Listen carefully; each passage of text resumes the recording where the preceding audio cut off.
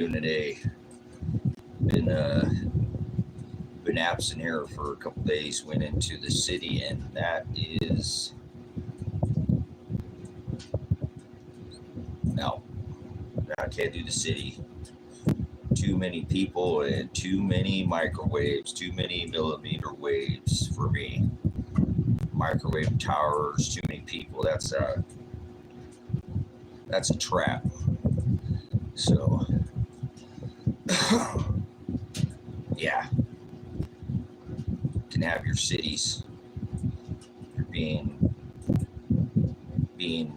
walled in by waves, frequencies and millimeter waves and microwaves and radio waves, and yeah, that's too many. My son said I lived in the country too long, and I need to get a little city in me, otherwise it's like a kryptonite. Bring me into the city, and yeah, I don't do very well in the city. So city is definitely walls of waves. Yes, millimeter waves and microwaves. I don't even feel it. It's crazy. Make my teeth rattle. Yeah, insane in the membrane. So, anyways, trying to unthaw from that electronic stew. Wow, the electronic stew of waves of just, man, that's intense. Well, that's the opposite. I'm out here in the desert, my little place to study, tabernacles. That's intense, but that's a different kind of intense. That's like do me baby without even the millimeter pointing at you, right? It's because it's everywhere you want to be, or well, you can't get away from it, like Captain Crunch. You can't get away with the crunch because the crunch always gives you away, right? For us older folk. So yeah, I went to the city and visited my son, and so went and he dropped off a car. So yeah, this old hat's, man. Every man's got to have a hat. So got a couple good hats, few good hats, but this one's been around for a long time. So I'm not sure. It's just preparedness. I entitled this "Do Not Keep Company." Well, let me turn this fan off here. I forgot. I apologize. So this guy. Yeah, it'll be a little quiet. Sorry, we had the fan going on the wood stove out here. Out at the ranch, Silver Rock Ranch. So either words, what words we're talking about. Do not keep company with vipers. Do not cast your pearls in the mud. So careful company with the company you keep. I'm going to talk about preparedness. All things preparedness. Everything else is just zeros and ones to me. You only have so much time on this. I'm not corkscrewing and spinning. You could be corkscrewing and spinning, but you're not going to corkscrew or spin me.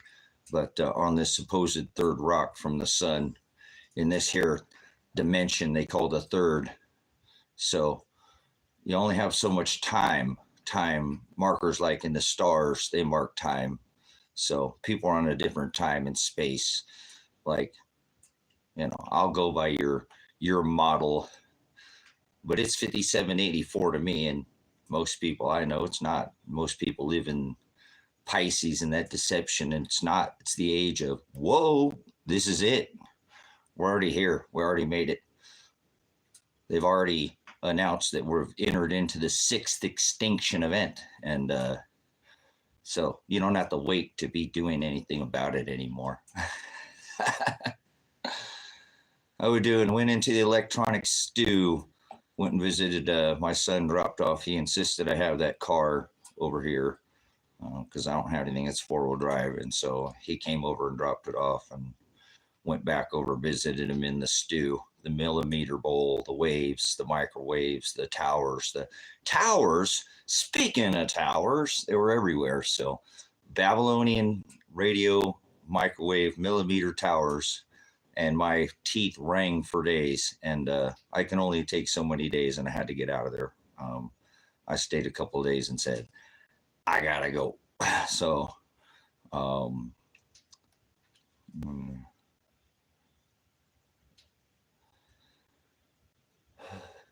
foul, foul to live in the city. All the people living right on top of each other. It's pretty. We're talking, Tile. If you're not talking anything preparedness, forward thinking, or trying to help somebody else in some way, probably your comment will be blocked for at least 24 hours. No lewd, or you can't say the word yapping. If you want thrown out of here real quick, we'll show you how quick people are defiant in this generation. Say the word yapping and you're out of here. So there's certain things, got moderators in here. Let's try to keep it clean. Just try to forward think. You have to have your spiritual house prepared before everything. It's all about preparedness. He said, I'm going to go to where my Father is at, and I'm going to prepare a place. So the biggest prepper in the world is Shiloh. Remember?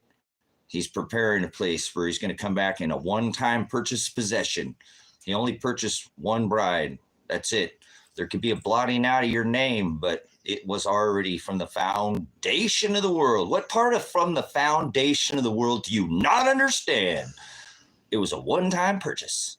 So he's going to come back and he's going to redeem what he bought, his bride. He divorced his bride, Israel, remember? So there's fake ones running around, those who call themselves, but get your spiritual house prepared before all things in order daily, because he commands that. He's the commander in book of John 2nd and 6, those that walk and follow in his commandments, correct? So that's it. It didn't fry my brain. I'm back. But you got to die every single day. It's spiritual death, brothers and sisters. Don't lose your mind. It's a spiritual death. You must die daily. And that's what I'm talking about, getting your spiritual house in order. Prepare all things before your treasure in heaven or your treasure on earth. You got a choice. You don't force nobody. It's all willed by written already, right? You got self-will and you got God's will, agape. Love, 2 John and 6, those who walk and follow in his commandments. See, those who love the Father, he already chose. He makes them do it. He calls out to their hearts. He tells us that if he didn't call out to those that he chose that are right in that book of life, that not one person on this fleshy idolatry, cardinal in nature rock that we live on, not one of us would. So don't take claim that you're bringing anybody to the Father. He wills all things and he writes all things, the Alpha and the Omega, the beginning and the end, good and evil, all things not written, everything that ever has been written, everything that ever was and ever will be. He is the creator of all things. So do the will of the Father or go to hell. He already wrote it. So it's in his word. I don't have to worry about it. It's infallible. Book of Matthew, the narrow gate and the narrow way, or the straight and narrow gate is the way to the Father. And those who go to him do it daily. He commands it. A daily cross. We must die daily. See, I told you it's a spiritual death. He commands it. So walk and follow in his commandments or go to hell. That's what's written in the book of Matthew, the broad way. I just came from the city, the wide, the broad, big city lights, right? All that millimeter wave and micro radio tower. Woo, convenience, boys. It's everywhere. But I'll tell you what, narrow is the path that leads to eternal life. And there are very few. There There are very few who find. Thanks for coming in, Kyle. Get your spiritual house ready and get a water filter. Go get something small you can stick in your pocket so you don't have to go beat somebody down just to survive. God did want us to fast for a reason. And I've been fasting from that city because that's not good for me. But broad is the path that leads to eternal destruction, hell. As I was saying, go to hell. That's where most people go. Good stuff, man. Be a blessing to others and get your spiritual house, because don't look back at this earth. He says, don't go back. Remember what happened to Lot's wife. She wasn't turned to a pillar of salt. That's an idiom. She scummed to her death. So thanks for coming in. Hope I can get a subscription from you. And thanks for coming in, Rob. Good to see you here. Remember, your name is not all capital letters, but thank you. Don't go by capital letter law, brothers and sisters. That's the devil, daemonion, man's dirt law. Well, be careful. You live by the law, Hashem, the authority. You die by that sword. Yep. That sword of division that divides. Remember, the broad and the narrow. Yes. Narrow is the gate. Narrow is the way. Straight is the gate. Difficult is the path that leads to eternal life. And there are only just few who find that path. So please walk and follow in his commandments. If you hear these words, you will. You won't do anything else, because he'll force you to do it. So what a blessing. Predestination. Those he chose, he makes them do his will. He makes them love them, in simple terms. So anyways, I got to come in here and do what I do. I haven't, I didn't want to do any, it was too much to even turn on my phone, or I don't know. That city is just you guys, I'll tell you what, that's evil. That's evil. That's Babylon, all of them. I don't care where you're at on this earth. God never wanted us to build up towers and walls and a community, yes, but that's overboard. Small communities, trying to, instead of building massive amounts, trying to focus on quality and abundance can be, yes, abundance is through community, but this massive, mass, M-A-S-S-E, the eating of human flesh. It reminds me, it's just, wow. I'm not used to being in the city, guys. I've been out of the city for too long, and being there for a few days last time caused me to have sciatica that I hadn't had in, well, a little over almost more than half a decade. Thanks for coming in, Samantha. I went to the city, and woo, that's not for Tracy. No city for me. Born country. Yep. No, I won't do it. Never mind. Can't do it. There won't be no singing going on in here. But I wasn't born in the country, guys. I was born in the city of angels, the city of messengers, and you do what your heart tells you to do. But the city is definitely that's filthy. All that energy is just not good, man. I'm an energy being. I'm just this temporary meat suit right here. I wasn't this meat suit before I came into this meat suit, and this meat suit will go back to the dirt. And that's who I really am, is who's this spiritual being that I tell you about, getting your spiritual house in order. This meat suit's going to go back to the dirt, and I'm going to go back to who I was and who I will always be and who I've always been. So I'm not this meat suit. I'm nothing I've ever built, owned, anything. Truly, the experience is what I'll be able to take from here. My eternal experience that I am in this. You can't corkscrew or spin me. But anyways, this is something that it's just, again, I know that God did not want us to build up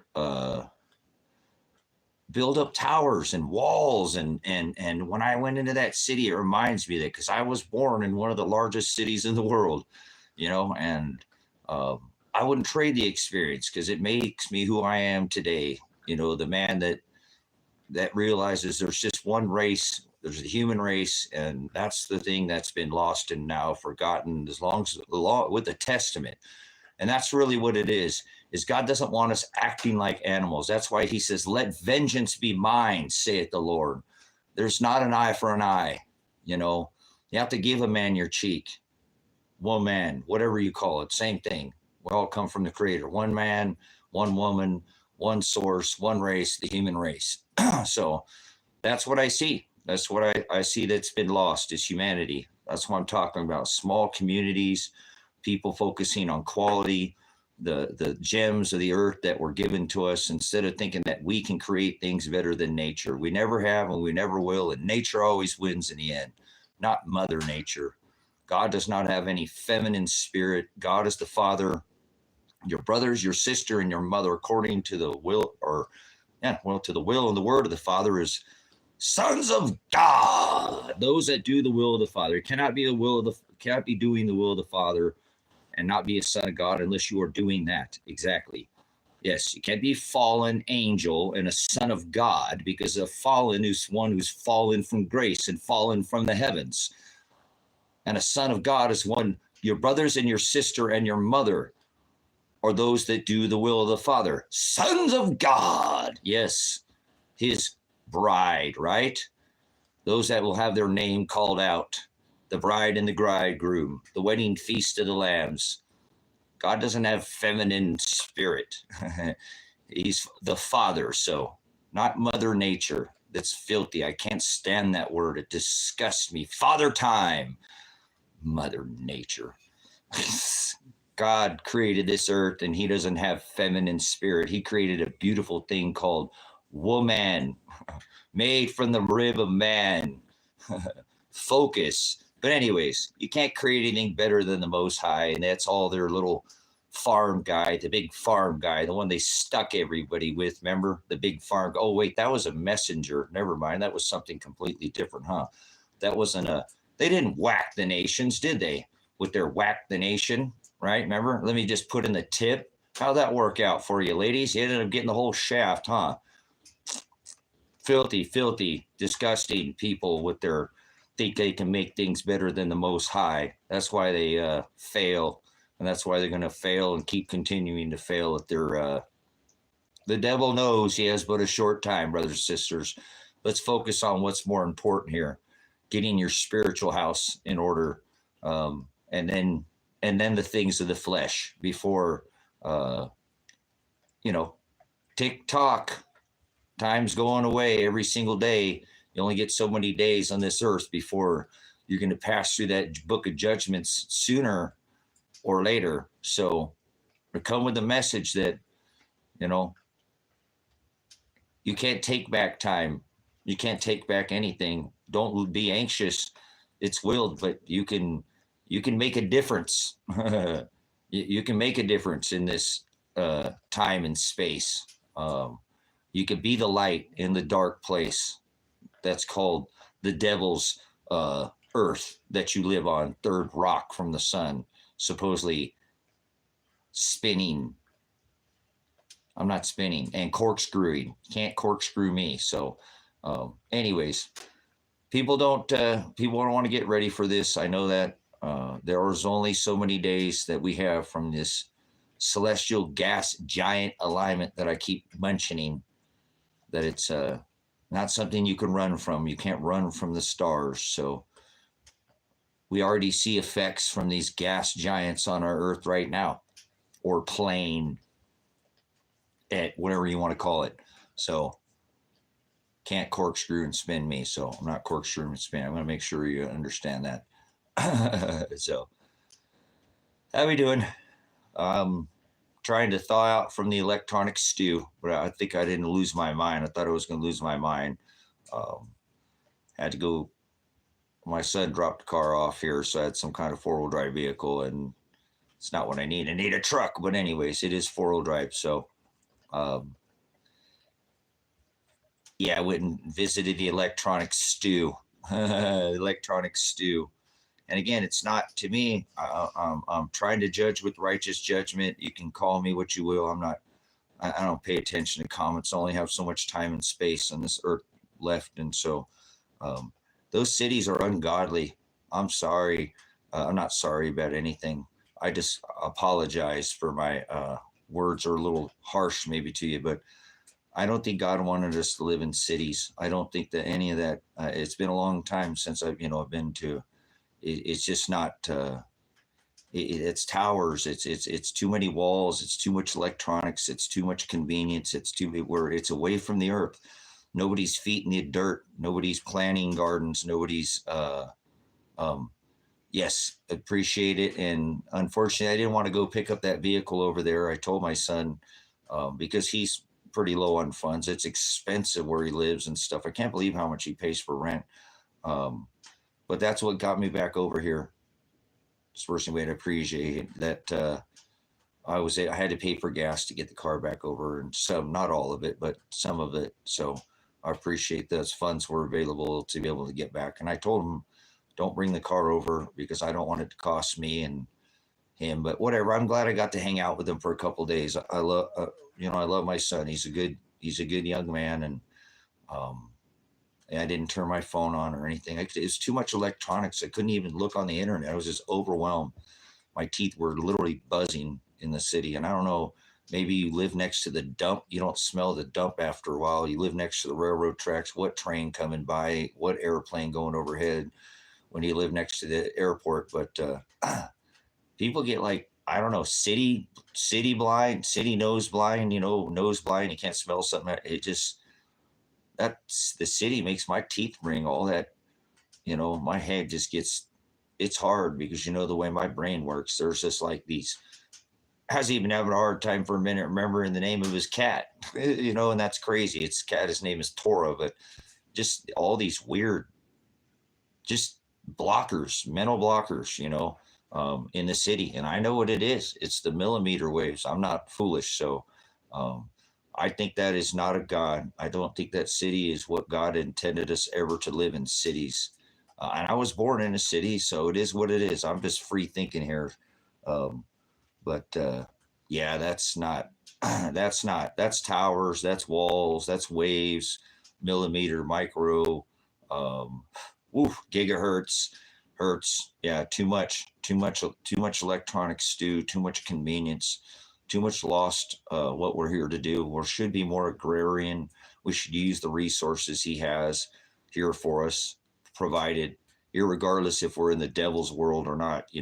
He created this world, the Most High, and he put treasures and gems all over this earth for us. There's nothing here we need to build.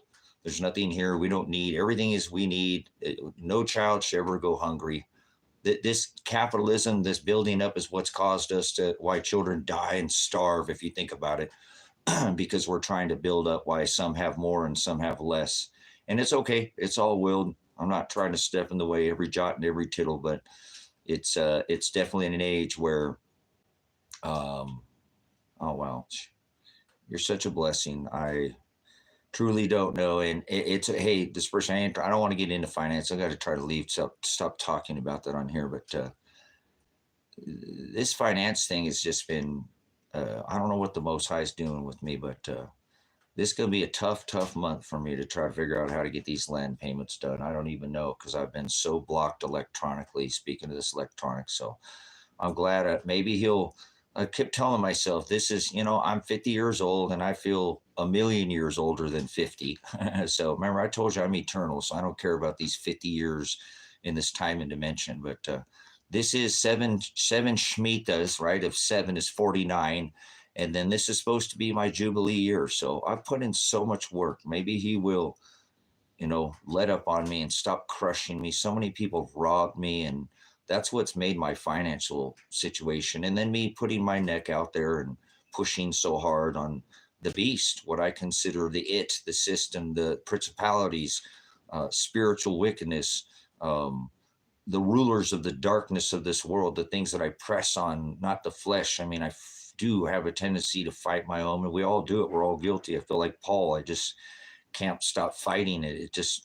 I want to let it go, and only him, but he won't. I mean, we all have bills, I have animals too. That's the thing that I really realized that's held me back here, is that my commitment to my animals is what's kept me from not being able to. If I just didn't have my animals, I wouldn't be here. I could be on the road. I could be in another country. I could do anything I wanted to more freely. But because I know the Lord would always provide. I've always said that. I wish I could just blow like the wind and be like a bird and just let the gospel lead my life. And he would always make sure that some way, somehow, that there would always be a roof over my head. I would be warm when I have a blanket or something over my head. I know that is totally possible, but he just isn't ready for that. And I guess maybe I'll I need to stop. I can't stop who I am. I'm going to keep focusing on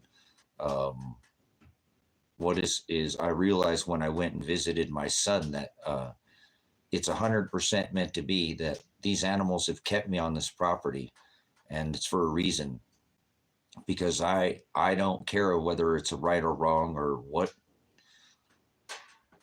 I need to find a different word to say that I don't care, because I think that lead people to believe that I don't care about something, but I don't want to participate in any of this worldly things. Or if anybody says anything about what comes out of my mouth, it's not going to influence what I do. So maybe I just don't want to be long-winded. So maybe it's an easy way to say that I don't care, because I don't take the time to worry about what others say about the words that come out of my mouth, because I know that I'm led by the agape. I'm led by my commander. I'm led by what he leads me to my flesh to do. And my flesh has been taken over. I'm a vessel. I can't control it most of the time. It's not my own. It's my words aren't my own. They're his. He's taken over. It is what it is. Yeah, I did. And I went to the city and was fried, and it was horrible, and I hated it, and I hate being in the city, but I got to visit my son. So, but anyways, I have to continue to do what it is that he's commanded me to do here. It's more than a decade ago.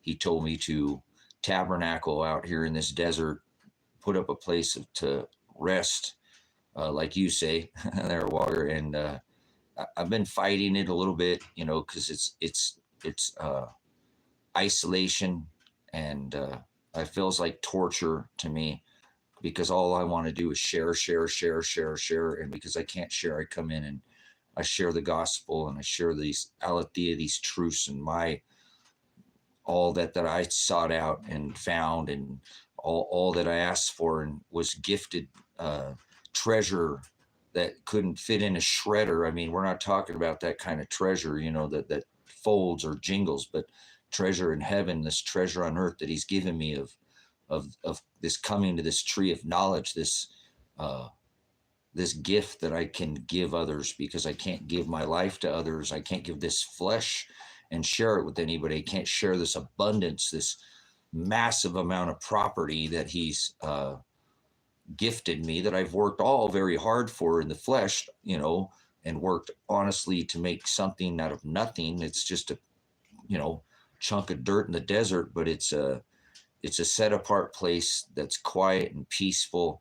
And it gives me what is, I guess I realize what most people never get. It's that time in their head. People would go bonkers having time in their head. People normally have to have the fan on, the radio going in the background, the TV. They drive with the radio on down there. It's just constant, some kind of electronic buzz in their head to keep them, distracted from that voice that's telling them to stop, do something, or start to do something. The voice that I tell you, it's that Ruach HaKodesh, the aletheia, the Holy Spirit that's inside us, the truth that tells us since we were young as a child, when it turns on, that age of understanding, that age of accountability, before we even knew we were doing wrong, it was him that's inside of us. It's he, I am.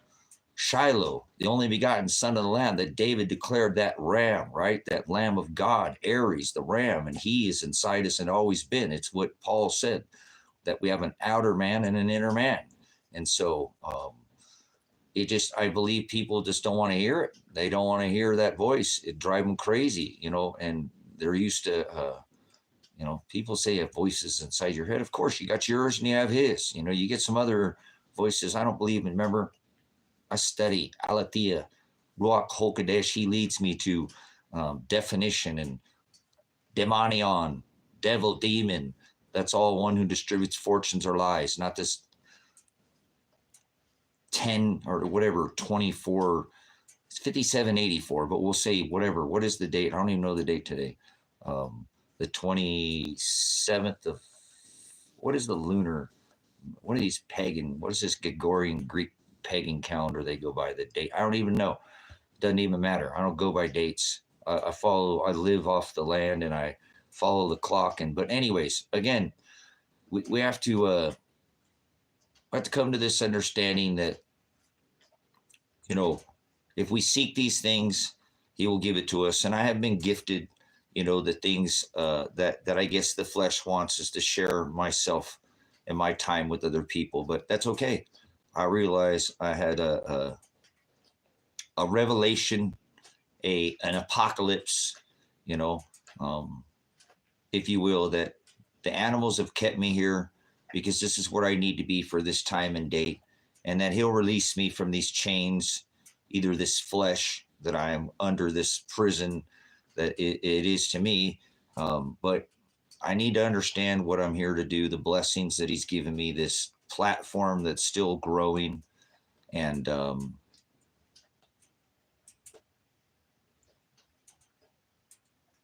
well, moderation, Walker, you can't, here's how this works. He tells us you must be wise as a serpent, gentle as a dove. The meek will inherit the earth. So I don't know where you're putting your treasure, up here on earth or on heaven. That's between you and him. The only way to the Father is through him. But drinking is in moderation. There's nothing wrong with that. You can put anything in your body in moderation. I'm not into advocating any kind of usage of anything illegal or, but it's not what goes in a man that defiles him. It's what comes, or a woman. It's what comes out of them. Okay. When he says being drunk in the spirit, he's not talking. We're going to teach that lesson to them. Actually teach. That's a good lesson to teach. Being drunk. Cause I don't think anybody even, I don't know, hardly anybody, maybe a handful of men that call themselves teachers or pastors or preachers or deacons or reverends or chaplains, whatever they want to put on, can teach what it means when God means to be drunk in the spirit, because it's not talking about alcohol. So I'll get to your question. I'll answer it. I'm trying to go through what the word says, because that's how we righteously edify each other's with that aletheia, that truth, with his book, with whatever it says in that book is our law. It's our shem. It's our authority. That's what we go by to judge others and righteously judge, and then judge ourselves and judge our brothers and our sisters and our mother with that word. So God doesn't want us keeping company with vipers. We're not supposed to throw our pearls down in the mud. We don't cast our pearls before swine. And I'm not calling somebody swine if they drink alcohol. That doesn't make them, remember, people have forgotten. I'm a prior police officer. I'm a prior veteran, a military police officer. I had a lot of certification back in the 90s, first part, right out of the 80s, when law enforcement officers, had a lot of certification on how to identify mental illness. And you just wouldn't pop somebody because they weren't listening to you. They might have not maybe their caretaker gave them the wrong medication or something, to identify mental illness and things like that. But I'm still going to answer your question. Give me a second here. People forget people have addicted personalities. It's a lot of variable here. I'm trying to get you to remember that testament that we're under with acting with humanity. Christ hung out with a prostitute, correct? The thing that made him get physical and actually start whipping people with the cording on the curtains to rip off that, fringe around the outside of the curtains and whip the dove. People were selling the doves actually to get physical, because he never got physical, was fees, like throwing tea in the harbor, so taxing his people really pisses him off, obviously, right? Paul was a Pharisee, the one who was in those churches, the one that actually that crucified him, it did all the things that they did. It wasn't Pontius Pilate that wanted to hang him. It was the Pharisees, the church. you know. So again, think about Paul. He was a killer and a mass murderer of Christians. He did it for a living, basically. He said that. Read the word. That's what Paul did. He was basically, and he was a Pharisee, and God rebuked his heart, you know. So I don't know. Remember, I don't look at things like that because I don't see race. I don't see color. I believe in one race. I don't believe in anything that we've been taught. I don't go by that. I told you I'm eternal. My spirit doesn't fall under this man's dirt laws and their ways of. Remember, I think racism is taught to us. We don't realize that from a young age. We don't see color until somebody teaches that, you know. But anyways, you don't want to hang around and party. You hang around somebody's house, and I don't care how righteous you are, Finn. You hang around a bunch of people who are doing drugs and you know, illicit things and illegal things and have prostitutions hanging around, and you know, in a trap house or something like that, and you're not going to be able to sit there and be righteous for long. You know, people over there drinking the Kool-Aid and slamming the hopium. You know, I wouldn't hang around nothing like that either. Don't keep company with vipers. It doesn't just go with, you know, things of the material. It's a spiritual thing that we're under too. So you're going to eventually succumb to that. You're not going to hang out as a righteous man on the couch in a trap house before you either bail. God will call you to get that out of Dodge, get the flock out of Dodge, right? Thank you for coming in, Keely. Good to see you. Kind of trying to answer Finn's question about, you know, hanging around. He was talking about, you know, drunkenness and people who are overdoing it. So let's have this lesson. We'll teach this lesson too, because this is a good lesson to go ahead and teach with the word to teach us, because it says in the 10 Commandments to honor thy father and thy mother, correct? So who is your father? I mean, obviously you have a dad. God tells you not to keep company with vipers, and he's your father, not your dad. Your dad is not your father. Your father is in heaven. If you follow the will of the father, then you have brothers and a sister and a mother. So that's who your mother is. And when it says honor thy mother, I told you God doesn't have a feminine spirit. He's the father. So your mother is according to the will of the father, is your brothers and your sister that do the will of the father. Your brothers and your sister and your mother is your family according to God, because you have a father in heaven. You have a mother here on earth. It is your brothers and your sisters. It's the body of Christ, the one that he tells you to eat, not crackers and grape juice. That is your mother. He's the head of the church, the king, the high priest. Scepter side tells us that. So he is the father. We are the body. So when he says in the commandments, in his agape, in his Old Testament, to honor thy father and thy mother, he's not talking about your dad. I mean, he is, but you need to honor them. So if your dad is doing unrighteous things, you don't hang out with him. You tell your dad and you bring him just like he's your enemy. You bring him to the truth. You love him. You love your dad because he's actually you know, you kind of like your neighbor. You got to live with it. But then if he's not doing righteous things, then you bring him to the word, and then you rebuke your dad. Your own dad. You don't have to honor your father if he's doing unrighteous things. You understand? Your mother's the same way. Your mom. Not your mother, is your brothers and sisters in Christ, the body of Christ.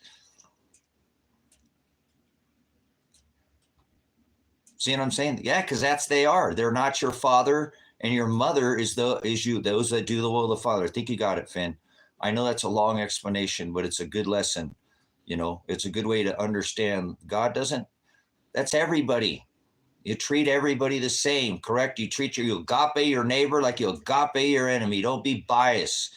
God does not want you to change a jot or twiddle or forward. The Hebrew word for to pervert, or to give it her own twist. And that's what Babylon was founded on.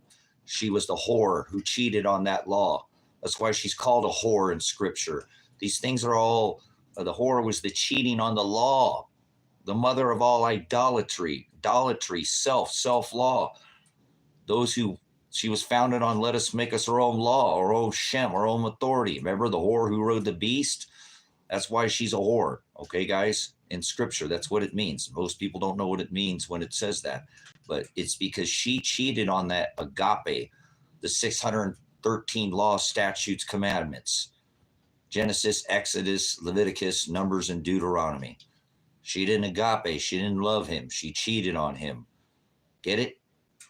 That's what agape is. 2 John and 6, to walk and follow in his commandments, the law. People have to make it, religion has just made people just perverted to the truth, twisted, forwarded. That's what Christ said. You're forwarding my word. You're perverting my word. You're taking it and giving it your own shem, your own agape. It is your love. You love your own self-law. You don't love my law. You do will, your own will. I gave you not free. You know, my son brought this up, and he's so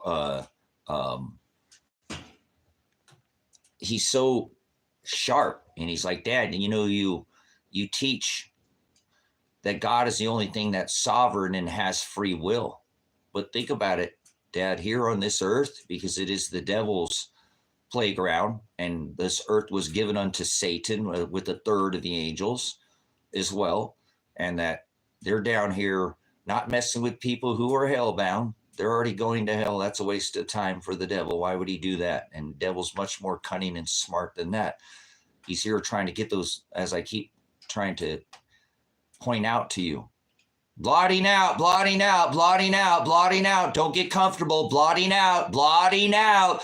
If you change a jot or a tittle, your name will be blotted out of that book of life. You could be chosen, one-time purchase, one-stop shop. That's God, right? He's the only thing that's sovereign and above the law that has free will, because there is no such thing as free will. But he said, but Dad, the Most High gave Satan and the angels free will here on this earth. Not the people. He gave them self-will. He already knows what they're going to do. But the devil has free will and sovereignty on this earth because he's the one who makes these people go to that self-will. And he's brilliant. I believe, I don't want to pervert or twist God's word at all, because I don't think that there is.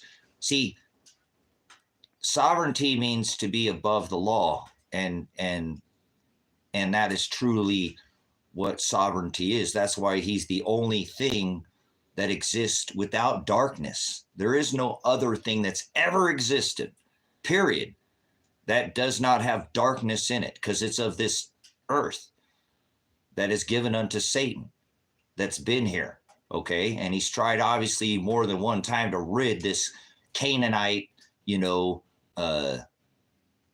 idolater type of self that's in us. That's why he did not give the inheritance to Esau, and he hated Esau before Esau was ever born or done anything on this earth. Do you understand? And look at what Esau did, why he was here. He followed after and tried to seek after, God. And Jacob, who he gave the kingdom of Israel. Thanks for coming in, Vicky. Good to see you again. He gave the inheritance. Remember, that's what the scepter is all about, the inheritance. The meek will inherit the earth, brothers and sisters. So God has obviously tried to get this self out of us. He beats it out of who he loves no matter what. But see, that's that sovereignty. He's the only thing that exists without darkness. So he truly is the only sovereign above the law without darkness. And he chooses who he pulls from that division of day and night, that dark and light, the prison, those that are in prison in this earth. As I told you, this meat suit that he has me imprisoned in, is that he takes those from that darkness and he pulls them into his light. That's what the channel name is, Predestined for Light. That's what I teach. It's the backbone of the ministry. It's the backbone of Brother Jim and my teachers. It's what brought me to a much better understanding of the last, decades of work that I had done, seeking and asking and ways to give it all to him, to be able to show me what it is that he predestined. Predestination only applies to his elect, his bride. That's who he chose, because it means those he pulls from the darkness into the light. Everybody else still has the darkness, and they're doing self-will and not God's will. They don't have free will. They have self-will in this world. And that's another thing my son brought me to. He's like, Dad, you're teaching that they don't have choices, that God made them do one thing. But he really made me understand that it is the devil down here who's giving them these choices that God already knows which choice they're going to make, because he's the one who gave them the multiple choices to begin with, self-will. He is the only thing that is free and sovereign. He creates all things. He tells us that. I'm not going to dispute that. Anybody who knows his word, I'm not trying to change goats into sheep. I'm trying to talk to his elect, his bride, those that have a hearing ear, and he's removed the scales from their eyes, that blotting out that I remind you of, that he can take and blot your name out of that book of life. You can be predestined. You could already be chosen, and you must endure to the end to be redeemed and picked up. But any time along, that's why he said you must endure to the end to be sozo, saved, picked up by purchased possession, by one-time purchase. You must go endure to the end if you want me to pick you up. So you can't ever take the easy route. You have to take the high road, the hard road, the oligos, the narrow way. That is the narrowing of self, cutting off of idolatry. It's not religion. It's actually not even complicated or hard to understand. It's in his book of Matthew, who shall ever come after me, let them deny themselves. In the book of Luke, who shall ever be my disciple? You are not going to, if you can't learn a narrowing of self and do that, then you're not a disciple of Christ, and you're not narrowing self, and you're not going to fit through no narrow, straight gate. And you're going to go to hell, because you're going to not fit through it, and you're going to have to go back over to the wide gate that everybody else goes through. As I said earlier in the message, that he sends most people to hell because they don't want to narrow the idolater. That it's just our nature. And he chooses it, guys. He already chose who he chose. So you can't change a goat into a sheep. You can't change a sheep into a goat. God said that, he gave this earth unto Satan and a third of the angels to work and really test. If you think about what I'm saying, brothers, sisters, that's why it's a new living will. And he was the testor of your faith, legs on faith, not the believe, because that's a verb, and that's an action word still. See, so it's a test of your faith, and that's why he must put legs on faith, and that's why we must have that lion's den type of Daniel type of faith with his agape. That is the only choice that is given to us, because he sits there and beats us when tells us, again, as I'm telling you, brothers, sisters, don't do that. Don't do that. That displeases me, but you still do your will. And that's the devil down here working on you, telling you with all these things that you see around. So bring it full circle. That's why I say this city, that's not righteous. The convenience of the Starbucks. And I'm not saying that you're evil, but I'm telling you, the city itself, that whole idolatry and not, we need to go back to the body, to the church, to our mother and our brothers and our sister and our Father in heaven, and all this other stuff to me, it's just not clean. It's not righteous. It's not. And so when I went into the city for a couple of days, it just reminded me of how blessed that I truly am out here on this. Even if I've been imprisoned and I feel like it's torture, because I just want to share. I don't want to sit around and not share what I have. If I'm blessed and I have blessings, whatever, I'll kick and fight because of my instincts. Just as a veteran, the earthly things that you need a community to survive, you're going to get picked off with low numbers. The changes that are about to happen on this earth, I will not deny. And again, that's where he's led me to, where I said full circle again. I don't care what people think about what I'm saying. I am one of the only people on this earth that has declared a message, that have put out to the internet, and I do it for him, not for me.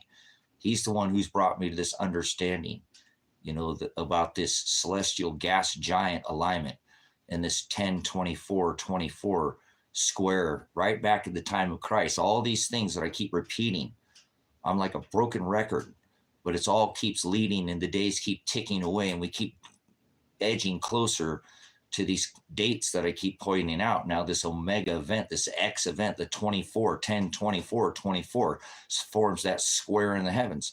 They know of what I'm telling you and they are preparing it. You should look around of what's going on and you should see that they're digging in and they're getting, not to save your life, to be wise. The commander commanded Noah not to listen to this world. And for over 120 years, he built that ark and he didn't listen to the world. He didn't listen to the things. He had a voice, still voice that I keep telling you that's inside all of our heads that drive people crazy if they just heard it for a minute. But I'm blessed because I live in a place I can walk anywhere on this property, any of the 3 properties. You know, I have 4 properties out here totaling 65 acres. I go to any one of them and lay there and hear that still voice inside my head and nothing will interrupt that. Not that city, not that noise, not that. That is hard to be around, guys. All that energy and microwaves and millimeter waves. And so my advice to you is get away from that. That's not righteous, and find somewhere away from that. That you do if you can, with it's in your means. And I know many can't, so don't worry about it. You know, God puts his people where he wants them to be. But my trip to the city just reminded me of how blessed that I am to have what I have. Even if I'm prison, he does that to us. He beats us. He does what he wants. I need to stop kicking and fighting. I don't want to be here. I don't want to live. I don't want to be on this earth anymore. I can't find, only truth I can find that's left on this earth is in his word. And I only find that I told you if you shared that, you were going to get a hard time, Vicky. I'm warning you, this is what they know. This is what they know. This is what they're getting ready for. They've been preparing for this because this is the cycle from 2,000 years ago. And again, not to incite, be not dismayed at the ways of the signs of the heavens, for the heathens are dismayed at them. But last time we went into this gas giant alignment, bam, we got rocked. And with the earth, the water didn't do that last time. But I believe there's something that triggers it. And if we're in the 12,000 year cycle, which we are, I showed you that. Showed you on the map. This is not something that you don't have to guess at that. Remember the map I showed you where all the events fall on that Maltese cross, that celestial, that the events don't fall anywhere in the yellow, or they fall right on the line. Bam, like a clock. You could pick it out from thousands of years out and know that event's going to happen. That's why they hide everything. That's why they twist and pervert the calendar. And it's the devil down here doing it. Like my son said, the devil has a free will in this thing. He's not sovereign in the sense that he's without light, but he has sovereignty to do his free will down here on this devil's playground. So that's why he gave us signs, so that we wouldn't be perverted. Our times and our seasons, they were put there so we'd have a celestial clock, so that the world couldn't fool us. WHIRLED, world, twisting like he is, a tornadic, a Torah field. Remember, he comes just like that. And remember, the devil gets to do all these things. So many of these things are going to get really super strong. The weather's going to change because of this. This is all because of the magnetics that's affected by our magnetosphere. I said that 5 low latitude auroral events, and I warned and blew the horn many years, a decade in advance of this time of the reset year 0, when we come into this gas giant alignment. I'd already known of many of these things. I've been researching many of these things for decades. This isn't new news to me. It's something that I'm very well studied in. I've taken hundreds and hundreds and hundreds and hundreds of hours, and some of it I cannot believe. I've looked back, it'd be a little too much time, almost like a gluttonous, but I know what I was over. I had to overlay these things. I needed all those little, that's why I would listen to somebody tell me a bunch of crap, or something I didn't want to listen to. Maybe it wasn't crap. 99% of their garbage that was just rubbish to me, to get that one little gem that they would give me. And then I put that in my bag because I knew 10 years later I would need it. I don't have time like that anymore. I will listen to 99% of nobody's crap. I want people who already have these gems and these truths, and but I don't live in that age anymore. I don't live in Pisces. The heavens already declared we're in the age of revelation. People are out of touch with what the Word of God is and definition. As I told you, you find this truth that I can't find anywhere else on this earth through that definition. And through his definition, that's how I've been able to discover now, which is the most blessing that I have, is discover things in the original phonics, in the original alien dialect to you, because you don't know it, but foreign glossa or foreign dialect, or that's why there's a glossary, because it's foreign to you. But the dialectus, the tongue, the vocabulary, there's such things called a dictionary, and if you'll study these things in their original dialectus, in their definition, the truth is what he said, I am the aletheia, I am the truth. That's what sets us free, correct? The truth sets you free. So it sets you free of all this perversion. And then you have a revelation, and it reveals the truth that's been hidden by the lies, as I teach. That is the word apocalypse. It's the same thing. And the heavens have already declared that we're here. The heavens did, not man. I don't listen to man.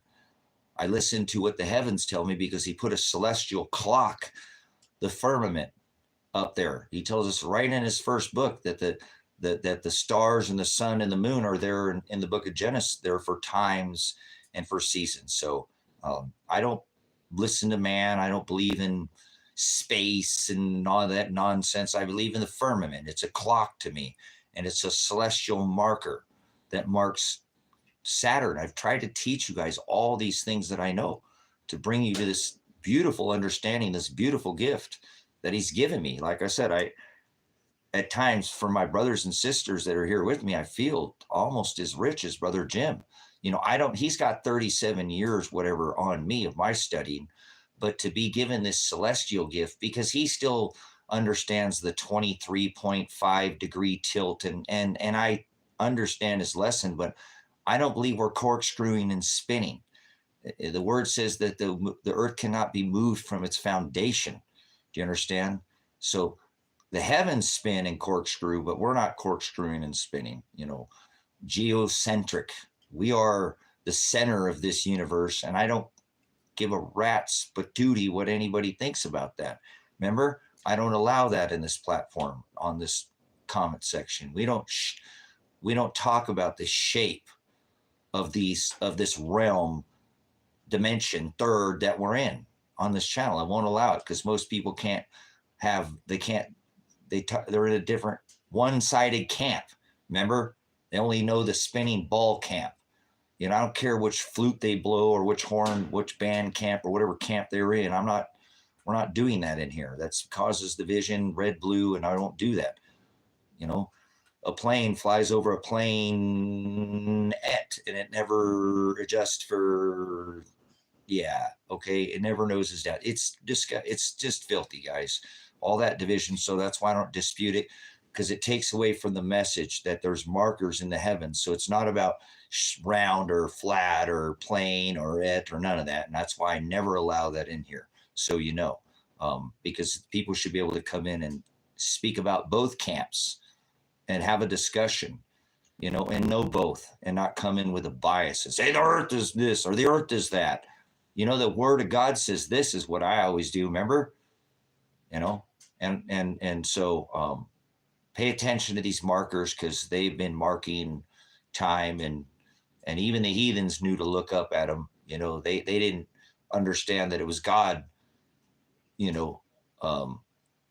not twisting, whirling the heavens up there above our heads to make it just like a fine Swiss watch. It actually has 2 points of reference that it twists on, if you understand the way that the heavens work. It's not just one fixed. But anyways, there are time markers in the heavens, as I've taught you guys, that the wise men, it's how I know that this eclipse, this 2000,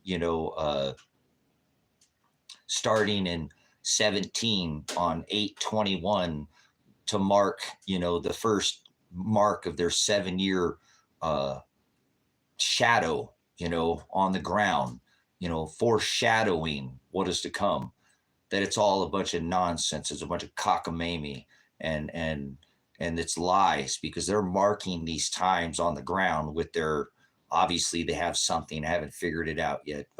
I know that, again, there's not a care in my head that people are questioning what I'm telling them, because I don't know of another channel right now anywhere on the internet, because of the gift that he's given me, this treasure that I tell you, to blow the horn and sound the message, because of the perversion, the forwarding that they've done of the world, that people are just too out of it. I don't know, maybe they jab too many boosters, they're just too much bread and circus, but this isn't hard to figure out. If he said to look up, then you should be able to figure out what I've told you easily, simply. Wait a second, Tracy keeps saying that the birth of Christ happened through the Vesica Pisces, through the marrying of this union of these two celestial bodies that come together and form one porthole on the horizo, on the horizontal line, like all these things are declared at. As I keep telling you, he's not asking you to look back behind your head and look around. These markers are left on the horizon, on the ecliptic plane. So you don't have to look behind your head or look to the left, or, to the left or the right. Yes, but they all happen on that. In the book of Psalms, it tells us that line goes out across the earth. Everything I keep repeating to you, this is not rocket science that I speak of, man. I don't believe in corkscrewing or spinning through time and space. So again, it's about an eclipse. That's what birthed my love. That's what birthed all I have. That's what, I have my body here. I have the church, my brothers and my sister and my mother, but there's nothing else here for me, because it's all lies.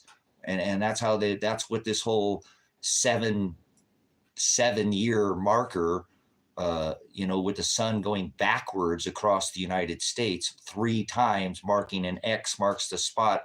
That's 24. That's the Omega. I said, I am the Alpha, I am the Omega. The devil gets to come down here in this playground and distribute lies and fortunes. And that's what this eclipse is. And then it has the devil comic, get out of here, helio font showing you this logo, showing this. The information I've gathered and presented to you it's as plain as the nose on your face. So if people don't see it, I have to remember that God did not remove the scales from most people's eyes. I'm just speaking to deaf ears, and it doesn't matter, because I'm not trying to change anybody.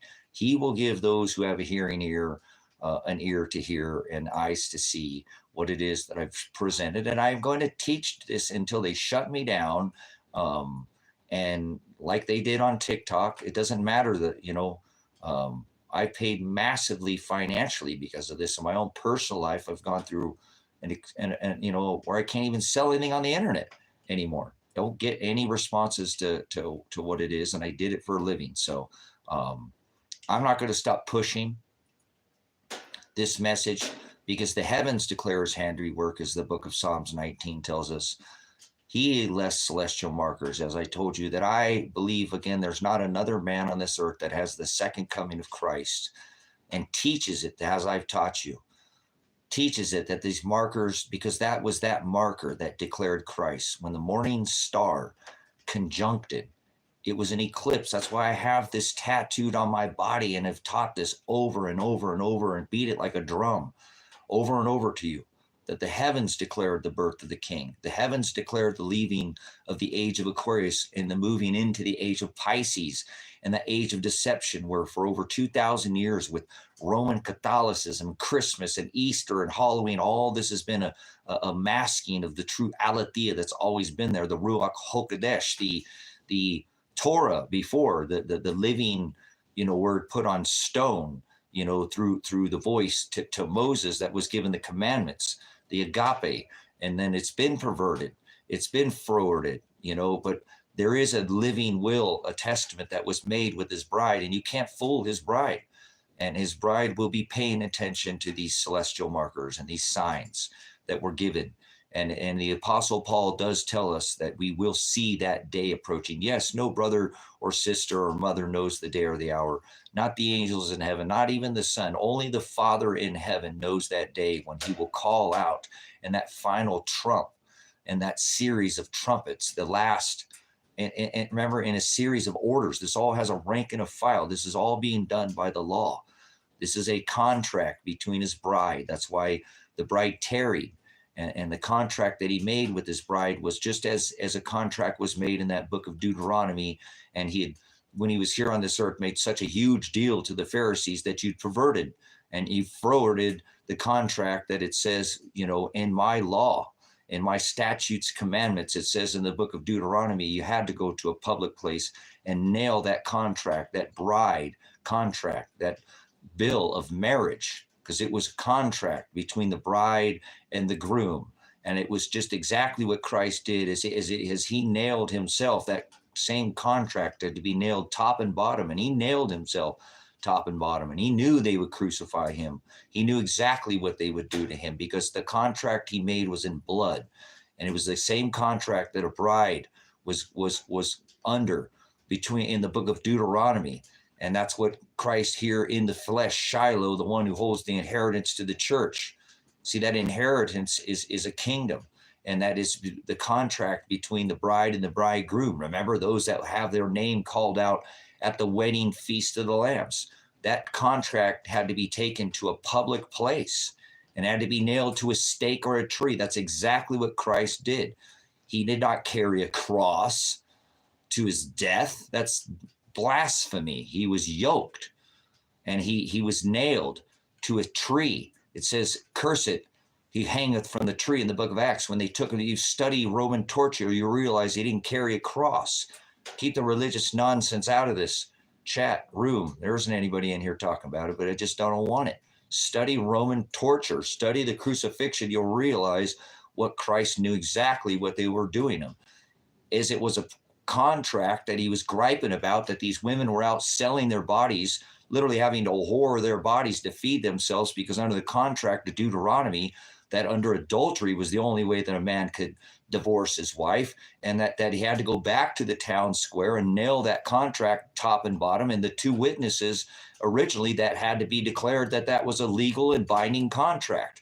And that's why when he came back in the flesh, he was griping and said, you frowarded and you perverted. He was talking about their perversion of that 613 statutes, commandments. In this particular case, the book of Deuteronomy, and their halakha, their Haggadah, was a perversion of the Aramaic that Hebrew had been translated, and they made their own law to where these women were not released from that contract that they were under. It was a bill of marriage. They were not given that bill of divorce, which actually allowed them to be legally remarried, because they were under a contract in the book of Deuteronomy, the bride and the bridegroom. That same contract, that bill of marriage, had to be nailed to a stake, top and bottom, declared a bill of marriage. It was a contract between a bride and the bridegroom.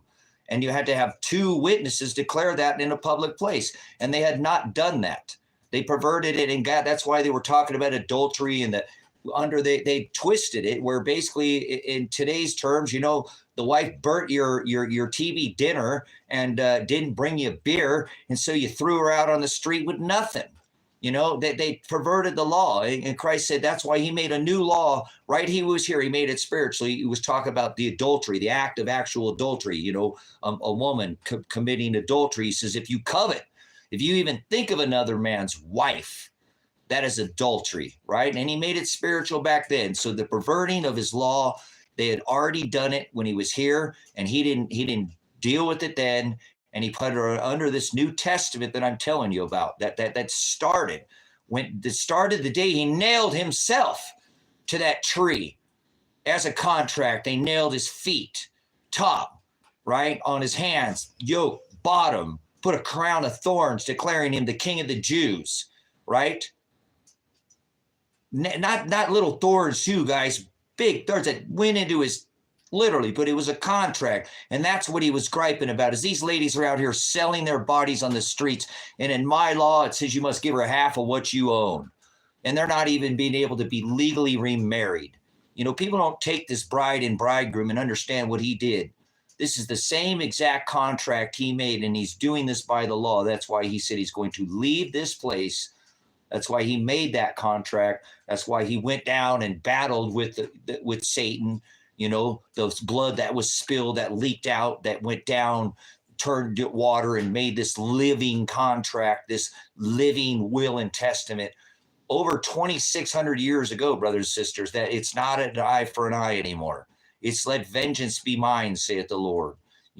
This whole building up of cities and this towers and this is not godly. This is not what God ever intended, I believe, for this earth for us to do. I'm sure we can have things, but there are children that starve and go die every night because people need to have more money. You know, what do they say? Like 8 families own more than 40% of the world's wealth. That is disgustingly filthy. That is ungodly as it gets, as everybody else just stands by and be taxed. You know what I'm saying? Yeah, see, he paid that bride price in blood. See the price that he paid? Yeah, and you pay that under this new law that they stick you AB negative. Remember, they stick the heel, guys. They prick the heel that was bruised. Get it, the contract you're under. Come out of her, my people. Come out of her. I keep warning you. You live by the sword. You die by the sword.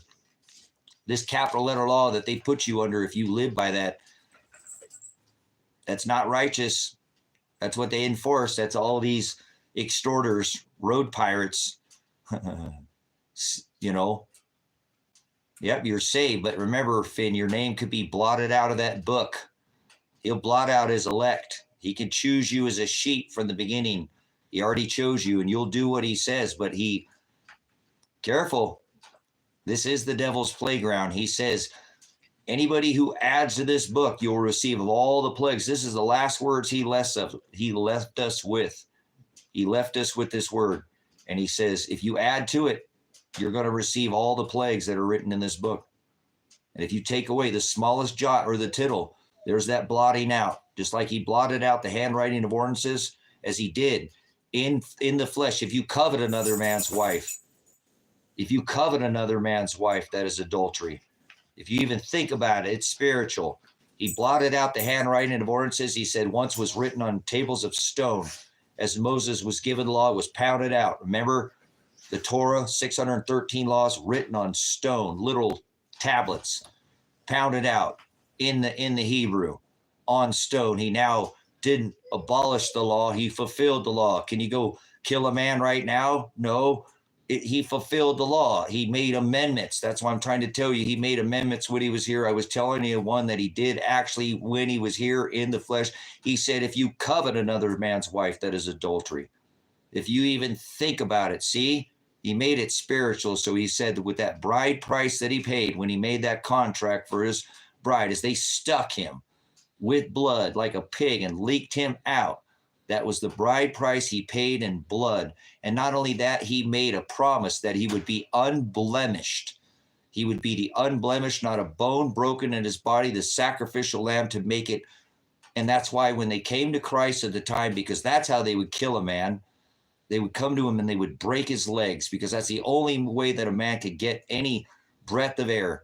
They would strap you back to a stake or a tree and nail you to your feet to the bottom and strap you so far back. The only way you could get a breath of air into your lungs would be to raise up on the balls of your nailed feet. And that's what they did to my love.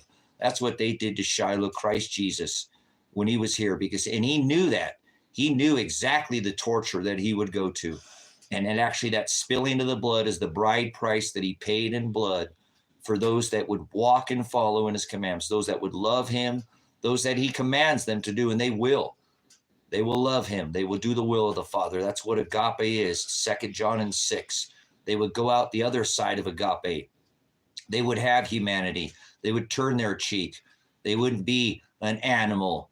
They would, like in the garden, just the taking of. They would have some civility, some humanity, and they would give that chance to a brother and sister. They would 2 times. They would love their enemy like they love their neighbor.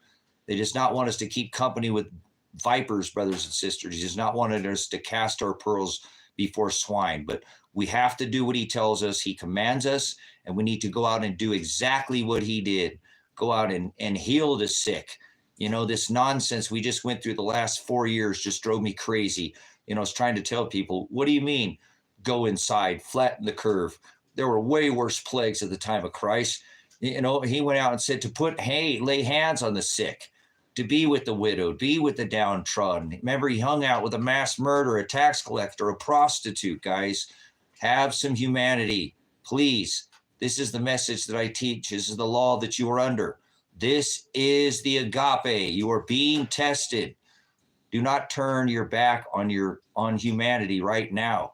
We're all being through a massive test. It's all around the world right now is war, rumors of war. Look around. We see exactly what that book says. We are in Revelation. We are in the apocalypse. We already made it. The heavens have already declared so. And if you don't understand it, then you need to go back and study. The heavens declare his handiwork. The heavens declare the seasons. The heavens declare the time. So he knows exactly at the right exact time. Remember, they came to Christ. He had already passed. His legs were not broken. He was unblemished, not a bone broken in his body. The contract he made with his bride. But this contract we are under is a law. I know he fulfilled the law. We're not under the law, but it's a testament, brothers and sisters. It's a test of our faith. It's a test of his will, the new living will. And he made a new living will and testament with his bride and his bride only. Those that are going to call out. And when he destroys this place with fire, brothers and sisters, you will come back to this earth and you will be given the kingdom. He will take the evil from this place and he will burn it with fire, just as his promise says in that book. So nobody knows the day or the hour, brothers and sisters. I'm not declaring that I know so. But I have seen all the celestial markers to see that he is nigh at the door. And just as the days they were, the wise and the foolish virgins were told to have their lamps trimmed, to have enough extra oil. They were not wise. And just what you know, that the timing was completely off, because when the bridegroom came to pick up his bride, they were at the store going in the wrong direction. And he said that I want to find your lamps trimmed and I want to find your loins girded. Faith, brothers and sisters, legs on faith, headed in his direction is what he tells us. Maranatha, until he returns, is what he tells us. That's why we must have our loins girded in his service and serve him highest. He is our Savior. He is the one who paid that bride price in blood. It was a contract. You understand that we're under. People call it religion. I call it a contract paid in blood that he is under. So what is your loins girded? Well, your loins girded means that you need to be serving him. As I just said, Finn, the foolish virgins were going to the store to buy extra oil. That the wise virgins, they weren't asking for the oil in the lamps. The foolish virgins were told no by the wise virgins because they had not only brought oil, because nobody knows the day or the hour, as I'm telling you. I'm not sitting here telling you that I know the day or the hour, but he said through his apostle Paul that you would see the day approaching. So we not only need to have the oil, trim our lamps back. Don't turn that thing all the way up, but be burning bright enough that he can see. And he wants to find you running in his direction. He is the prize in this world, not the things of this world. That's not your prize. You can have your treasure here upon this earth, or you can get a kingdom in heaven after he destroys this place by fire. It's a promise that he says, if you are willing, in his book of Matthew 10:34, those that are willing to give their life for my name's sake, spiritually, once was written on tables of stone is now sprinkled with that blood of the Lamb that you were talking about with Vicky on fleshy tables of our hearts, making it a spiritual. It's a spiritual law that we are under. It's a spiritual death that we must die daily, as he tells us, who shall ever come after me, let them deny themselves, take up their cross daily. Who shall ever be my disciple, daily cross and follow after me. We must be persecuted. We must suffer like he suffered spiritually. You know, the flesh will suffer all on its own, but it's a spiritual suffering that he wants us to go through for his name's sake. And those that are not willing, he promises, those that seek after this life is the promise of eternal destruction. So you can have it here, but you're not going to get it eternally. You're probably going to be tossed into that place of no knowledge, because his treasure is in the new earth, heaven, that will be here on this earth. I don't know what your beliefs are. If you ain't figured it out by now, I don't believe in space. There is a firmament above our heads that's put there as a clock. I don't believe grandma is sitting there in heaven, and nobody is in heaven except for those that are without the need to pass through judgment, the seventh seal, the seventh book, that day of the Lord, because they have never sinned, that voice of accountability. We do have that at one point in our lives where we're innocent. We don't know if we're doing right or wrong, but there's a point in our life that voice turns on. That is the age of accountability. And I don't care if people just They love to pervert the word. Until that seventh seal sounds, that great and terrible day of the Lord, that seventh trumpet sounds, and the skies roll back like a scroll, the pit opens up, the smoke rises out of the pit.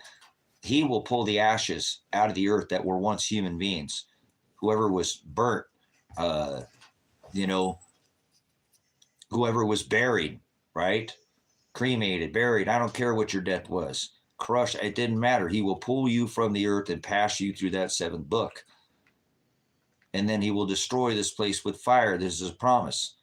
There was no earth, millennial reign, rapture. None of that's all nonsense. People do not know what his seals are and how they work. And he puts one foot on the land. He says you'll be changed in the twinkling of an eye, right?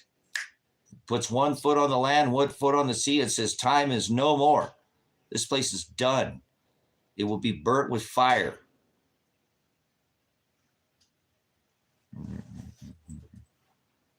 Cool. Thanks for coming in, Finn. I hope that was it's a long lesson, but it's so just don't turn your back on brothers, but don't keep company with vipers. Be wise as a serpent, gentle as a dove. Okay. This isn't the day or the hour. It's a perfect lead up into what I'm hoping that will happen for me in my life, that Father will provide the right people, so I don't want to hang around people who aren't getting ready for what is to come. They're just going to be in the way, and they're going to be a burden and not a blessing. So some of us will be wise. We'll put up extra oil, and we'll be there ready, burning bright, and our loins will be girded in the service, and that Murphy's Law won't get us. He will be our prize, and that's the direction, with our loins girded in his service, serving him above all outs, highest and above all other. It doesn't matter what this world, you can't have your cake and eat it too, right? So, hey, did you guys see what they're doing over there in France? Let's take a quick pause for a second. We'll go back to the lesson here, but you guys are walling them in over there. The French, the Franks, they're walling their politicians in their houses. Let them eat cake. That's what made me think about that. Yep, that's right, guys. They're peacefully coming together, uniting, unity, community, the things I keep telling you about. They're not being violent. They're not striking anybody. They're dumping out all the grain. They're digging holes in the road. They're like Twisted Sister. We're not going to take it. Enough perversion, enough forwarding. Yep, Twisted Sister. Remember, we're not going to take it. Yeah, they ain't taking it no more. And they're peacefully standing up, and they're using their voices, and they're being brilliant over there, brothers, sisters. I do like seeing people doing righteous things. And even though people might be looking at it a little bit different, this is what God did. He didn't like the taxation. Remember, he went in there and whipped the people who were selling doves, and he turned over the money changers' tables. God doesn't like tax stuff like all this, guys. See, we should all have our own garden. We should all have our own garden with 3 or 4 or 5 or 6 or 8 or 10 people. Seriously, growing wholesome, non-genetically modified foods. I'm not coming off of what I've been, teaching. Community, guys, is the only way that we are going to, make it through these days, weeks, months, years that are to come. It's by pulling ourselves together and doing righteous things. Get off this genetically modified food. That's disgusting. Why are we? He says our body is a temple. We literally poisoned ourselves every single day. The air we breathe, sprayed, water we breathe, drink, fluoridated, chloridated, not filtered, not good, not that living water, like Christ said, you will never thirst again. That's the water that we should be drinking, brothers and sisters, too. Remember, spiritual house above all, but that is the way. That's the narrow way. It's not in the city. The Broadway's in the city. Remember, that's the big city lights. They ban people from growing gardens in their front yards. Victory gardens. Remember, before war, last time, we're at war right now, they told people to grow gardens. Now they don't. Now they're going to, yeah, me too, Vicky, me too. You know what I'm saying? I can't find that with anybody, but that's all right. Just get your spiritual house and know that even if you're set apart and you're standalone, that you're doing what Christ would want you to do. And that way, if something happens, you'll be a blessing to others when that day comes, guys. You'll be that little, hand reaching out, not up, right? To get that hand up, but you'll be the one actually to lift people up. It's such a blessing, guys. That's why he wants that extra oil. I'm telling you, the parable of the wise and foolish virgins is a beautiful parable that we do need to turn ourselves from people that are not righteous and take care of our own spiritual house and make sure we have extra oil. Because, okay, I know that the wise, foolish virgins were told no, and the bridegroom came, and there's still that parable. But nobody knows the day or the hour, brothers, sisters. And it is righteous. As I said, I'll go into the border. I'm picking up the worst countries in the world. Tell me where the worst people are at, and I want one of each of them. I want to bring them out to my farm out here. And I bet you they'd love living in these cabins. And I don't think not one of them would turn on me. I think they'd all do well and be successful, that it could all get jobs in this community working outside of what they do here and make a good living and have here and get their own land out. It just be just a normal person here, not some evil, that they keep pushing. That now I know people coming across this, border that I hate now are definitely different, but they're not all evil. As a whole, I don't think that most of them are. I know that we've displaced most of them with our militaries, which I find filthy and disgusting too. So that's what I'm saying. We should have militaries to fight that. If our children die within our country, we do something about it, but we don't police outside our own borders. That hurts my heart. Borders. If you get on a computer program and look up countries' borders and go back in history and watch them. They move around, just like we see now. Putin moving into Ukraine and adding and taking back, they just move around. They don't stay the same. So why would we set any of them up? They're all filthy to me, and it's guarding towers and all that. That's not righteous, guys. So it's soon. I know it's not too much longer, brothers, sisters. Like I said, I need to stop worrying so much about everybody else and just sometimes declare the message of what I see. I'm not inciting panic, but we don't have a ton of time to sit around and not get prepared anymore. It's already there. We're already in the age of the apocalypse, not destruction, the age of revelation. The heavens have already declared that. As a whole world, we just went through what we went through as a world, WORLD, WHRLD, planet, plane, whatever, spinning, corkscrewing, whatever you want to believe. But we together as a human race, by the governments, were went through the big farm guy with their medical procedure and were shown that these governments have no interest of the people in whatsoever.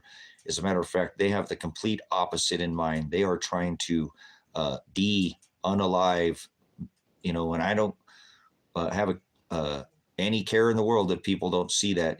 During World War II, they were going after just one specific kind of human, but now they're just going after everybody. So what are you waiting for? Why are you waiting? Why are you anywhere where they could get access to you?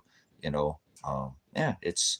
the birth rates are already following, Vicky. They're already dropping anyways. In most countries, if you need more than two people, guys, per two people to go forward. So most people like myself, I was just talking to my son about this. I wonder if my life is so struggle because I've been 25 years ago, I decided to not want to bring any more people into this earth and kind of played God, if you think about it, and went in and had myself fixed, neutered, not literally, but, because I wasn't even supposed to be able to have kids when I got tested, just because I didn't lack quantity. It was the quality that they had the issue with. But I just didn't, the world was crazy 25 years ago, guys. I told you what I'm doing this ain't my first time speaking up. 25 years ago, I spoke to myself and said, you know what, I don't want to bring any more people. I can adopt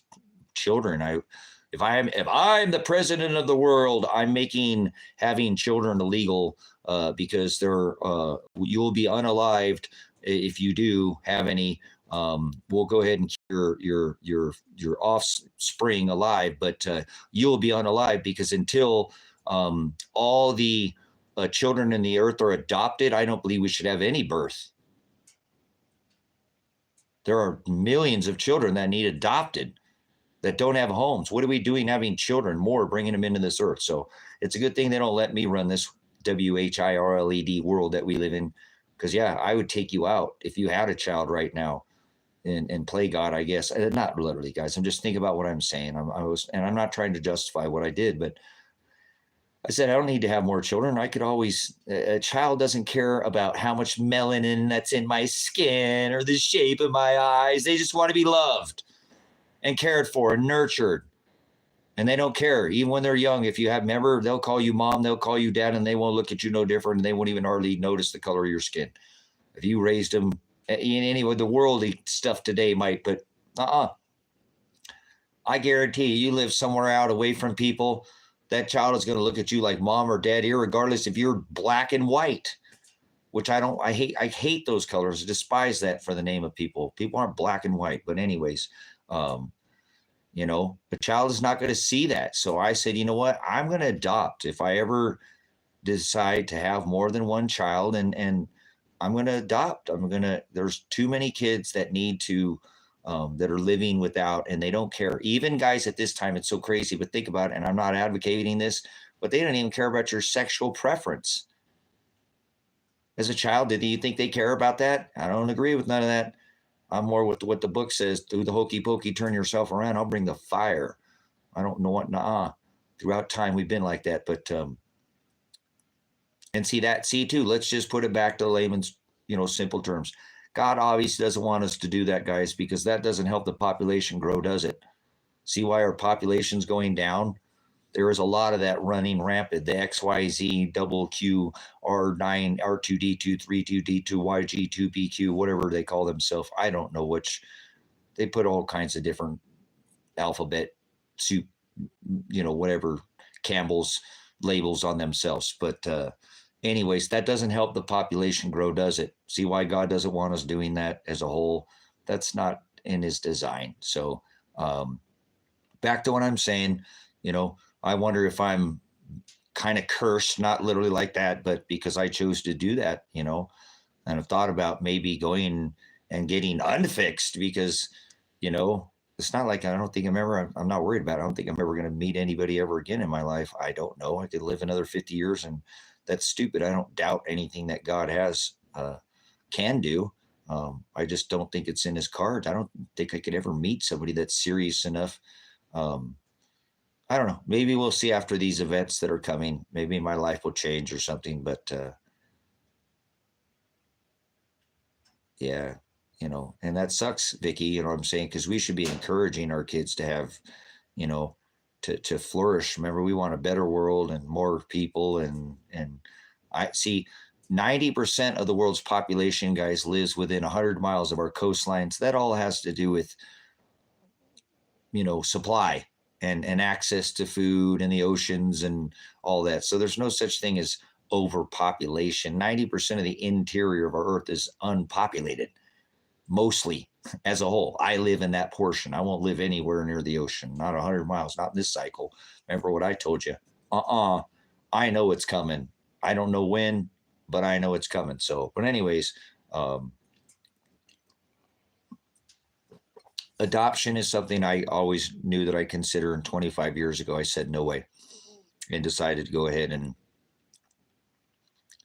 choose to have myself cauterized, if you will, right? Burnt. So anyways, I could still, right? Like I said, I could adopt a kid today. As crazy as this sounds, I mean, I don't know, because it doesn't matter. I'm getting way too old for people my age to be having kids, but maybe if I met somebody or something that was younger and they had a child, that would be awesome to me. That'd be sweet. I adore that innocence of flesh, that, that they can be shaped like a piece of clay. They're still so moldable, and everything you say to them shapes their future. And so children are just, I don't know, to me, they're the most prized possession, and they'll rule the world in the new world. You'll see. Remember, he says the meek will inherit the earth. You must be like a child to return to the Father.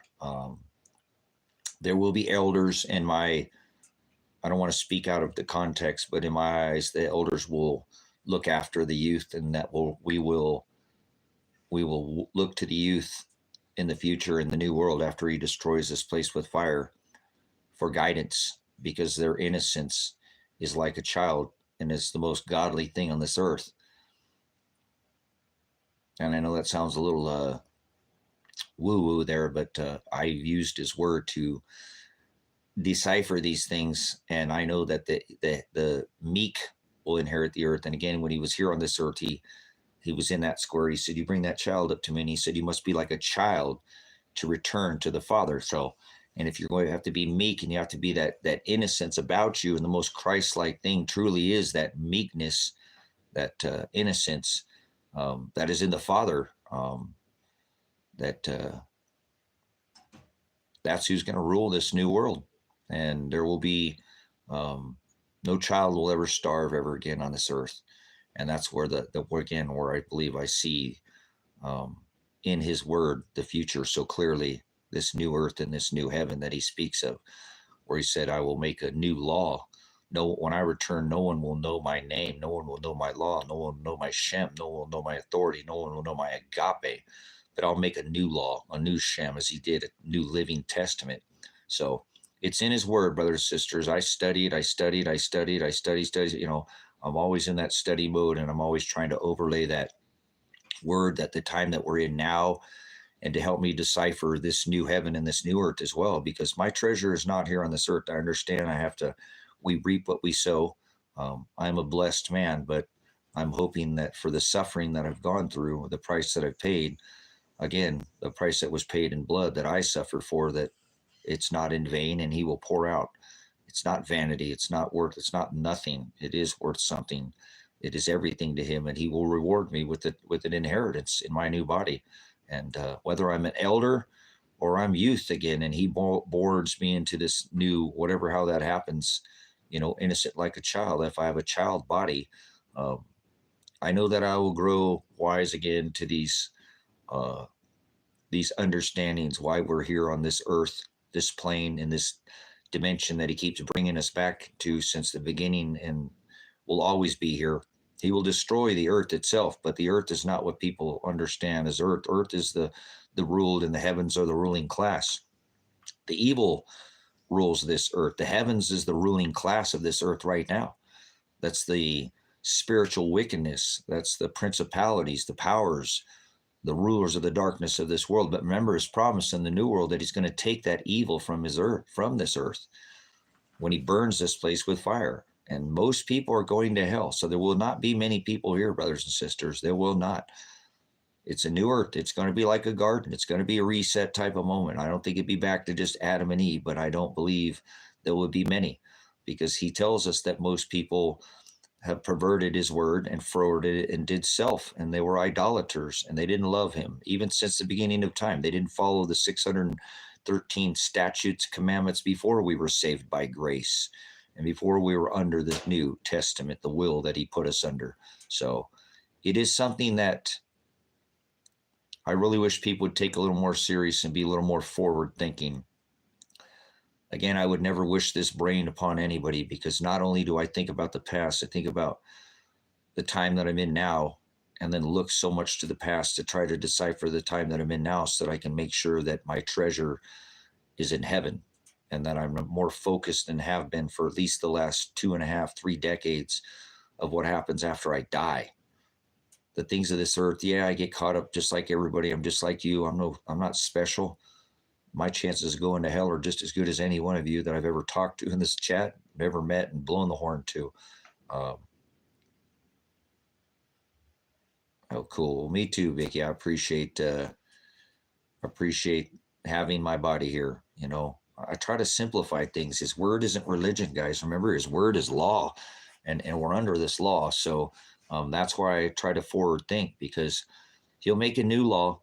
Remember, when I return, no one will know my law. It says name, guys, but that's not what that means. That means Shem, the word Shem. And Shem was authority, because people think name and they think Jesus or Shiloh, or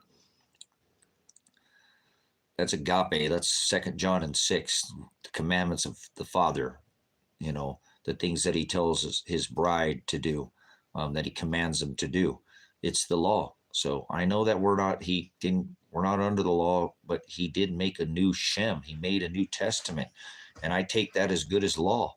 To me, that New Testament means everything. It's the only way I can get out of here, or I'm going to go to hell. I don't think people understand the time that we've reached, and the heavens have declared where we're at. The heavens declare his handiwork. We have reached the age of revelation. We have reached the age of apocalypse. Scientists, studies, peer-reviewed journals, I'm not into science, but all that. These are well-studied people have already admitted we've entered the sixth extinction event. We've already entered the 12,000-year cycle. We are going to get rocked by weather every single day. The weather and intensity on this earth is going to increase. It's not going to decrease. There is not a time to sit around and play tiddlywinks. This is the time to be wise. Get your spiritual house in order. Get your physical being. Get your house, the other things you need so that you have the extra oil, and then have some security. Sit back there with the extra oil and wait and enjoy your days. Commune with your brothers and sisters, not in some house made by hands by eating crackers and grape juice. Edify your brothers and sisters. Go out and righteously judge people every day. Be condemned by this world. Be hated by this world. Don't do the things of this world, and the world will hate you.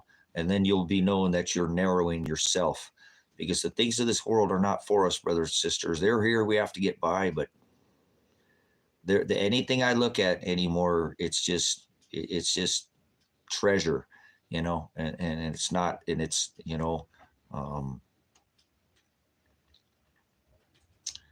what is it called? What is the word call it?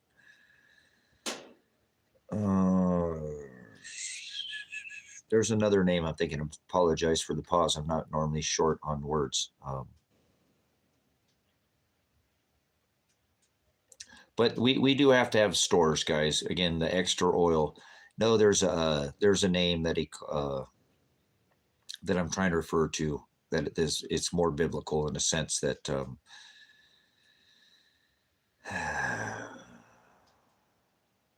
bounty. He gives us bounty, blessings and bounty. Thy bounty.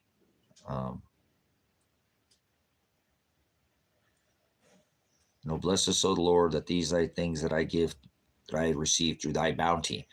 The bounty is the blessings that he gives us, and those are the things that we put up that I believe that are wise. Not so much the materium. Those are things that are, extra food, water filtration, an ark, a place away from the weather, a place to be wise like Noah, a place to put up the word of God, a place to store and protect that word, a place where it won't be destroyed and blown away by weather.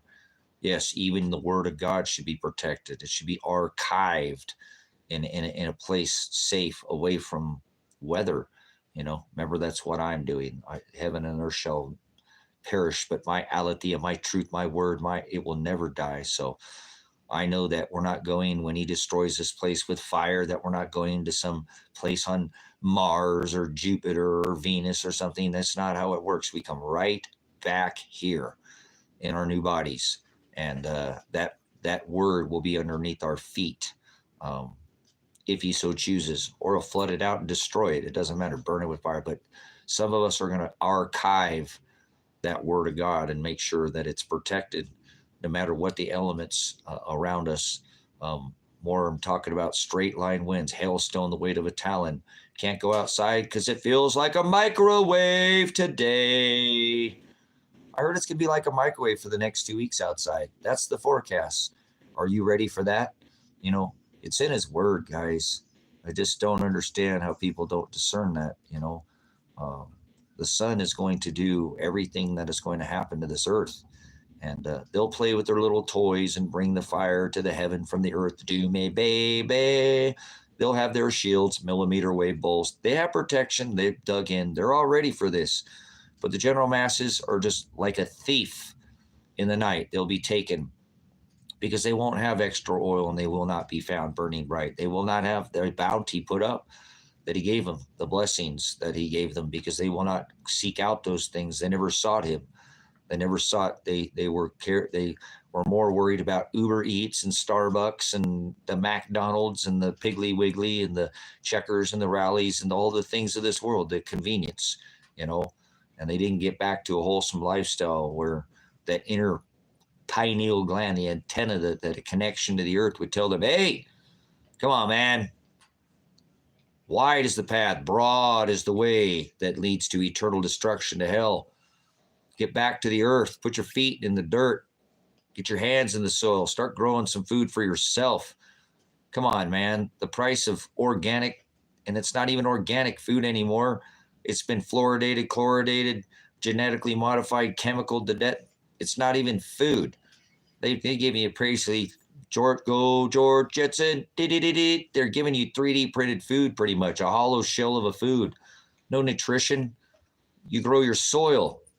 You grow your land, you grow your soil, and then you grow high, dense nutrient soil so you can grow high, dense nutrient. That's where the soil, remember, the roots grab up that out of the ground, the minerals. That's why we're supposed to eat these things, you know, so our body is strong. So if tough times come, we make it through the black plagues. We make it through these things because we don't succumb to immunity deficiency. Our immune system's strong because we eat things of the earth that are grown in high, dense nutrient soil. We put the things back in the earth that we don't use. We burn them and we recycle them over and over again. But nobody does that anymore. Well, yes, but just a fraction of the earth is doing that. And that's the righteous thing to do. So you can judge me righteously if you want, but get the abyss, get the place of no knowledge, get the wide path, get the hell out of the city. What are you doing in a city? Just sitting there eating just basically poison and being poisoned by the microwaves. I hope you don't have an actual microwave. I hope you threw that thing away. Threw my microwave away in the 90s. Yeah, that's how we're supposed to live. It's righteous, Vicky. I'm not wrong in this. That's what I'm saying. It's not a matter of, oh, Tracy's right, Tracy's wrong. I know this is correct. It's how I live the way I live. I live as a minimalist so that I don't, I don't want the big man. You come out to my property out here, it's not my property, but whatever he's gifted me this land to live on until I get out of here. Still got to pay on some of it, but no, I live like a minimalist, and I live in the dirt, and I live on a different time clock.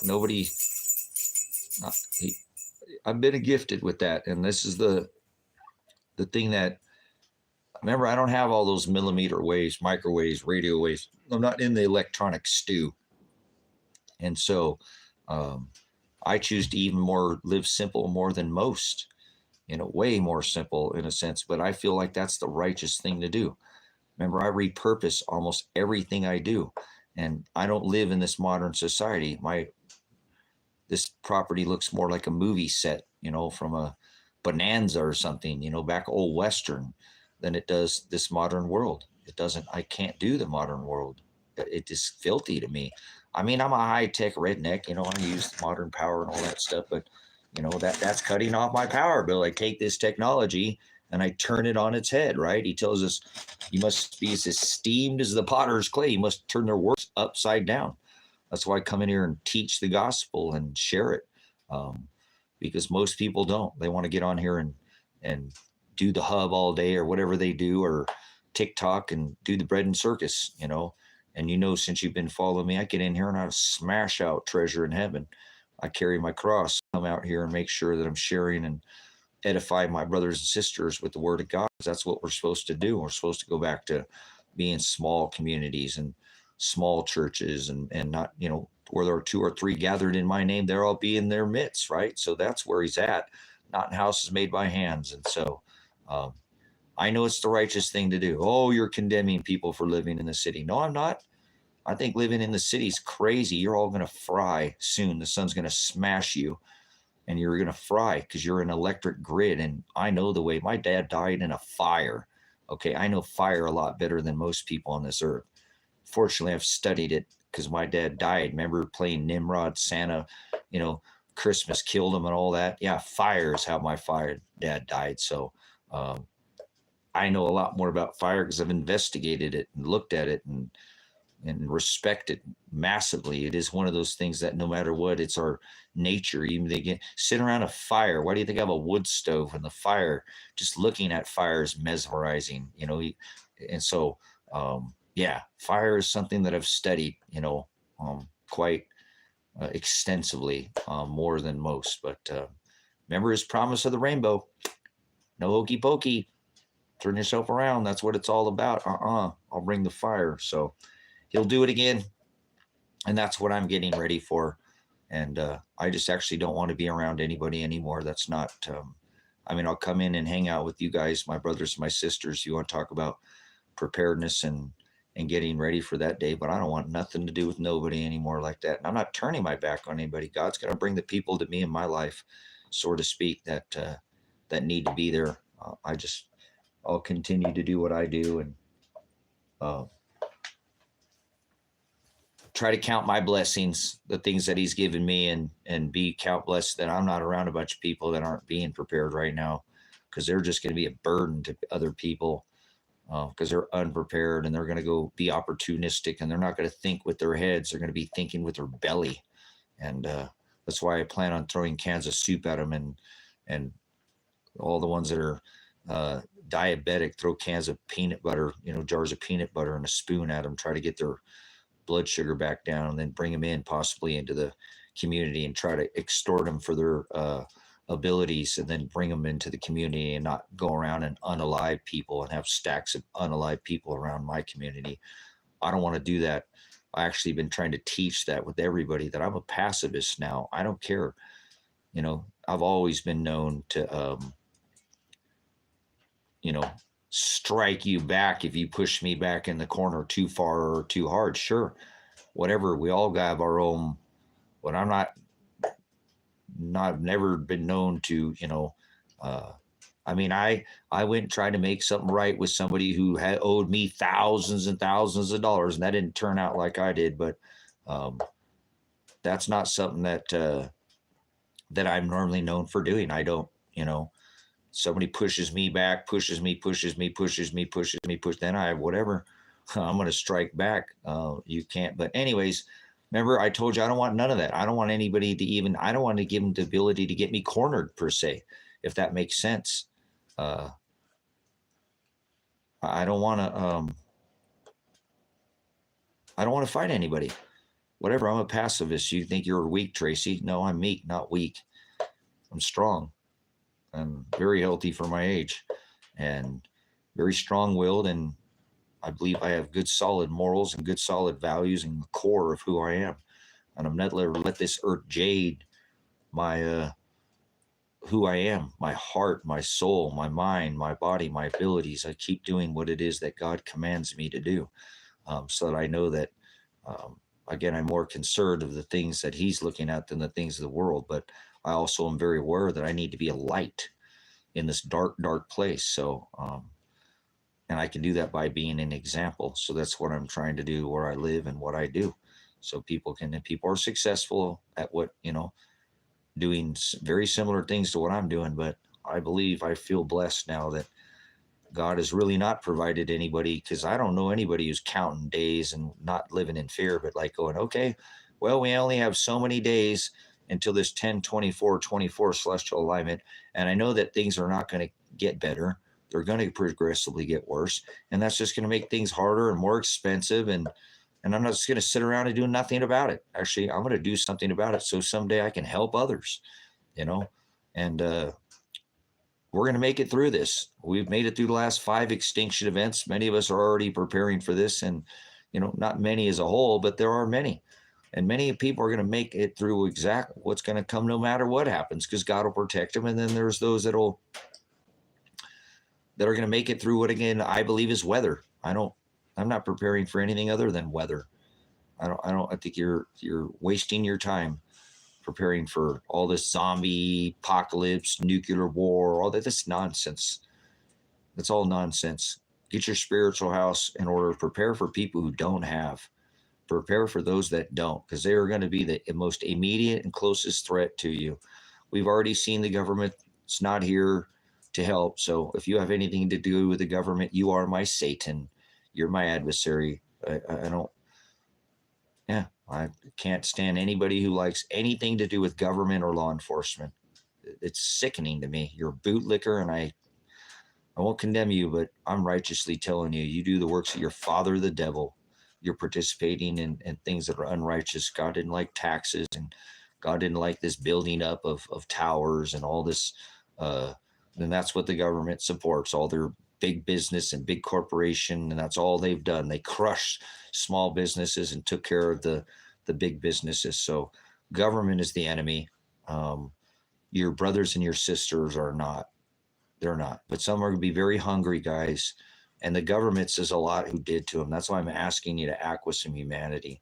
You know, it's our governments, it's our militaries that have gone and extorted all the countries around the world for the resources and instilled these central banks and inflated their currency so that we could have all this stuff in the end and be, 3% of the world's population and consume more than 40% of the world's resources. We have decade after decade. That's disgusting. That's the new mystery Babylon that it speaks of in scripture. The same thing, all the finest myrrh, linen, frankincense, all the spices and all. It's here today. 40% of the world's resources are consumed by America, every single year. This is what it speaks of about a place that's just like it. And we're here now. It is that whore now. Freedom is, there's nothing free, remember? Free to do what you want. No, this was a constitutional republic. Now it's mob rule, 51-49. And we only had to get 3 schmucks over here, pay them off, and we got the thing back in our red because it was blue. I mean, it's a flawed system. Anybody who participates in, oh, well, I voted for the lesser of 2 evils. You're just as evil. You're condemning evil, and you're a part of it. And God says you live by the sword, you die by the sword. So you're going to be judged by that. Yep, you went and got a job right now. If you have a W-2 and you filled out a W-2 this year, you paid to meat grind Ukrainian women and children, men and women of all ages. But more importantly, the prime of the Ukrainian nation, that the age of 18 to 30, the best of the best, you paid for that. You got blood on your hands, whether you understand it. And I know you're probably upset and you didn't get a vote on it, but that doesn't matter. You still paid for it. You paid for death. And yes, you did. If you had a W-2 this year, your tax money went to Ukraine. So you paid for that. And that's why I'm telling you, check out of the system. Stop doing that. You support that by living in a city, having your big old job. Think about somebody had a big old job. They're all proud of their wages. Well, good. You paid for more mega death on your hands. You got more blood on your hands because you got a big old 125, 150, 500,000, $1 or $2 million job. And most of them, when they get at that point too, you know what's so crazy, guys? They don't pay the taxes. They know how to launder it offshore. Charitable foundations. They know. They're evil. They know this. They tax you and tax like crazy, but you're the one who's paying. You put your children up for their wars. You put your children, you put up the best of the best and send them. I know I was a veteran. Trust me. I know I went in the military as a child, 17 years old as a child. Yeah, no, I went to the city, Eric. I went to the city. My son wanted, he brought a car over here and it actually ended up costing me. But that's okay. I have the car here. It's all right. Just like I told him, I don't bring that car over to me if it's going to cost me a dime. I don't have any money. I just got robbed, son. My bank accounts got drained and he came over anyways. And it ended up costing me money anyways. So that's my life, guys. But that doesn't matter. Yeah. Do as I say, not as I do. Remember that, Vicky? That's like our parents told us that, right? Do as I say, not as I do, right? So, but exactly, the rules don't apply to them. They know how to launder this money and in offshore accounts and do charitable foundations, so they don't pay any taxes. But think about it, and I'm just trying to bring the obvious to you. I saw the a tea kettle. If it's black, I call it black. If you had a W-2 and you had a job, and I'm sorry, I know you have to have a job, guys. I know I'm not trying to make you feel guilty, but you paid for death. You have blood on your hands right now. If you paid taxes this year, it was sent over there to Ukraine, and it should be upsetting that you don't get a vote for any of this. And that's why I tell people, stop participating in the system. You are my enemy. If you vote next year, I swear to you, I don't, well, whatever, I'm not swear, but you're supporting this beast system. And again, we put up the best of our best to go fight these politician wars. They don't go, this ain't George Washington. They don't go out into fight these wars. No, they don't. They stay behind their desk in their little cush kingdoms, guarded by guns. They'll try to take yours away, but all their guards have them. It's such hypocrisy. That's what I'm saying. It's filthy. Anybody to me that supports any of Trump 2024, you're filthy. You're a filthy human being. You're disgusting. And I know that's hard. Guys, I'm trying to judge righteously. You can think what you want, but anybody to me that participates in this system, it supports mega death. They do. So, and that's not righteous, because if you guys have 20% of at least the United States of America, for those people that live in America listening right now, or listen to this video in the future here, it only takes 20% of the people to stop paying these, throw tea in the harbor over that. 20% says no more. We're not, twisted sister. We're not going to take it. We're not going to, no. And there's not even enough money to fund the federal government. It shuts down. And look, they're going to do their crap again here. All this threats every year. So people are so economically polarized, Oh, I'm trying to talk about the economics. Like, I don't want to talk about politics, man. I bring up the weather. I don't want to talk about politics, man. Just filthy, filthy. Human beings are absolutely disgusting right now. And those that are righteous, it's beautiful to see people in God's way. It's so easy to see people who are shining light. You can see it in their fruit, brothers and sisters. So I'm not going to have any feel guilty for saying, hey, see this tea kettle? This is black. This is black. This is dark. This is dark. This is dark. I'm filthy. I still got darkness in me. I don't do everything right all the time. You know what I'm saying? Yeah, that's how you're going to save yourself. That's who you should vote for. If you're getting tired of the donkey and the elephant, you guys getting tired of the Republican, Democrat, Republican, right? Republican, red, Democrat, blue, donkey, elephant. If you're tired of the donkey and the elephant, try the lamb. Try the lamb of God. Hallelujah. That's where you should cast your ballot. That should be your law, where you put your authority. That's who should be your master and your ruler, not some. It's unconstitutional. Most of the stuff they put up again, anyways, they're not God's law, and you don't have to follow them anyways. And if you do, you're going to be judged by that law, just so you know. It says that in his book.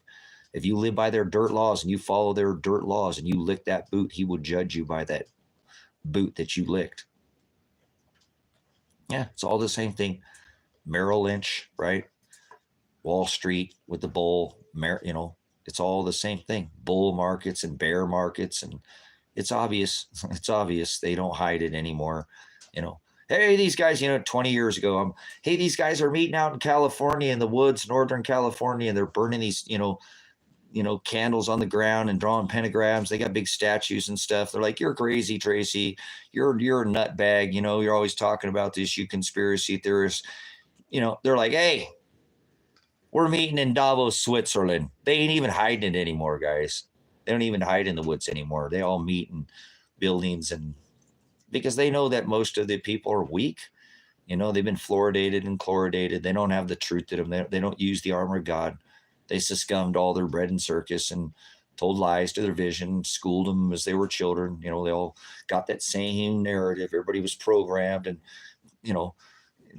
channeled, right? Everybody got channeled, watching channels, television channels being programmed. It's all been in place since forever. It's not anything that, and the only way to do it is to break out of their not matrix. The matrix is that Pisces that we pass through to come into this third dimension, that porthole. But as we make it into this place, Satan's world, the only way to do anything is to be righteous and have the armor of God on, and it should lead to, see, that's how I believe.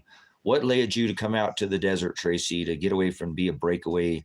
You wanted to be a community, but your breakaway self out there in the desert with the, the homestead and the getting off the system. So you didn't send no money to Ukraine. You didn't pay those taxes. You didn't do that because you had the ability to be self-employed and I might not be making money now like I have in the past to keep myself afloat, but it's worked for the last 20 years. So I know that at least for the last 20 years, I mean, I've had some jobs on paper, but I never let them take taxes out. Even when I worked for the man, I didn't let them take taxes out of my check. No federal, no state, no none of it. Heck, no, you're not taking money from me. That's my money. JG Wentworth, it's my money and I want it now.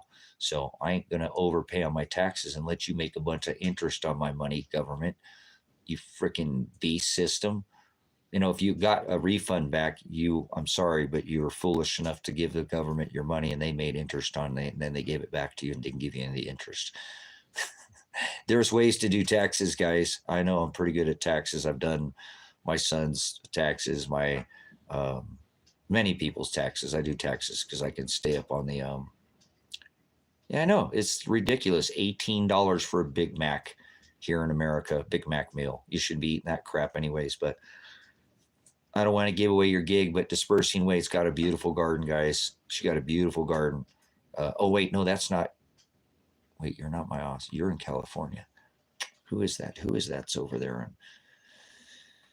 Oh, darn it. That's Mental Health Recovery. She's got a beautiful, I'm sure living in Northern California. Oh, I did it again. But anyways, that's a good place to grow a good garden up there and up in the northern Humboldt County. All that is just yeah, see, that's what I'm saying. So I'm not wrong by what I'm saying, guys.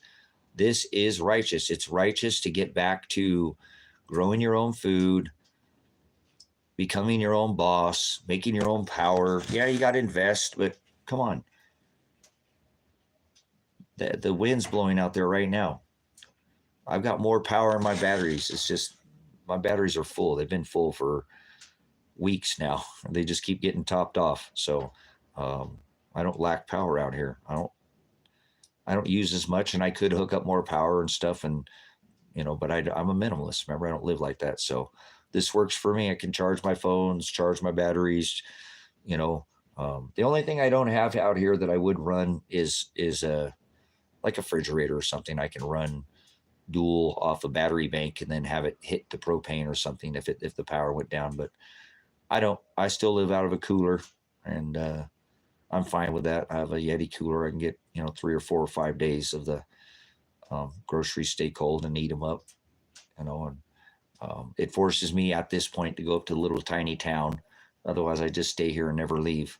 So every once in a while, I take a trip up to town once a week or something. Once every week, or at least try to go to town once a month up to the little town up here that's a dozen miles away from me here to go pick up some groceries for the week or whatever. And so otherwise, I just stay here all the time. So, and that's not good because I'm already way too isolated. It's way too quiet here. And but anyways, break away from this system, stop feeding this system, and that's wholesome. And I'm feeling this totally because I went to the city, and like I said, my teeth were ringing the whole time I was there. I had all this weird feeling. It was disgusting. That's filthy. I don't like the energy that's in the city. There's good people who live in the city, guys, but the city is not righteous. That's not a righteous place to be. God doesn't want, I'm telling you, God's going to come back, and he don't like cities.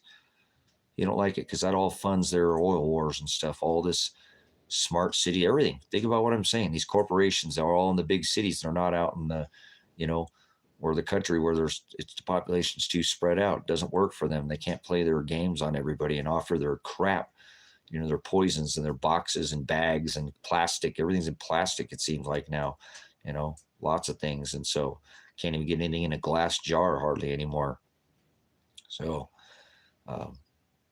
please, again, I don't know if you live in a city right now, get out. I mean, I don't know what you're waiting for. What are you waiting for? You waiting for things to get more expensive? You waiting for the Big Mac meal to be $28 for the Big Mac meal? $28? You guys, a Big Mac used to be something like 69 cents not that long ago. Hamburger was $2.99 a pound at the start of the reset, year zero. 2019, 2020, that's when you all got the bug, right? The reset that they were telling you that I warned about back in 2012, about year zero. All this stuff I've been telling everybody about, it's going by a script. So none of this surprises me here. I'll give you a glimpse into the future. You will eat 3D printed food. They can literally print 3D printed buildings. They can print hollow shells of a food, and you'll buy the nutrition. You're pretty much already getting it now. But they'll literally be able to print 3D food by, whatever, and then you're going to eat food printed by the mile in a square. You're going to get squares of food. You don't think so? Go ahead, don't do anything about it, and you will be eating squares soon, and you'll remember this crazy old guy out in the desert telling you, because this is in their movies. This is in their, they do everything. They put all this stuff out way ahead in their white papers. You'll eat the bugs. You'll eat the bugs. Do you understand? Yeah, you told me that, Vicky. So you're the perfect person to grow your own food. You know what I'm saying?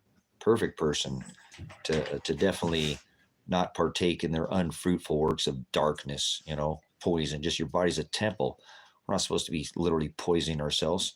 I'm guilty, guys. I have a cup of coffee with some creamer in it. So I do it too. I'm not pointing the finger at you. We still have, all of us have our own little vices or whatever. So, but I'm not blaming it on God, but it is between me and God. If I had a community out here, I probably wouldn't drink coffee with creamer in it. I wouldn't. I'd have enough access to enough things out here.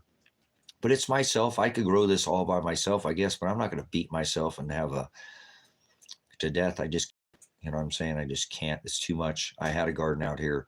I've had chickens. I've had rabbits. I've had goats, sheep, pigs, cows. I've had all that. I've done it. It's just too hard for one man to do by himself. And I did it for, half a decade. So that was long enough for me to,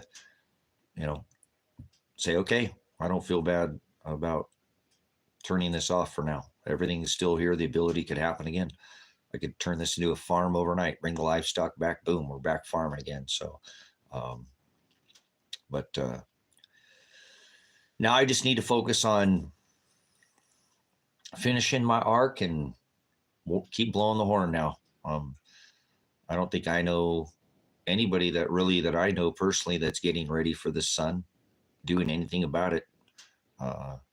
And that's what I'm preparing for. So I'm going to come in here and try to carry my cross, keep teaching and keep sharing the good news, the coming of the King, and showing you where I see it declared in the heavens, and here on this earth, all the biblical signs that are given in Scripture, all the celestial signs that are given in the heavens, all the agricultural signs that are given through his, all his abundance on this earth, that is, the parable of the fig tree, the grapes ripe on the vine. There's so many agriculture grafted into the vine. There's just so many different.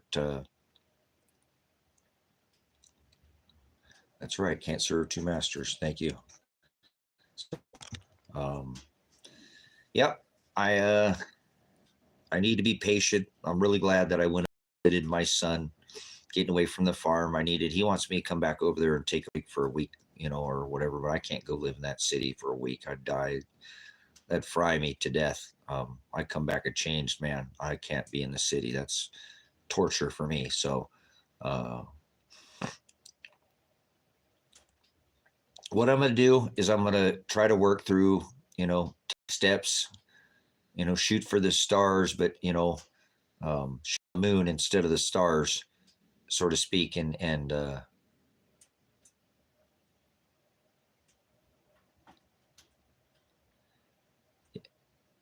you can serve two people, though.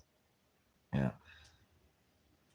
Yeah, you can get under Caesar, or you could just get away from Caesar. How about that, insane sage? How about not even being anywhere where Caesar can tax you, okay?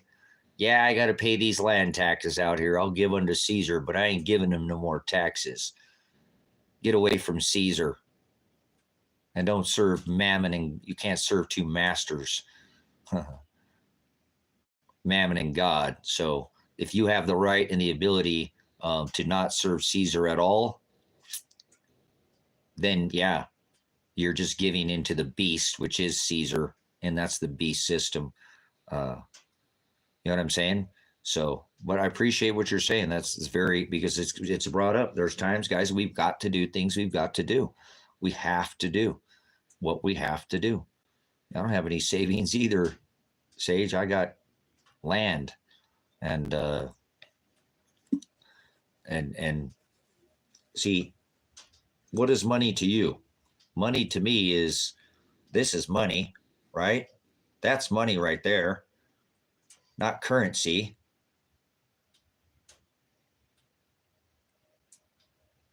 Do you understand what I'm saying about Caesar? Stop participating in his system. Get away from it. Yeah, you got to give it. People back then couldn't escape it, but you can now.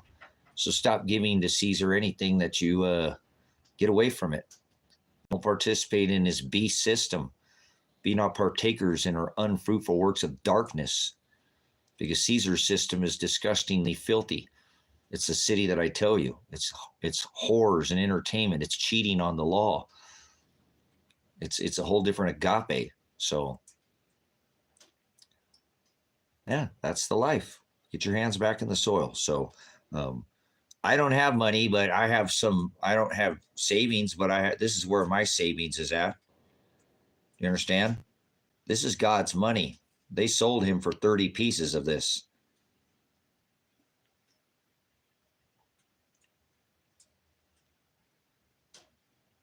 This is such a false teaching. No, this isn't a false teaching. I'm not teaching anything false, Charles. State your point and state it with scripture. You put your treasure up here on this earth, or you put it in heaven. You're supposed to have extra oil. God bless people, absolutely. I never said that, but what most people do with their money now, they don't do righteous things, nothing with it. He said it'd be easier for a camel to pass through the eye of a needle than a rich man through the gates of heaven. I rebuke what you just said. I'm not teaching false anything. State your case. What am I teaching false? Remember the parable of those who used the man who put it up and buried it.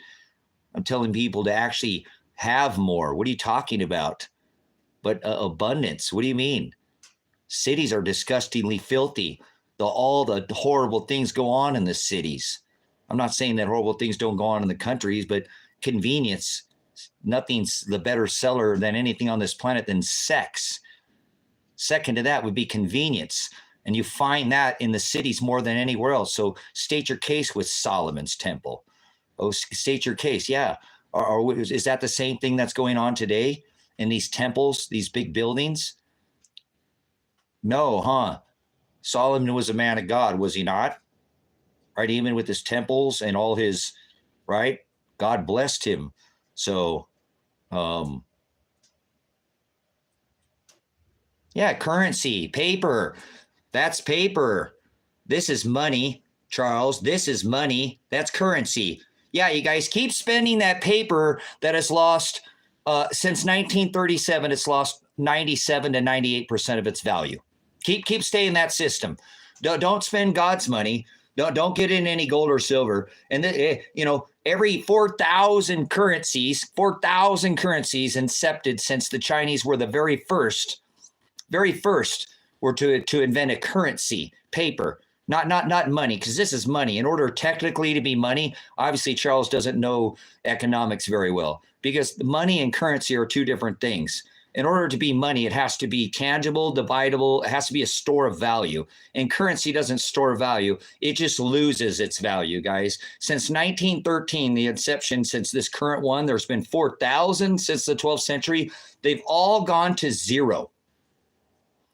Every single one of them. So listen to Charles. Listen to him to tell you, spend this paper currency. And the current one Jekyll Island that they started in 1913, it'll buy you 2 cents of what it would have bought you in 19. So listen to Charles. Don't listen to me. Okay. This is what they sold Christ for. This is money, because it doesn't store value. It's lost all its value. So listen to Charles and have all your money. Just keep giving into the Caesar system. Keep spending their dollars. Makes sense, because you'll only remember. Was it 1913? Well, what would $100 have bought back then? What's $100 now? What's $100 worth now? Yeah, it's keep spending that Charles money and you're going to lose all your value. This has never gone to zero in the last 6,000 years. There's been 4,000 of them that Charles speaks of. So follow Charles with this paper currency, because it's not even money. Currency does not store value, so it's not even money, guys. Listen to him. Get onto their paper beast system and see all your inflation as they print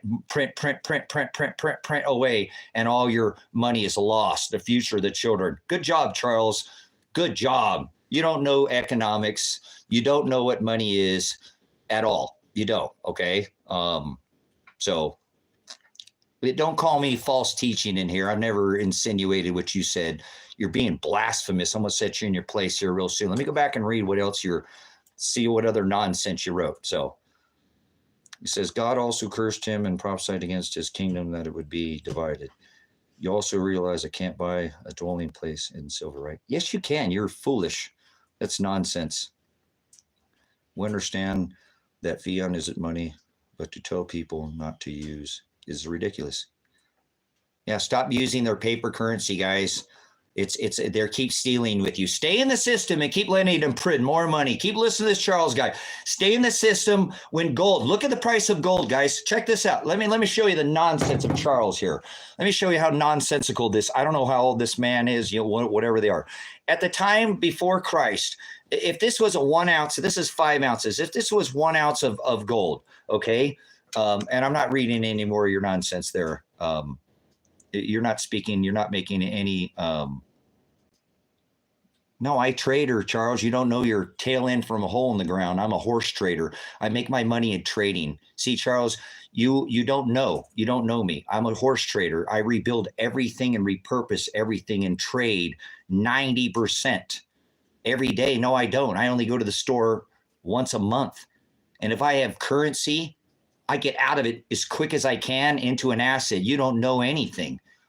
You don't know me at all. See, if you knew me, see, you're just an accuser, just like the devil. He's an accuser. He's a distributor of lies and fortunes. Okay? Yeah, I agreed with you there. Remember, give unto Caesar? Sure. That's what I give unto Caesar is the land taxes, okay? Bounce, leave now, or moderator, get him out of here. I don't want to spit no more. No, I don't cast my pearls before swine. Yep, you're removed 24 hours because you do the works of your father, the devil. I'm here trying to help people, and in here acting like, oh no, stay in their paper currency system. So they keep printing money, printing more. And every time you go to the store, you're worth dollars, worth less and less. How foolish is that, guys? Listen, please, if this was a silver ounce, and it's not, because this is 5, but if this was 1 ounce of gold, okay, and not silver, at the time of Christ, okay, it would have bought you, at the time of Christ, that would have bought you 1 ounce of silver, would have bought you, remember that was Rome. You could have bought a toga of the finest wrap, that silver or gold in this case, because gold and silver were money back then, and they were equated exactly the same. 1 ounce of silver at the time of Christ was worth the same as in the 12th century, the same as gold. They had the same value, 1-to-1, the ratio. Okay. You could buy a toga, take your lady to a nice steak dinner, and buy a bottle of wine for that 1 ounce of gold. And I don't care, anytime you go in history, that will not change. You can come up into 14th century, look at the price of gold, all the way up into 1800s. Right? How much was an ounce of gold in the 1800s, guys? How much was 1 ounce of gold in the 1800s? Anybody know? I think it was around $20, right? For $20, you could have bought the finest suit, hand tailored to fit. You could have taken your woman out to a nice steak dinner and bought her a bottle of wine. What's an ounce of gold going for today? Even with, I believe, the suppressed price that it is, it should have more value according to how many dollars they printed to how many, if you're going to do the comparison to dollars currency to actual gold, what's it like 2000? It hit 21. If I'm not mistaken, that will buy you a fine Armani, one of the finest suits money can buy, an Armani suit. You could buy a steak dinner and take your lady out for a bottle of wine. It never loses its value. Don't listen to knuckleheads like Charles. You know, that is not, you have both, guys. Obviously, you keep some cash on hand, but you don't sit there and hang out in cash and let them print all your hard-earned taxing you and wealth, because this is wealth. This is a store of value. That's why kings and queens and families stored it for generations because it is a store of value. The dollar has done nothing but lose its value. It was worth $1 in 1913. It's worth 2 cents right now. That's what it'll buy you. So stay in the market like to Charles and listen to these people that have no economic idea what a dollar is, currency, and what actual money is. Because remember, before this whole nonsense of suspending this whole, because remember up until 1971, you could go into the bank and if you had a $2 silver certificate or gold certificate, $2, they would give you 2 silver eagles. Remember, you would get 2 silver eagles. You could go into the bank and get your money.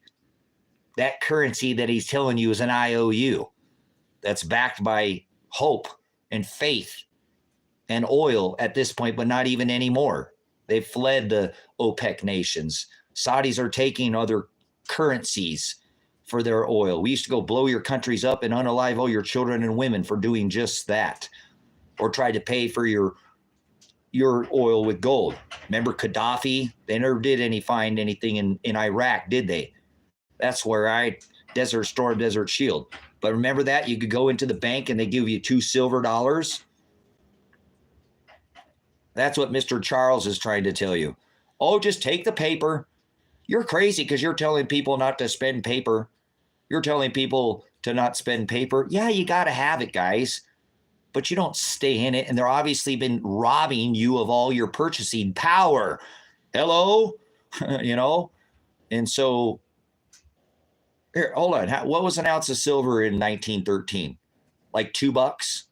$2, right? For an ounce of silver? Something like that, $2-3, right? Let's call it was $2, right? So if your grandpa in 1913 had $1,000, what would $1,000 bought in 1913? Let's put Mr. Charles to rest here.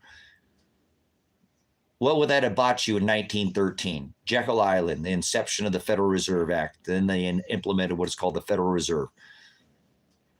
Starting with this whole paper nonsense. Back in the 1800s, they took us off the silver stand, the silver, as Kurt, it still stayed in the money, but research what I'm saying. What would have that bought you? And $1,000 would have bought you a whole farm, tractors, the land, feed, and you probably could have got the property next door in 1913 for that $1,000 cash, we'll call it, right? Paper money. Because there was back then, remember we had the greenback. We've had this, isn't new news, guys. There's other, and they all failed too. Remember, went to zero. So 1913, you could have bought the farm, the tractors on it, the whole thing. Silver is $1,000 an ounce, or silver is $1,000. It was $2. That means that your uncle could have bought you, your great grandpa, whatever, your great uncle could have bought you 500 of these silver ounces. 500 at $2 an ounce. 500 of these. You take that paper $1,000 out of the ground today in 2024. What's it worth? What is that $1,000? Hey, that might be actually some numismatic value because those $1,000 are kind of the money it was printed on has some value or whatever. That's, it's collectible. But let's put that to the side. What does that $1,000 buy you today? You guys, I live in a farming community. They got tractors out here that have more than $1,000 tires per tire on them. The tire costs more than $1,000. So listen to Charles and listen to his nonsense spewing, just nonsense. That's not what I said. He came in here and he assumed, remember? And he looked quite foolish. But no, what would that, hold on. Does anybody have a calculator? At 500 times $25 an ounce, because it's even a little bit more right now to buy it outright. You're getting the paper price and you pay a premium over it, but still at $25, let's cost average it. What's 25 times 500? See, it'd been worth $1,000. You pull the paper out, they'd still buy, you go to the store and it's paper currency. So you spend it, you're going to get $1,000 of purchasing whatever, right? In paper. Like Charles said, oh, these people don't tell them not to buy paper. I never.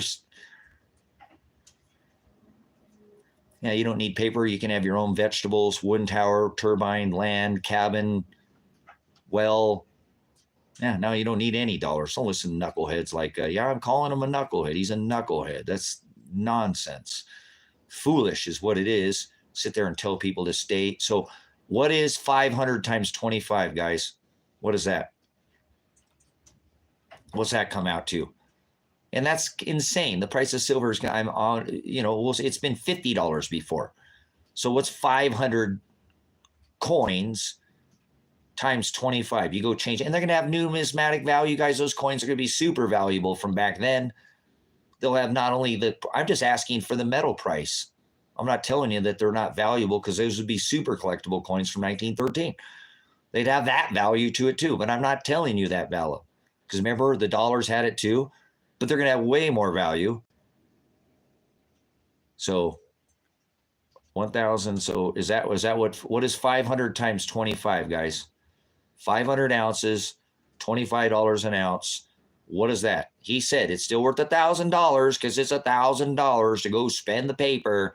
Stay in the paper, right? Like he's saying, stay in the currency, not money. Currency doesn't store value. It loses its value, guys. There's been 4,000 of them since the 12th century, and every one has gone to zero. Every one of them that's ever, the Chinese were the first ones to try it.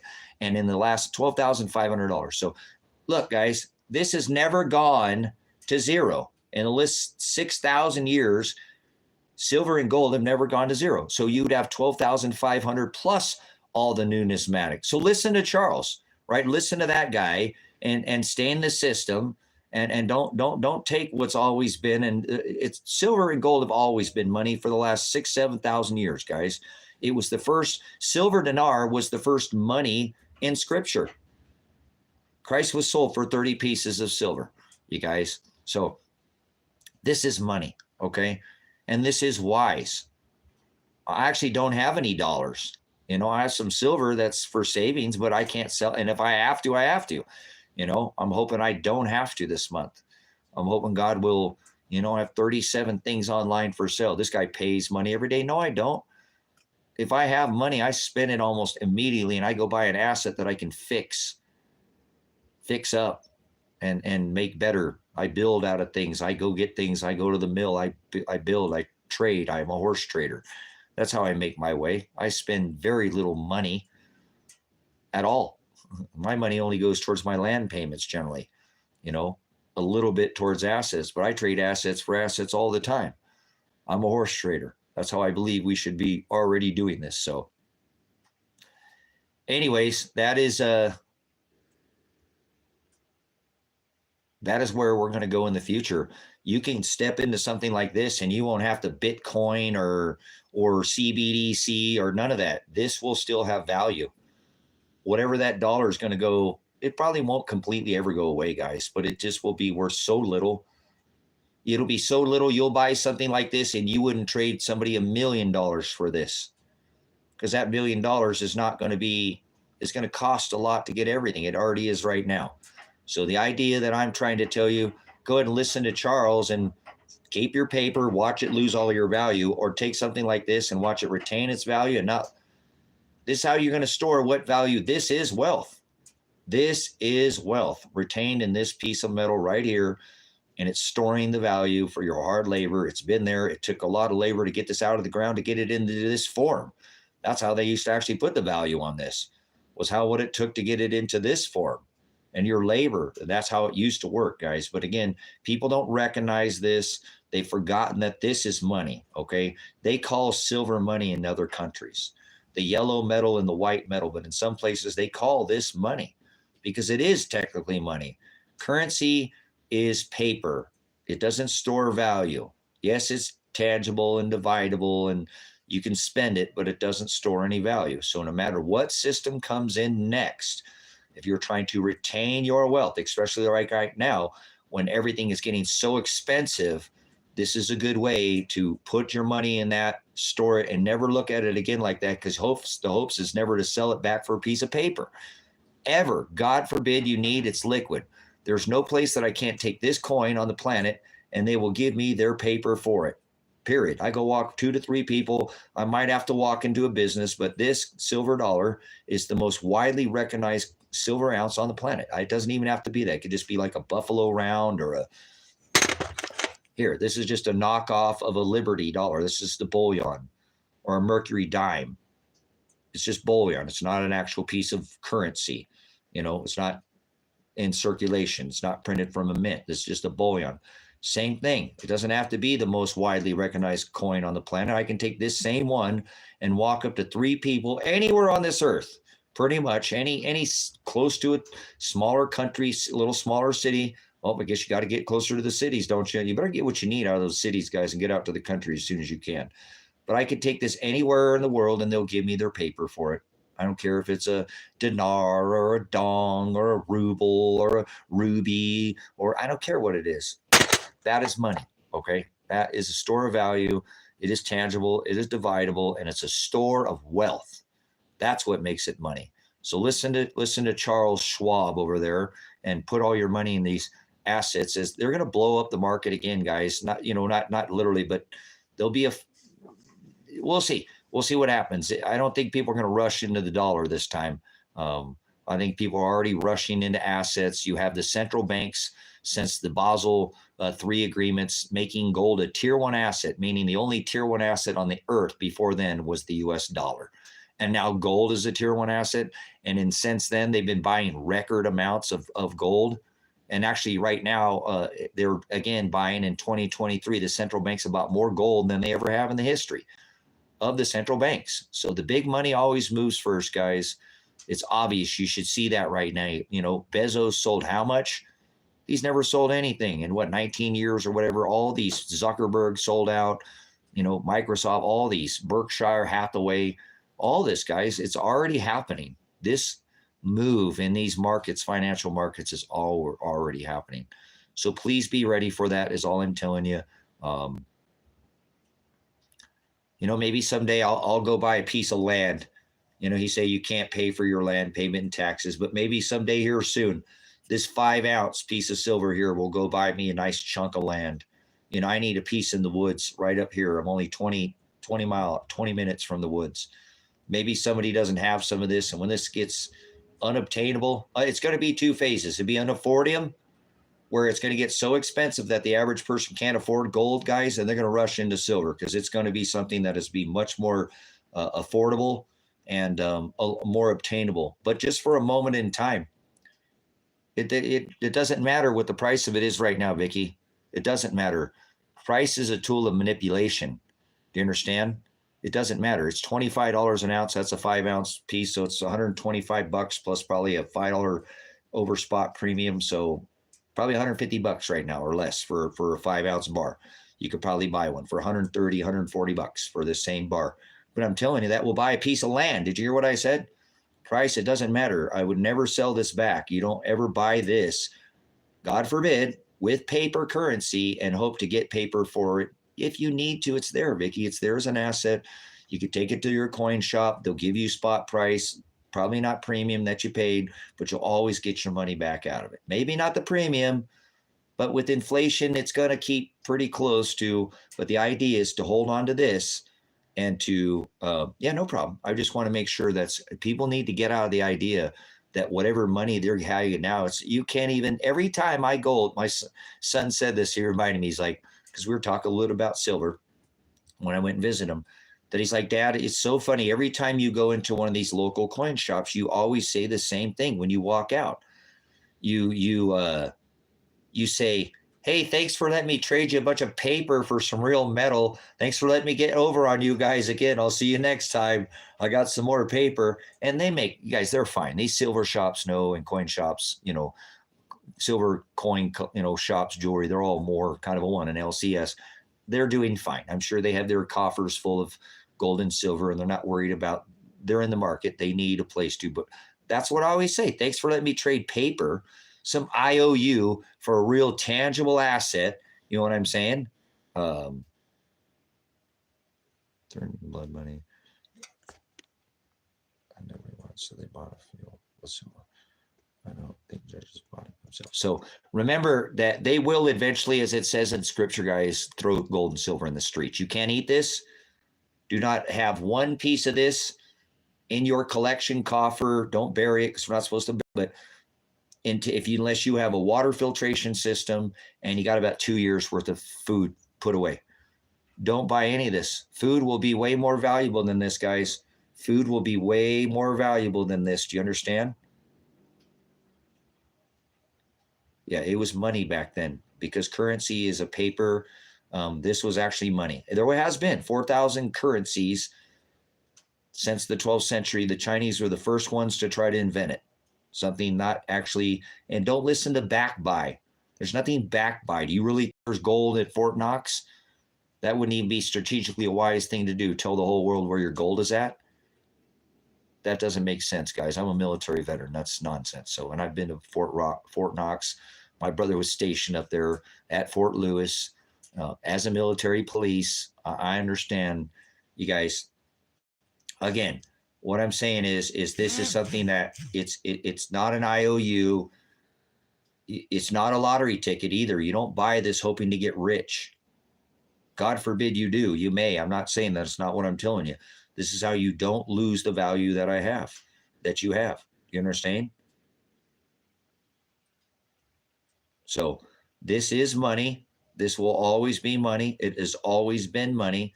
In order to technically be money, it has to be a store of value. And paper currency does not store value. Everyone has gone back to zero. So paper currency is not money. It's currency. It's a debt note, an IOU, and you do not want to owe anybody anything. This is how you actually store whatever you have and put it into a value form. You hold this 5-ounce bar in your hand, guys, and you can feel the labor it took to make this, okay? This took time to get it out of the ground, mend it back together. It's not gold, silver does generally not come a lot like gold where it comes in nuggets and veins. It is rare. It comes up when they mine ore, zinc. It's a byproduct. Just as silver mined by itself is very rare. There is one here in the United States in the Tonopah District in Nevada. There's the largest silver distributor on the earth, which would be Mexico with their mines. They have silver mines in Mexico. Will be the richest planet on the earth. You mark my words, they will be. You watch. Yeah, they're going to go from one of the poorest to the richest here soon. So that's why they're already starting to nationalize some of their minerals, guys. This is going to happen very quickly, okay? But this will be a way that you do not have to participate in the new system, okay? But eventually this will be thrown in the streets. It says it in the Word of God because it won't, at that point, people will be hungry and you can't eat this. You can't eat it. So get some beans, get some rice, get a water filter, get all that put together, get 2-3 years of food, store long-term food storage, get Mylar bags, invest your dollars in Mylar bags, invest your money in oxygen absorbers, invest your money in 5-gallon buckets with watertight lids. There's more value in that than this. I guarantee you that will have more value. Food will be the new gold and silver. That's why they will throw this in the gold and silver in the streets. Vicki, and I don't think seeds are going to do as well. I have tons of them. I put them up. You need them for yourself. Get them for bartables because you'll be able to take advantage of people, unfortunately, guys, and I'm not. That's the way these rich do and come in every time. They make things so cheap. That's why we see all the big money standing on the sidelines with more cash than they ever have right now, waiting back and buy up, swoop in all this stuff when they deflate the price of everything. They every single time, guys. They make money on wars, bullets, and band-aids. They make money in the economy too. These rich people are waiting for this economy to crash. They come in here and buy it all up, guys. They do this every single time. It has always happened the same way. So you can do the same thing with seeds, unfortunately, like the rich, because it takes, come on, guys, how long does it take to grow seeds? That takes a long time. And then you have to have the ability to water it, the right place, safe, grow, produce it, bring it to crop. Not that I am. I've been pushing seeds, non-genetically modified. Get them now, archive them. Because if you do have that, and you can bring food to fruit or to vegetable all the way through, then it's going to be valuable. But they'll be very valuable because people won't be thinking about that. They'll just think food, and you'll be able to. I have many seeds that I've gotten that are not genetically modified seeds, but I was able to come across them, and I took them and I've had them in a separate location that, separated from my other seeds so that I can barter with those. These I will use as a barter item. People will think, but good luck. I'll trade you that seed for something I need, that I don't have, a tool, a shovel, a rake, whatever it is. But you got to remember, you got to bring that food to finish. Okay. Please think about that, but don't stop getting seeds. Okay. Because you want to create an archive right now. As many of these seeds that you can before they've been non-genetically, or before they've been genetically modified. And that's getting tougher and tougher to get access to seeds. So eventually, if you be meek and passive like me, you're going to move the flock out of Dodge, and you're going to be away from people. And hopefully you can bring, food to finish, in your preps. But don't plan on that. Don't plan on you to be able to finish nothing. You're not going to have time to be stopped for that long a period of time. You're actually going to need to really be mobile if you can. Don't set up any roots anywhere without being able to uproot and leave. That's a true survival tip, guys. I know, I'm a veteran. You're a sitting duck anywhere growing a garden for a length of period of time. Grow it all the way for somebody come walk right over it anyways. So separate your garden right now, guys. If you live in a place right now, don't put all your garden in one place. That's a great tactic. Spread it around. Make it look like the local landscape if you can. A food forest is what it's called. Grow things that will grow right amongst what you already have. So that way people are going to be looking for that rows and rows of food, guys. You know what I'm saying? Familiarity. So that's another super duper tactic. Okay. Super big technique, but food is the most important, guys. Water filtration. Don't buy any of this unless you actually have food, water, a way to, protect what you have. It's important, right? But I plan on being meek and away from people. That's why I live 100 miles from a Walmart. I live way out in the country. I go scream for help and nobody's coming right now. That means you better not come here because nobody's going to hear anything that happens here, right? If I scream for help and nobody hears, that means you come here and try to take advantage of me or something. Nobody's going to hear you screaming if you have nefarious things. And my dogs eat you before you even get to me. So again, I'm not advocating violence, guys. I'm just saying, please have a way to, beautiful, Vicky, beautiful, beautiful, beautiful. Just keep replanting that over and over. There you go, sister. Much love. I love what you're doing, sis. I love your comments. I appreciate living that wholesome, more organic lifestyle, more righteous, I think that makes God happy. Every time I don't flush a toilet and waste water like people do, and I compost and I take the money or take the time to buy, when I have money, things like solar powers and wind turbines and charger controllers, and I cut myself out of a power bill that I'm not being taxed on and all that, that pleases God. That pleases him. I know that's got to make him happy that I'm not being gluttonous and wasteful.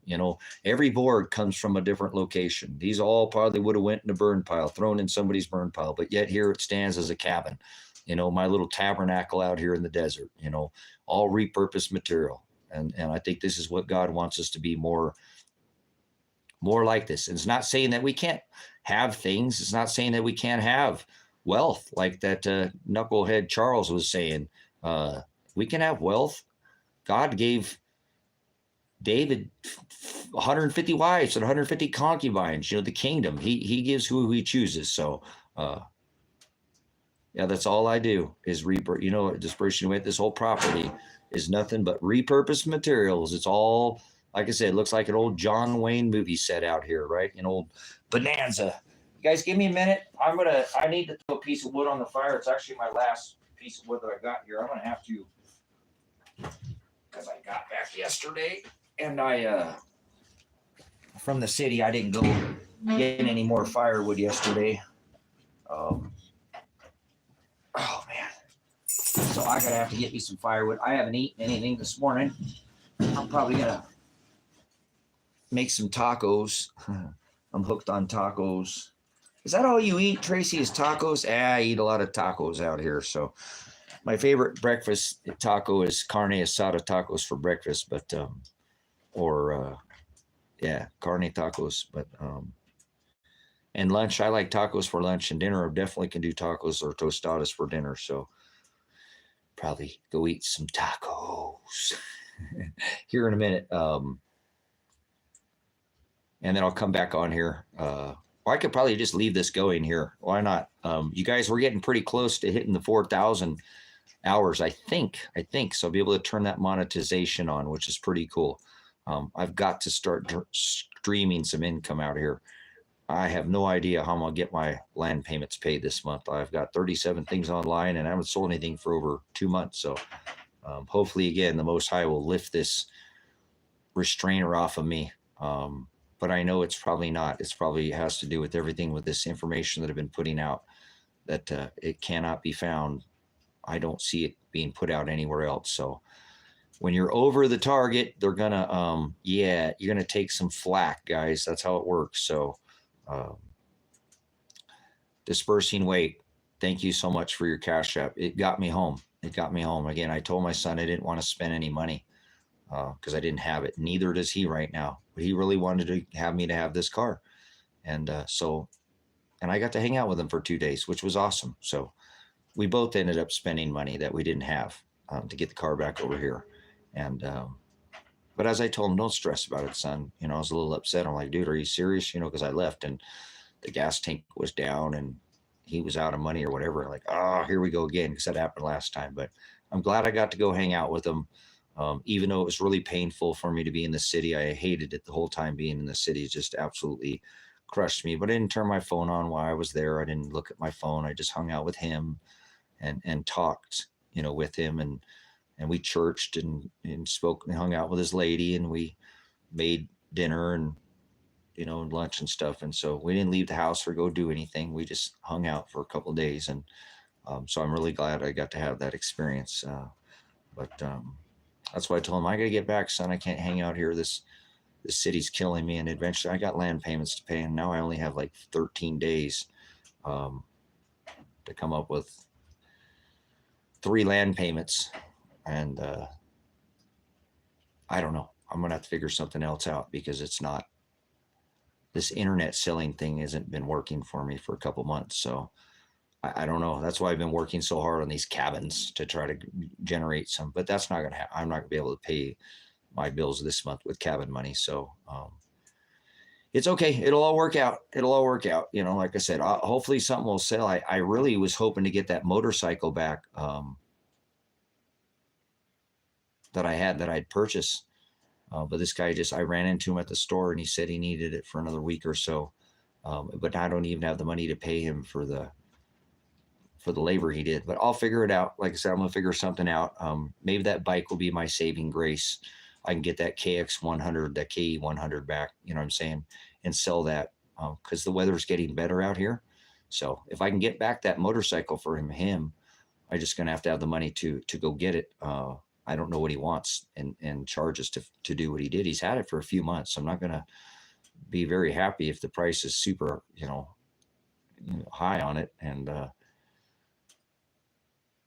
actually, we'll see what God has in store for me on that. So, but other than that, guys, I think once I make it through this next month, I think everything's going to spin for me, and I'll have the cabins done by then, or at least 1 or 2, and the weather will break a little bit. And then I have some other things out here that are more, like I have two weed trimmers that I bought from somebody. One needed the trigger assembly fixed, and I fixed that. He owed me some money I lent him money and he couldn't come through. So we did a trade back on these 2 line trimmers. One's a propane line trimmer and they're pretty much like brand new. So hopefully this month, the weather will be better and I can start selling some of those type products too. Line trimmers. And I have a plate compactor and a jumping jack that I bought and I've fixed that were sitting in stores that weren't running. I've got them fixed and running now. So as soon as the spring gets a little closer here, that I'll be able to put those up on the internet when more people are working, because it's still cold here, guys. Again, I still have a fire going out here right now. No, we don't, Vicky, and we should, though. We should. There's no farmers market out here. There's no community out here, Vicky. Everybody just comes out here and wants to be left alone. You know what I'm saying? There's a little bit of a cliquey with the farmers, ladies, the rich ladies' wives or whatever, but they're a bunch of snots, if you ask me, snooty, and they're not righteous. They're super wealthy, and they don't want to help anybody else but themselves, so to speak, like the Pharisees is what they remind me of. The big boy. It's a big club, and you're not in it, George Carlin. So, yeah, that's not community, but it could be. Guys, it could be out here. It just would probably take a few righteous people to do some righteous things. That's why I wanted to do my community thing out here. I was hoping to have 4 or 5 people out on this property right now, and we'd be giving away food to the community out here, and not some of the food, because there's places they do a food bank, and a place up at the church that they give away some food and stuff, vegetables, a lot of vegetables that come in, but a lot of it's not a lot of it. I'd say half of it's locally grown, so it's decent. But the other half's commercial type stuff, just comes because there's so much commercial farming that I'd love to offer this community abundance. Anything I had over that I couldn't stick into a freeze dryer, dry out or whatever. And there would be, if I had 4 or 5 people here, that we could actually give away to the community. I could probably breed enough rabbits out here to give away meat to the community. Same thing with chickens. I think enough chickens could be, hatched out and grown out here if it was done as a job, to have an abundance amount of chickens to be able to give away eggs, as well as people do give away eggs in this community, because people have a lot of chickens out here, or they're fairly reasonably priced, so you don't have to eat these store-bought eggs, but just to have an abundance, you know what I'm saying, of resources, food, and other things out here to be able to give to the community. So maybe someday we'll see if it's in the cards. It's not for lack of effort, because I already tried for more than a decade, half a decade, real hard. And this last year, I just pushed full down on the gas pedal to try to bring people to this property, but didn't work out that way, and that's okay. But all those things, this place is an absolute gem. There's so many people coming out here, and something like that could be done. I mean, I have a gentleman down the street from me. And I have a property up on the highway too I've almost paid off. Probably a little too far out of town, but it still worked. But the guy right at the end of the highway, about 5 miles from where I'm at, up on the main highway, he owns the corner property up there, and he said he'd let me put something up there, like one of my tractor trailers. So, Vicky, if you were here with me or something like that, you could come out here. We could start something like that. You know what I'm saying? We could start a farmer's market out here, and it'd probably take off, because there's a lot of people coming out in this town, and they got a couple extra bucks, some of them. And again, many people moved out here in the last, 2 or 3 years. They came from the big cities, and they cashed in all their big stuff, and they got a few extra bucks in their pocket, $100,000, $200,000 with all their house being built, and they own it all, the gravel, the driveway, the house, the power pole, the smart meter. It's all, it's all owned, and they're not sitting on big payments, and they love coming out here. So I think something like out here, people would love to do that. Like I said, this place is just an absolute gem. It's a blank canvas. And there are a lot of good people in this community that I live in. But a lot of people just really want to be left alone out here and do their own thing. They grow their own garden, they raise their own thing, they're homesteading out here, and they get left alone. So you can come out here in a tent. Remember, I came out here in an Arctic tent, and let nobody tell me what I could do out here. I've built what I've wanted, and I don't go by my law. I go by God's law. So I've got multiple buildings. I can put 4 or 5 people up right now. As springtime came out here, that's nothing new. You know that. That's always been on the table. That's always been an offer. So I think what I'm going to do at this point in time, because I can separate myself, so to speak, and I'm pretty sure that I will, I think I'm going to try to hit it again, and actually nothing free this time. People want to come out and maybe rent out a plot of land out here from me. Again, I have the cabins and stuff, which would be cabin rentals, but I've been thinking about doing a little bit more raw, and this will be bringing people that actually have some motivation. It's not that I'm not willing to share with what I have here, but and not that I'm willing to maybe open up to the ideas of what I already have here, but I'm thinking about maybe renting out, an acre of land for, I don't know, $250 or something. And you can do pretty much, you can't do anything illegal on the property, but you can fence it, build on it, garden on it. If you want to dig a shelter, um,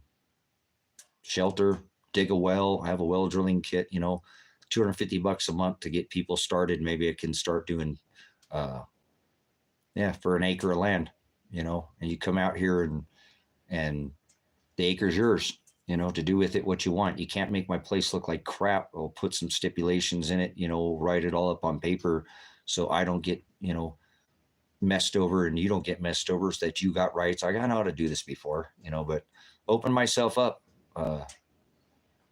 I can't do that, Finn, right now, but I can do it with 5-acre parcels. I could do it with a 5-acre parcel. You know what I'm saying?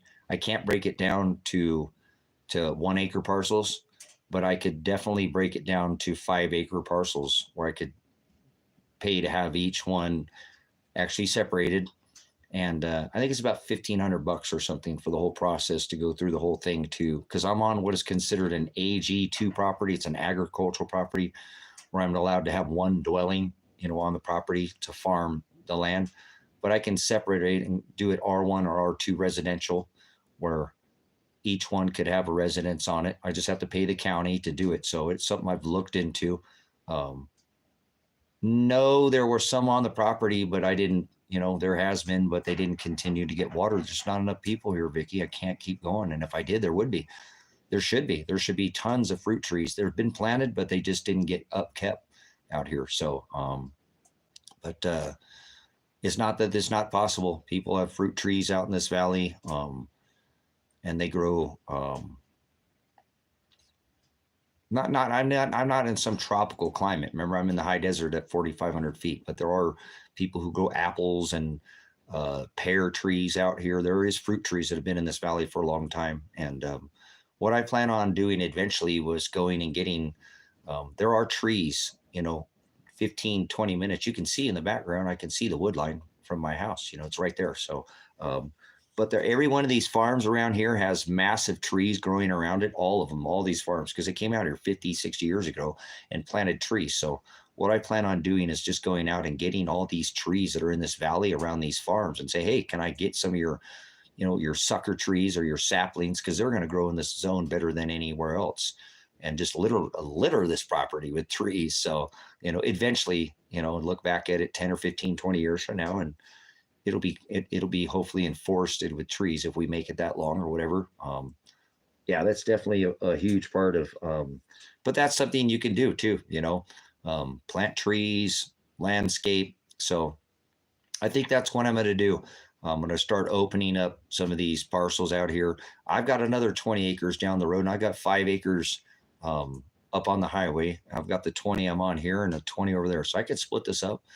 I could get a dozen people out here, no problem. Obviously, remember I told you God has definitely blessed me, but I got to come up with a reasonable price. And I think $250 an acre for somebody to try to do something to get out of the city. It'll provide an opportunity for somebody, and hopefully several. And yeah, I need to go eat here, but that's my plan, because I got to start coming up with some resources. And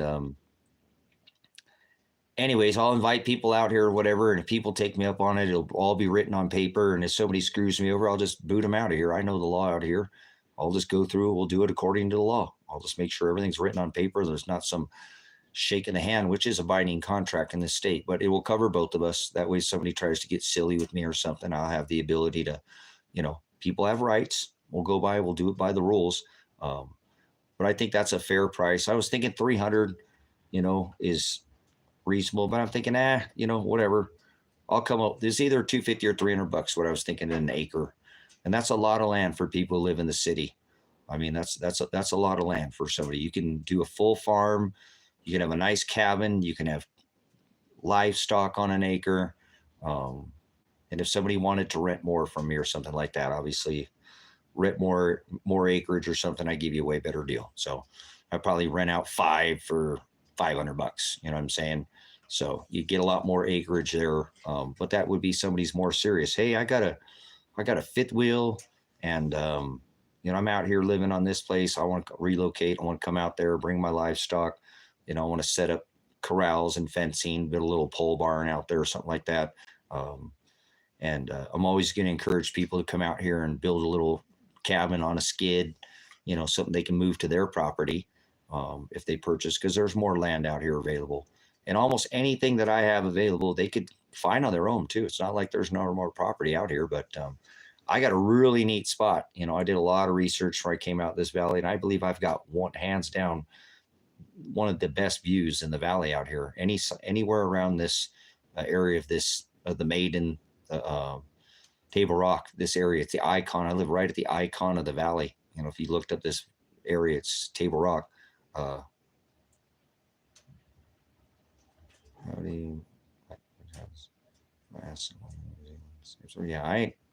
Anybody. Actually, I prefer people from out of the country.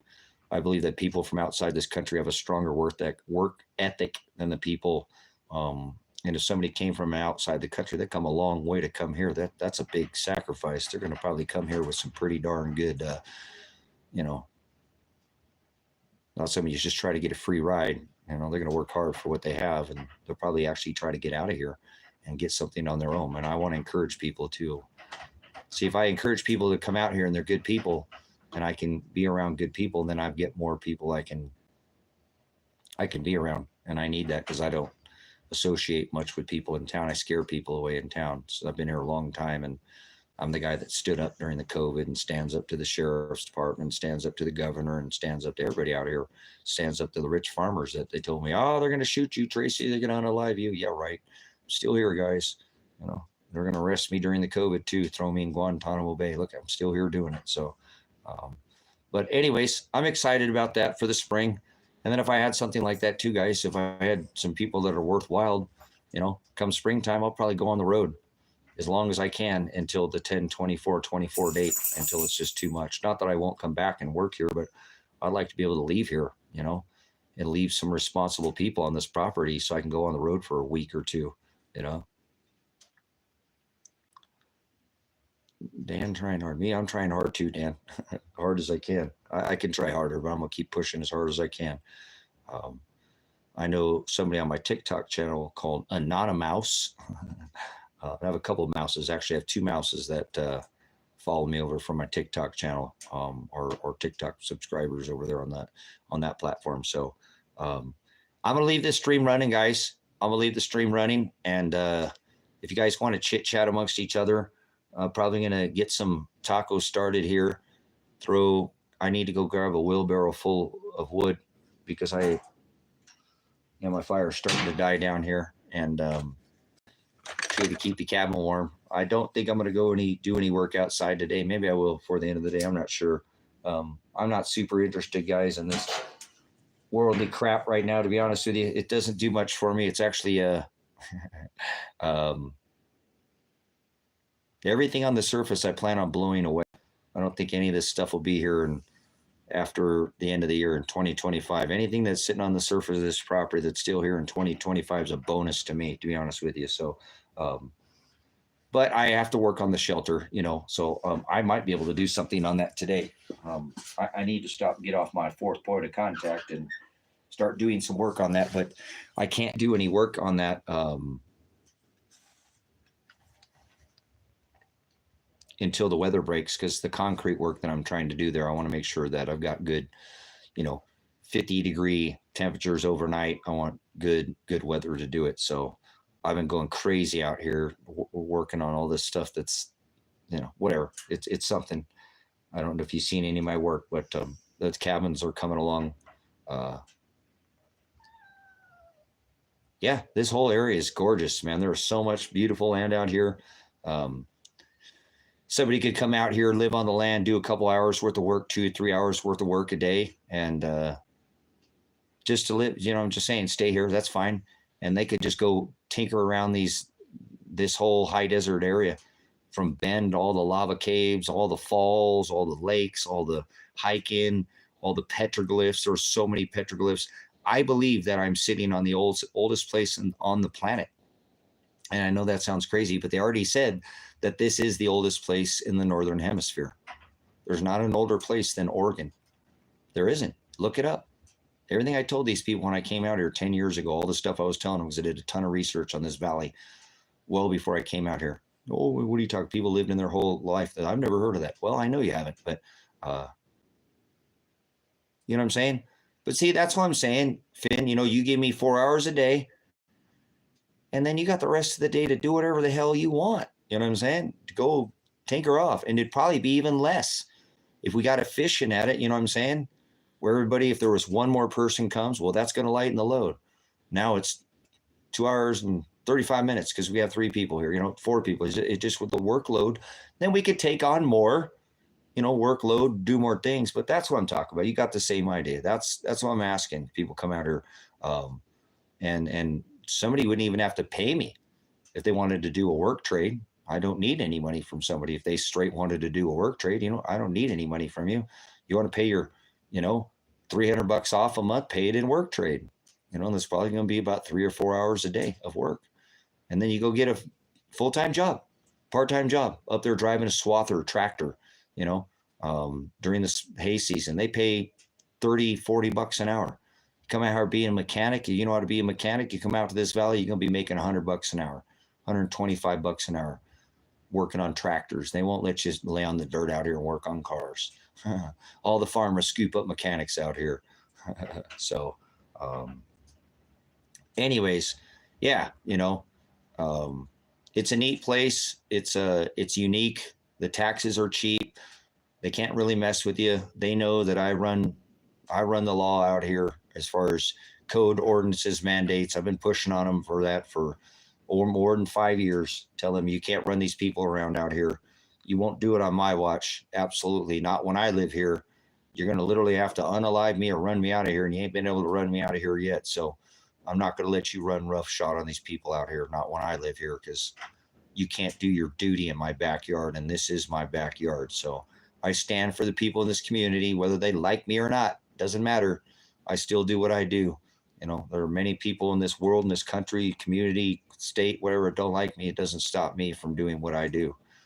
I'm continue to push for the rights of the people, the God-given rights that, you know, that we have, the law of the land. And so I'm known for doing that. I'm kind of an outcast out here in this town, but you don't have to associate anything with me.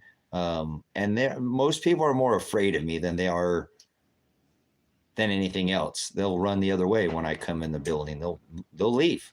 You know, there's many people who do not want to be in the same building as me when I walk in the room. So, but none of that has to affect you. You could come out here and just do your thing. Like I said, just be left alone. Just don't associate, as I told everybody, don't associate your name with me. And you won't have any of those issues that I have, or you can. And you can be on the side that I am, and then you're going to gain whatever it is that if you do a similar thing that I do, that I will not be. Yeah, that's what I'm stand for. I stand for people's God-given rights, the right of the land, the rights that have always been here. I know I keep coming back here, Vicky. You know what I'm saying? God keeps doing whatever he does, and he keeps coming back. It makes me come back here. And so these laws of the land that I tell you are the laws that have always been here, and the laws that will always be. So I don't let people trample on that when I can help it. You know, the law of the land, the God-given laws, the law that's always been here before they made up all these other stupid statutes, codes, ordinances that are not laws and all this other nonsense that's not constitutional. So that's why I uphold that.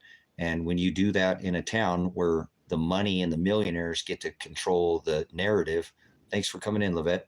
Good to see you again, sister. Thank you so much for your support too. Always. But that's why people run away from me, guys, out here. And that's why people are afraid of me, is because I have, I might be fixed, but they didn't cut them off. Okay. I stand up and I stand 10-toe in this earth, knowing that I'm not going to let people push God's people around, even if it costs me my life. I would die continuing to do what I'm doing. I won't stop. They can't stop me. If they try, then they're going to have to deal with God. And I'm not indestructible. I'm not Superman. I'm not 10 feet tall, and I'm not bulletproof. But I know that I stand up, as I say, on 10 toes, and I'd rather stand 10-toe using my mouth, go out that way than dying as a slave on my knees. So I will not comply, will not submit. And if you like a place where you can do just so, this is a great place to do that, because they know there are people like out here, like myself, that stand up for the rights of others. And so others can live out here without being harassed. No, I won't stop. I won't not. I can't. I've been doing it too long. You know what I'm saying? I'm going to die doing this, guys. They're going to eventually come take me and either lock me up or put me in a jail cell or rip my flesh from my body. Because again, I'm the only one I know right now on the internet pushing this whole narrative that Mr. Trump is the kingpin of all of this, of everything we've seen. And it's been going on for more than 100 years now. It all stems to the one day, the Omega event. And he's very aware of it. And so is all his minions. And you all pay the price for not listening to me. And because my words aren't my own. And whatever, we're all going to pay a price, guys. But you will pay the price for not being prepared. And preparing to fail is failing to prepare, right? Failing to prepare is preparing to fail. It's the same way. You cannot, if something you face for the first time, you're not going to do it as well as something you've done 100 times. You're just not. So that's why I encourage people to start going through these motions now. That's how a military veteran can walk into a building and unalive a child and a woman that's innocent, because it's part of the mission. And there's no, this is part of the mission. It doesn't phase you because you've done it 100 times. So it's eliminate anything, 12 o'clock, anything in your line of field of vision, not the 3, 6, and the 9, but 12 o'clock. So, and of course, but anyways, that's what I'm saying. Until you can do something that methodically, guys, and I know that sounds brutal, but until you can do something in your sleep, or you can do something that without thought, you're probably not going to be very well at doing something, and why I say what I say and do what I do is to show you, be not partakers in their unfruitful works of darkness. Show people, shine a light on them, rebuke them, reprove, show where that evil is. And that's what I do. I blow the horn, I sound the message, and I do that because I want you to see what it is that's coming. And you can't get out of the way of something you do not see coming. So he sent me here as a messenger to declare the message of what is to come. I'm very similar to Jeremiah. I know the destruction that's already happening. I'm telling you the destruction that's around you right now. It's already happening. We're already there. But this ain't Team America in here, Everything is awesome when you're part of the team. No. It's awesome that we have brothers and sisters in Christ that are wise and making sure that when things get rainy, they've got a coat, protection, an armor, something to protect them from that, inclement weather that we seem to live in, such turbulent times that we live in. So get your spiritual house in order and start getting your physical things, guys. Don't sit there and wait for things to be more expensive. That doesn't make sense. Things are not getting cheaper. We may see some things deflate, guys, but probably not things you need. Probably gas and natural gas and energy are probably not going to drop. Yes, we may see housing and some of the stuff that was blown up during the COVID, the prices got over, but they're going to be there to scoop it up. Remember, guys, with all their dollars, they're ready for this event. They've been waiting and planning and getting ahead of it. Now, they might be devils, but they're wise as a serpent, correct? Wise as a serpent. Hello, the devil's doing it. They're doing it. What are you doing? You just standing around? Oh, God's going to save me. He's going to send that boat, and you're not going to get in it. That vessel. Multiple times, probably. So make your own boat. Make your own opportunity. Be your own vessel. Be wise. Have multiple, ways to have security so that you don't be caught unaware, and like a thief, be burning bright. Go out and spread the message. Tell them to be wise. God is the biggest prepper on the entire earth ever to walk this earth. I'm going to go to where my Father's at and prepare a place. There you go. It's in his word. Why do you do what I do? Because God was a prepper, man. He had to get ready for his bride. I got to get ready to go to the wedding feast, correct? Hello! Nobody's going to stop me. God is what motivates me, not this world. But I love you, brothers and sisters. But I've derived my motivation from that word in that book, and I try to be a living testament, that light in a dark place, as I tell you for others. So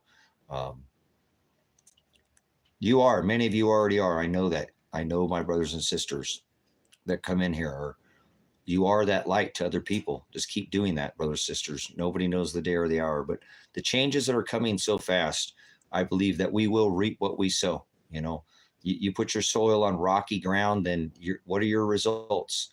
You know, find good fertile ground, guys. Find good fertile ground. That is my message. You plant your seeds in the city, you're not going to grow good fruit. You're not going to grow good vegetables. You need to put it on fertile and good. Don't build your house on sinking sand, right? He is the rock. He is the Petra. But if you're going to feed yourself, you need to do it in a place where it will yield the right fruit, you know, and the right vegetables, because the soil that you put them in will be rich and nutrient dense. And you should be actually growing your soil, not only your vegetables, you should be growing every bit of soil that you have, taking your egg shells and heating them up and throwing them back into the dirt. All your scraps go to the chicken, they poop, you scoop it just keeps getting recycled over and over and over again. Everything you use, even your own poop, should go back into the dirt, not be flushed out into some, that nutrient can be burned out. The nutrients in it stay in it and burned out and then recycled.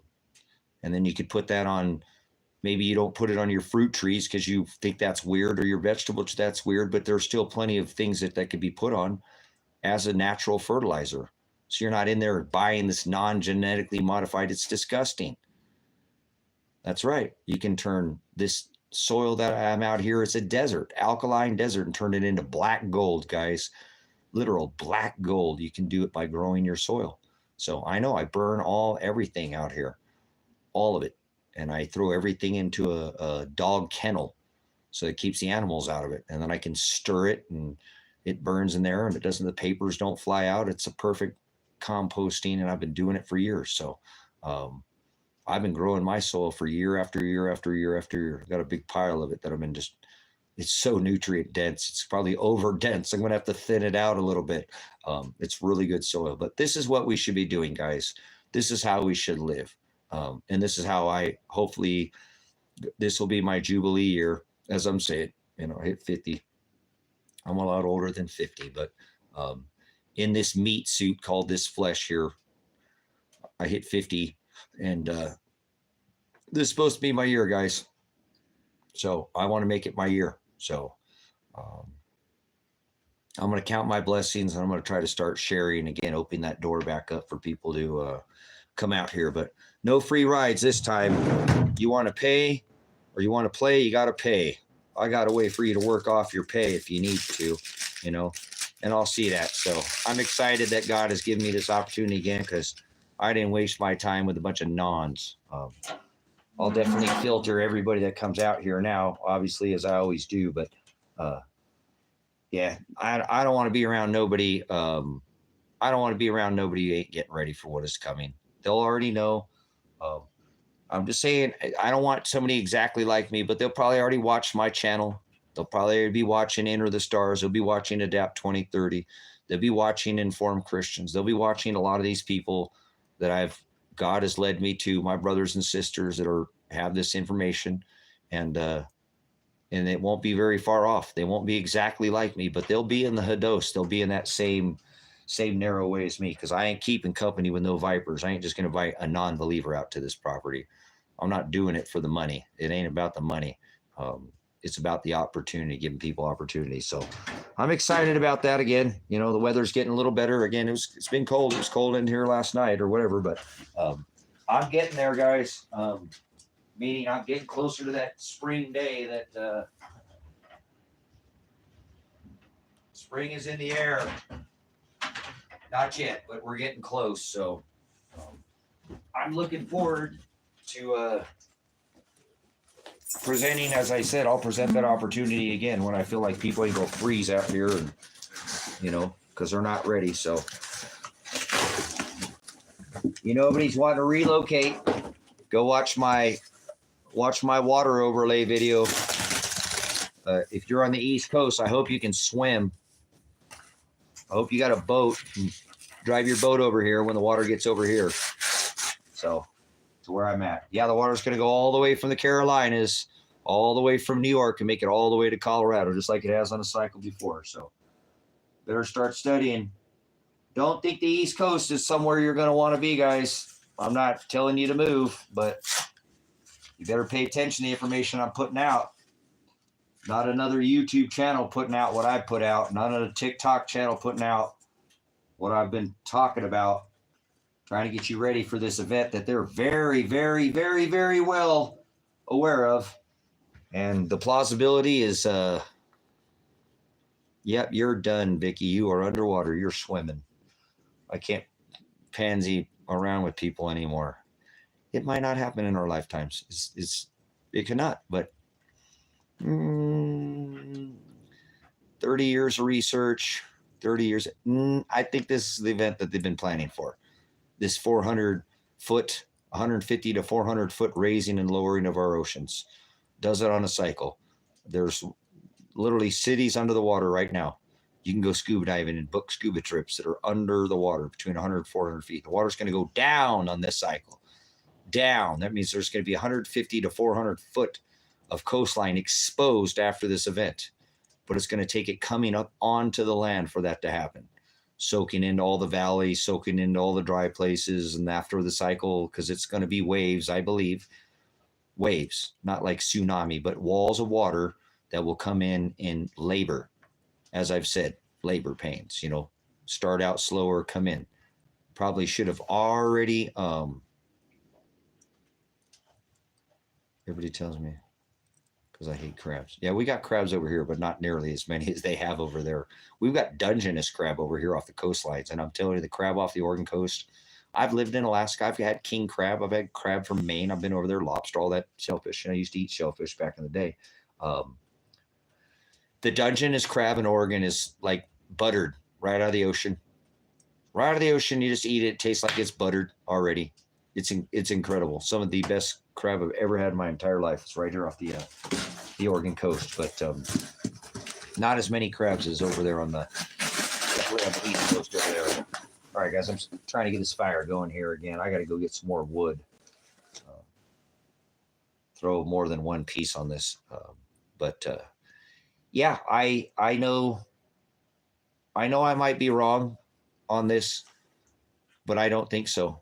I do think this is the mega event that they're going to start in April, as I said, with their fake eclipses. Those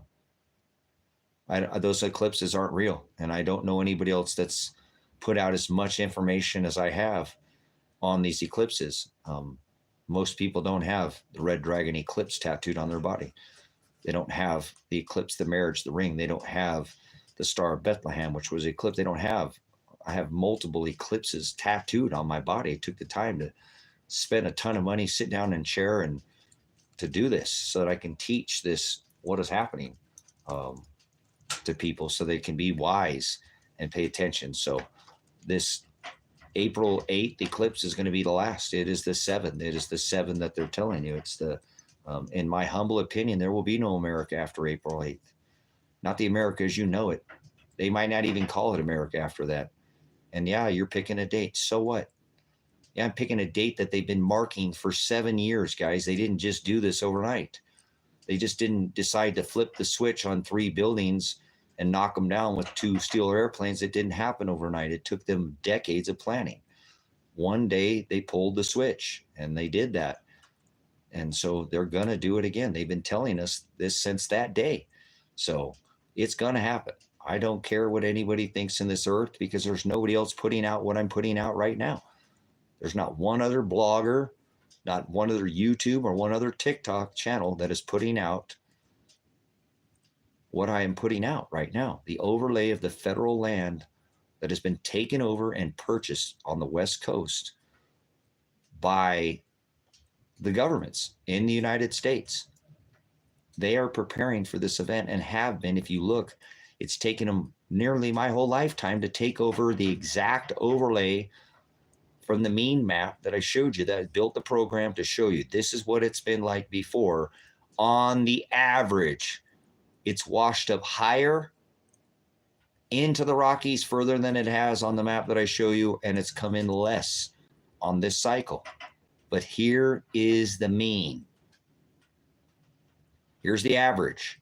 Well, isn't it ironic, like Alanis Morris said, isn't it ironic, that the mean map matches the federal land, and they don't want any of this land on the East Coast where Vicky lives and some of these other live over? They don't have any interest in that over there.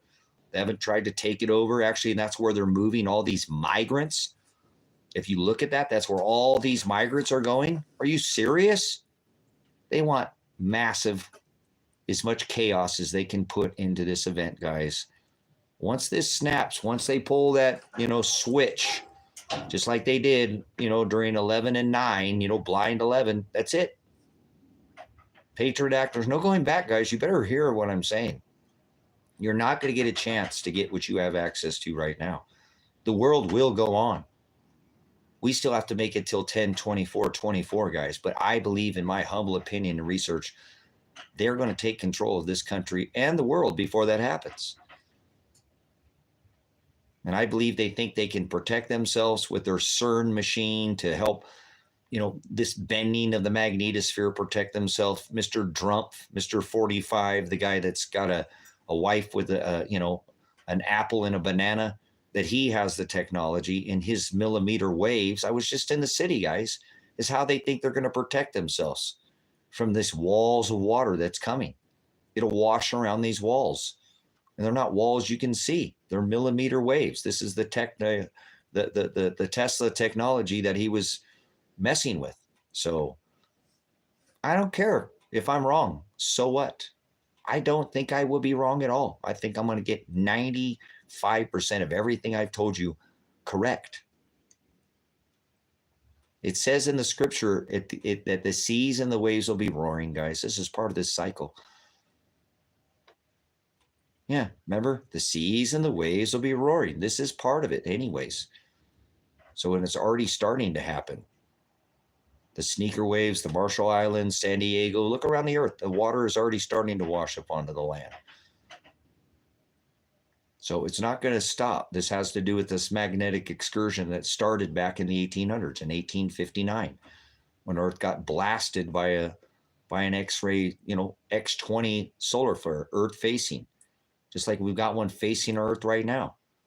So even if it did 60% of what it did back then in the 1800s, we'd be done. We just had 5 low latitude auroral events in 2023. And I said that would be the year of everything you see in the sky, correct? I didn't get that wrong, guys. There's never, ever, ever, ever been 5 low latitude auroral events in any recorded history, not in any petroglyph, any map. That's never been seen. And that normally takes Carrington style X flares, high proton, high dense ionized and deionized gases that have been, obviously, if you know how the sun works, we live in an electric universe. And when that plasma hits our shields, it causes that protons to penetrate that magnetosphere, and we see those lights, but that's not good. That excites the core of our Earth, heats it up, and causes volcanism to increase. Eventually, one goes off and blots out the sun, and we go into a nuclear winter in a cycle. So these things you can't run from. These cycles are things that God controls. This isn't anything to do with CO2, plant food, or global warming, or wind turbines, or solar panel. That has nothing to do with this. This is the cycle of our star called the sun, and is the driver of the climate. They've already announced that it affects our weather. They said that it affects our bodies. It affects what is called cardiac arrhythmia, the heartbeat, your rhythm of your heart, the rate of heart that it beats per minute. that it can have effects on our heart. It can slow it, speed it up. They've said that it can give men ED. You wonder why your husband's not performing in bed, ladies? It's the sun. Really? Look it up. Peer-reviewed journals. I'm not kidding. Oh, no. Look it up. So this major driver of what is happening right now is the sun, and they're very aware of it. And so we had 5 low-latitude auroral events. The whole world should be dropping everything they're doing right now and setting up domes to protect. Oh, my God, guess what? Mr. Trump has that technology. Here I come to save the day, Mr. Mighty. Yeah. It's like it's all pre-planned, guys. That's called Hegelian dialect. They create a problem, pre-planned. They know that the public will react in a certain way. The nations, the country, the world will react to the problem that they create. And they come as that, here I come to save the day, with the pre-planned problem. Well, solutions to the problem they created. Remember, we just went through the scandemic for 4 years. Have you forgotten it? People just forget so easily what these governments do to them. So your enemy, guys, truly isn't the government. You should be just stepping out of the system. It's not the cops. Don't give them a reason to pull you over. Stay away from them. They're tyrants, savages, enforcing corporate law. They're idiots is what they are, basically. They don't even know the laws that they're enforcing. Ignorant, okay, Paul? Well, no, they're ignorant, most of them. They don't know that they're road pirates and tyrants, and they're enforcing codes, mandates, and ordinances and capital letter law. But that does not make them not guilty. They're still enforcing tyrannical law. So any of these people who support these law enforcement officers are absolute tyrants in the army. I know I used to be one, a road raider, a road pirate. I used to do it for a living. So, yeah, problem, reaction, solution. It's called Hegelian dialect, guys. It was actually used in history where they would create problems within this countries. They knew the public would react a certain way to get the results that they were looking for, guys. It's not new news. This is actually a very old Hegelian dialect's been around for a long time. Remember what Robert Emanuel said? Never let a good crisis go to waste. You know what I'm saying? Yeah. The bringer of the disease and the curer of the disease. Who is that, Vicky? Who in Scripture is the bringer of the disease and the curer of the disease? Here, I'll give you a hint. Donald Trump has his whole house decorated with that sun god. Who would that be? The bringer of the disease and the curer of the disease. In warp speed, might I tell you, he gave it to you, didn't he? Yep. That is Hegelian dialect, correct? Satan, Mithra, Abaddon, right? Abaddon, Apollyon, the sun god. That's right. Donald Trump's house is decorated with the bringer of the disease and the cure of the disease. Now, here we go with some more of that Alanis Morissette. Isn't that ironic? And they still marvel at him and slam the hopium and drink the Kool-Aid. 2024 Trump, you are my enemy. And any one of you people that put that in my chat, you are my adversary. You are my Satan.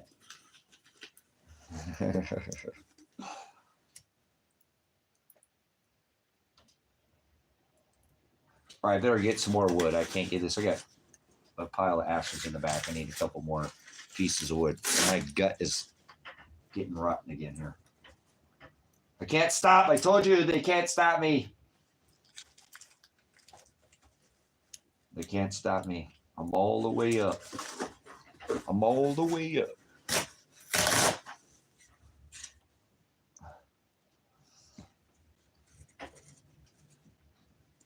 But I think we're going to get pretty close to that 4,000 hours on this channel, guys. I'm pretty excited to hopefully maybe get that monetary super chat hooked up. And then once I think I get that super chat hooked up, I'm going to try to go in and do that buy me a coffee that I can do during the lives.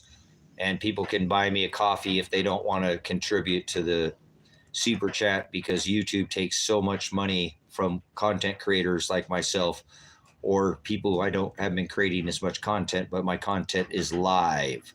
you come to see the live. So I'm gonna look into that buy me a coffee link again, and then your name will come up, and then you can leave on the on buy me a coffee. You can leave a link, like the super chat, so I can read out your whatever it is that you wrote or whatever. So yeah, we'll see. Brother's got to make a living somehow, guys. I spent a lot of time on this platform, and right now it's got to adapt and overcome, because obviously my ability to sell things online has really been stifled. So cool. I'm excited about that. Again, not to try to get rich, just to, hey, I was making, before they shut me down on TikTok, I was making about $25 to $40 for the whole month. That's a bag of dog food to me. So every penny helps when you don't have any a stream of income coming in. I don't get Social Security, or I don't get veterans benefits or any of that. So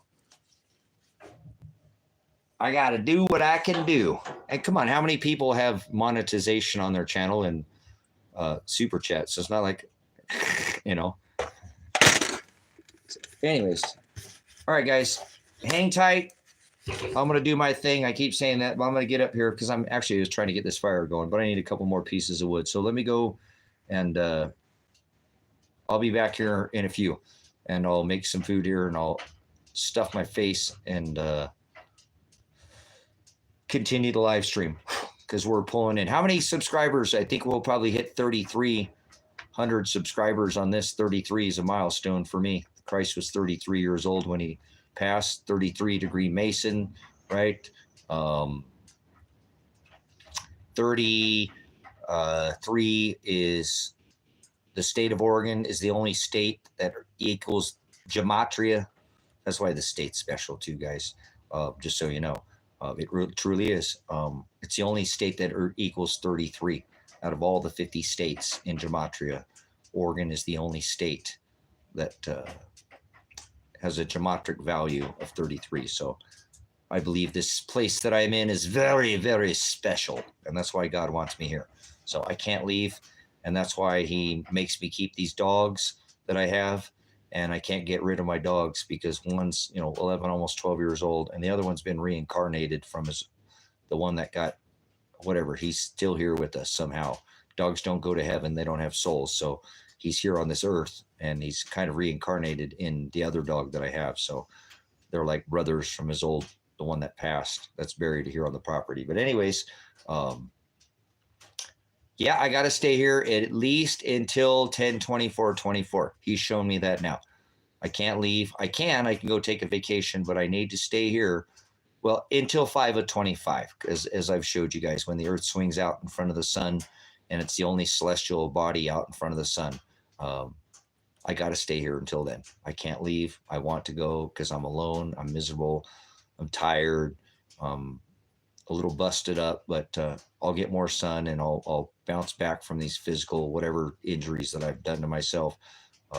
And maybe God will make this Jubilee year my best year yet. And all the things I worked so hard for will come to fruition. And, but I have to stay here.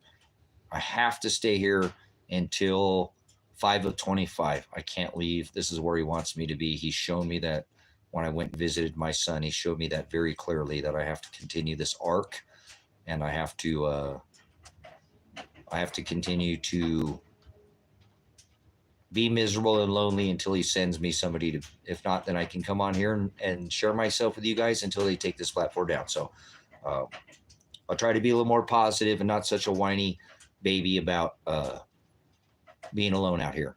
And I feel just tortured because I want to share and I can't, and it hurts, but it's okay. I can share the message, and I can share it with you guys. So like Tones and I said, my only friends are online. That's kind of sad, but that's okay. It is what it is. At least it's better than no friends at all. Okay. And family too. My family is online. And so I need to keep that line of communication open with you guys, because I don't have any family, and I don't mean blood. I don't have any family here on earth that I talk to. I don't have a brother and a sister and a mother. So my family is online. And thank you guys for being that there for me. I love you guys so much. I really do. I appreciate you having hearing here. So try to be more of a positive. It's just a lot. It's been a long winter, guys. It's been a long winter. I didn't want to spend the whole winter alone. I did. Sucked, but I made it. It's almost over. It's almost March will be here shortly. April showers bring May flowers. The spring will be in there. I think we're gonna go all the way up till the end of April before the weather will break out here. But I'll be excited. Maybe somebody else will be here by then. And if not, I don't care. I do care, but I don't care. I just want to make it until 5 of 25. And if I have to do it alone, I'll do it alone. It is what it is. I'm just gonna have to get over it. It sucks. I hate it. I'm not gonna tell you that I don't like it. But if this is what God wants for me, then I have to do it. Suck it up and drive on. Move out, draw a fire, soldier. That's what I learned in the military. So again, I'll try to be a little more positive and not whine so much about being alone out here, because I've really threw it on you guys hard, but I tried to show you I'm hurting inside because I want to share my life with others. And it hurts to be alone when all you want to do is share. Not like I just want to sit out here and be left alone. Haha, I won. You guys could all fend for yourself. I have a massive, huge piece of property with a lot of food on it and a lot of things on it that are for other people. And so I'm hoping this, again, 50th year would be my jubilee, and he'll allow me to share my blessings with others. And if not, I'm just going to make it until 5 of 25. And then after 5 of 25, whatever's happened with this event, I'm going on the road after that. Irregardless, I don't care what anybody says. I am going on the road, or I'll just stay here, because obviously, we'll see. But I'm making plans to leave in 25. So I have to stay here the rest of this year and stay put so that I can ride out this event that's coming. And that's what my plan is. So hopefully I'll be much more positive, and I won't let my blessings be a burden to you by not being able to share them with others. So, all right, that's why I want to let you know where I'm at, guys, what I'm doing here. You boys are good boys. Dad's got to go get some wood, boys. You want to come outside with Dad? You guys are good boys, and I know.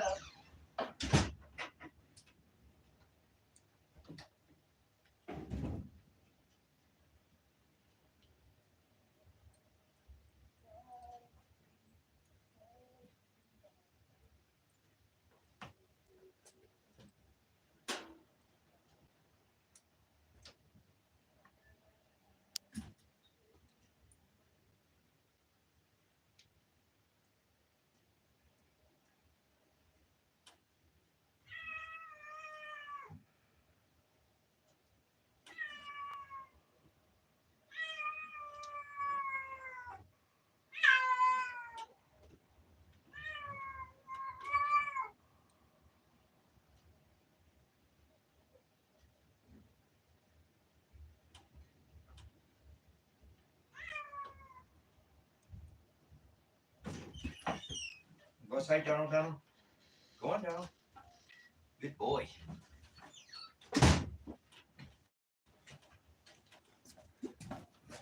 All right, you guys are going to go with me.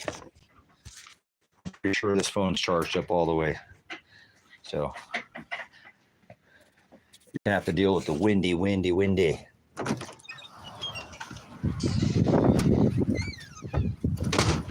Yeah, Dad's outside. Dad left me inside the cabin. I want to go help Dad get wood. So, wood I burned up all the wood on this side of the property. So there's another pile over on the other. We got about 2.5, 3 acres away here. So be a little bumpy, be a little windy. It's better than staring at the wall.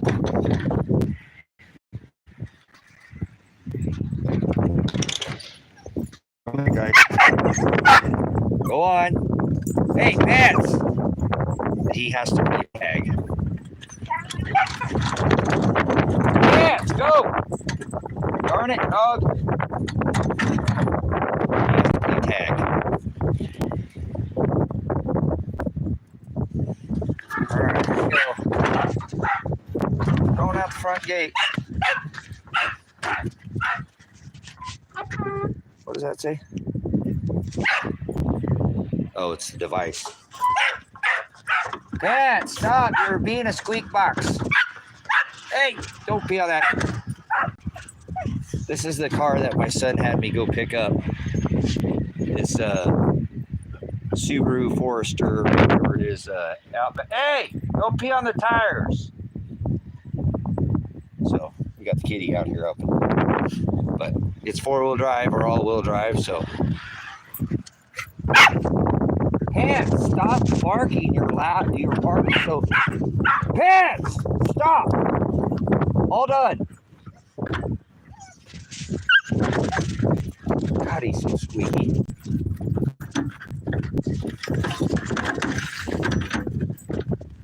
All right. Going over to the other property here. Somewhere where the rusty dragon is at.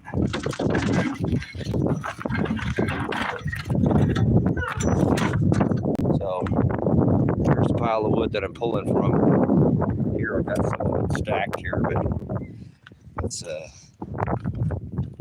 set you down here.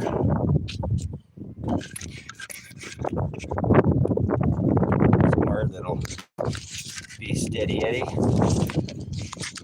Come on.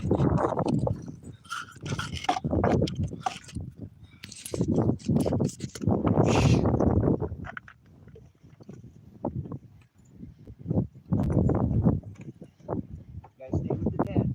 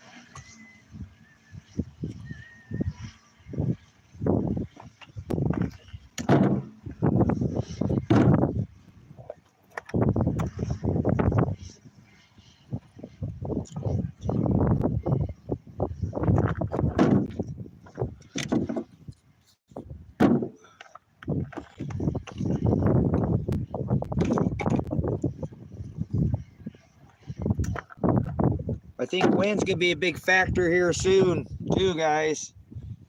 I think wind. What's your plan for straight line winds? 100, 200, 300 mile an hour winds for weeks in a row. How do you think this earth would fend if the wind blew for 3 weeks straight at 200 miles an hour? You got a plan for that? No, that'll never happen. Nope. No, we just didn't have 5 low latitude auroral events on our Earth. Never happened before in recorded history. I thought you didn't talk about things that have never happened before. You only talk about cycles, Tracy. Well, this is part of the news cycle, apparently, huh?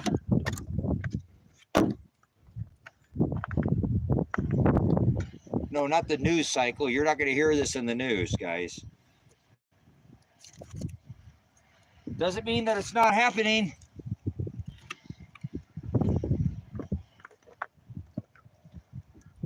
Oh, look at the dogs over there drinking out of the gutter. Did you guys see the kitty over there? There's my big kitten boy. Hi, boy. Hi, my big kitten boy. Hi, my boy. I want this boy. Where am I get this guy? I love you. You're such a big kitten. You're like a lion. That's Yasher boy. So, all right. Got us a load of wood here.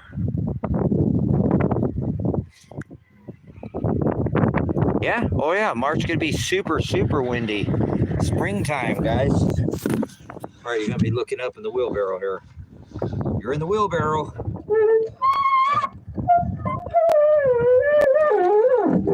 It's the tire. Squeaky, squeaky. Here we go. Over the brush.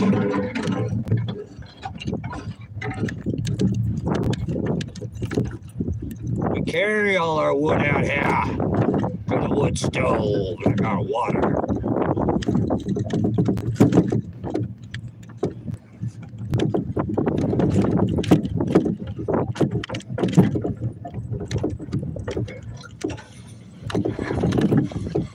Hear that wind turbine going?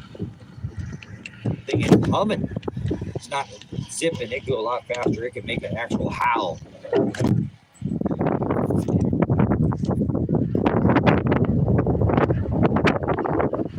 Doesn't look like it's spinning very fast. There we go. Look at it.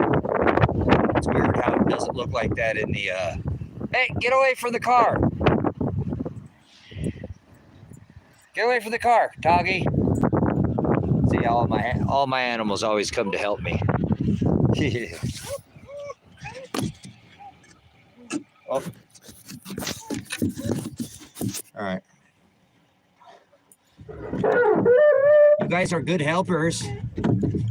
All my animals coming to help the dad. Hey, stop it, whiny butt. He's freaking more than the wheelbarrow is. Come on, kittens. Come on, puppets. Come on, everybody through the gate. 1, 2, 3. We're the other ones.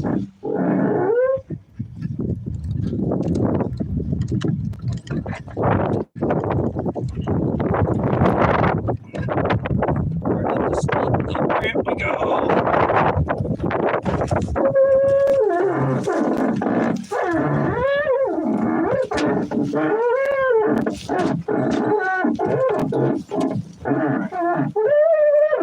Backwards in the game.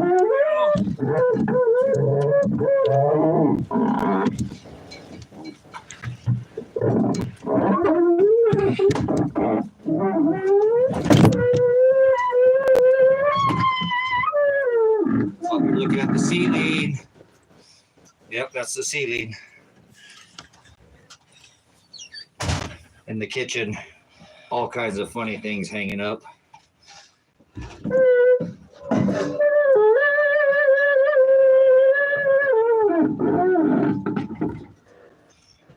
All right, there we are. Let's get her unloaded. Get her unloaded. Oh, yeah. Get us some more wood going.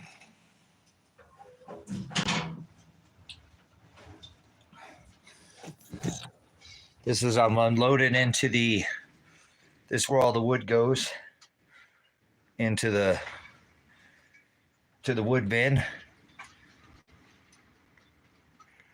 Oh. Let's see. Can I set you over here? See if we can set you somewhere down over here. Oh, you're sliding through. Oh, what did I do? This is a neat painting. Check out this painting, guys. I've had this painting forever. It's actually pretty long. Oh, yeah, actually, there's more of the painting. The painting goes all the way over to right there. It's a weird painting. I've had it for a long time. Some still life, but.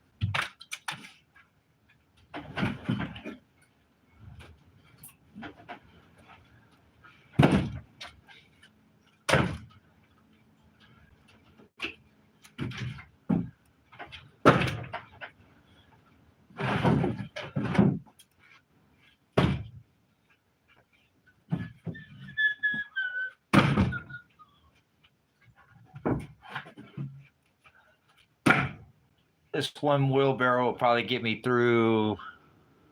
I'll probably have to go out there tomorrow and get some work.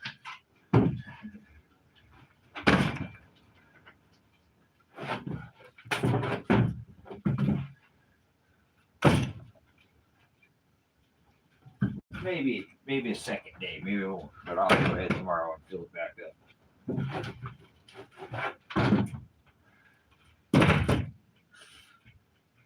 All right, I'm gonna leave you guys in here. I'm gonna go take this outside.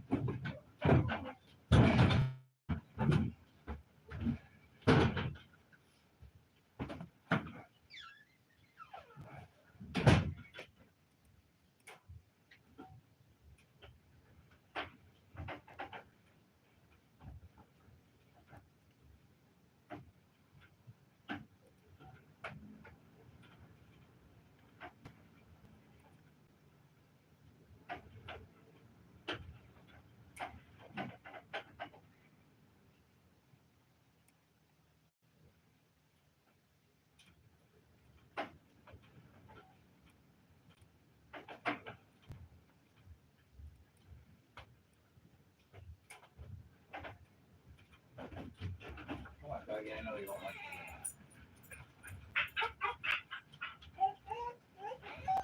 I know you don't like the wind.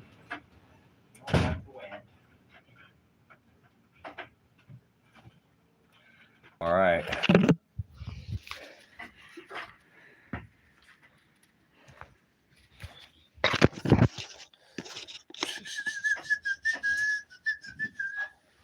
Let me get some breakfast started here late. Puppies, all the animals have been fed. Dad didn't feed himself, huh?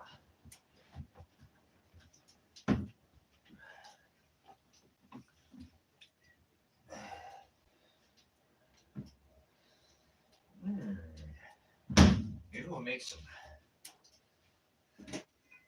stroganoff for dinner. What do you think, guys? Some stroganoff for dinner. We're gonna make some hamburgers right now. Dad wants some burgers. Burgers.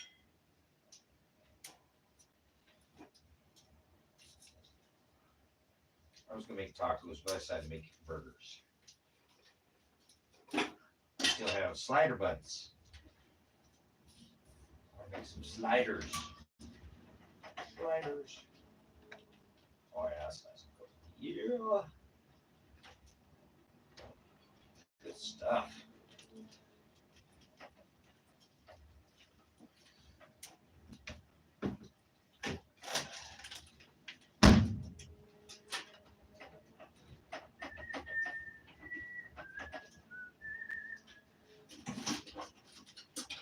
Some grilled onions.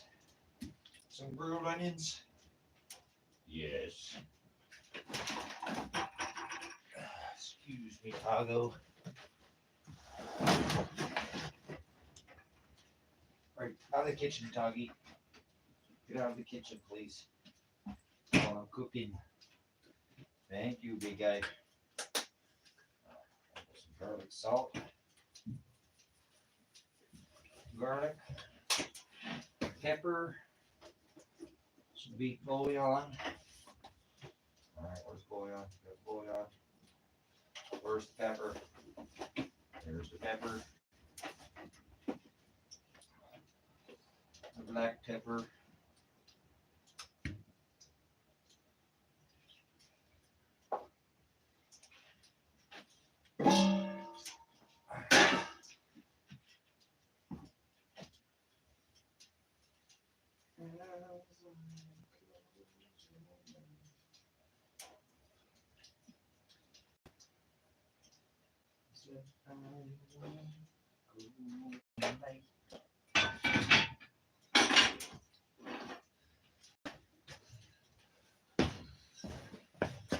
You guys cooking cast iron, or what are you guys cooking?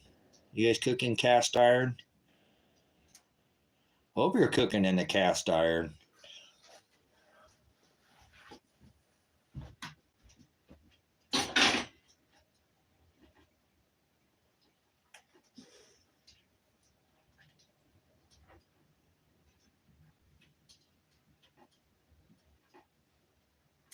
I decided to make burgers. I know I said tacos, but I see now I bought some slider buns. So I better use those up there. Better use up the old slider buns.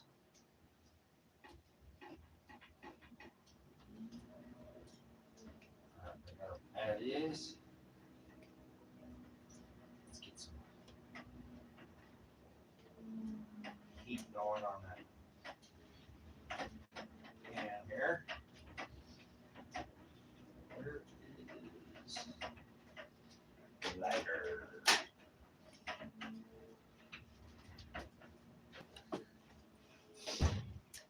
I'm gonna make me some grilled onions for burger here. Lost all my cast iron and the move twice. Yep. Got lots of cast iron. I should have collected more through the years, but that's all right. That's okay. I got plenty of pans to cook with.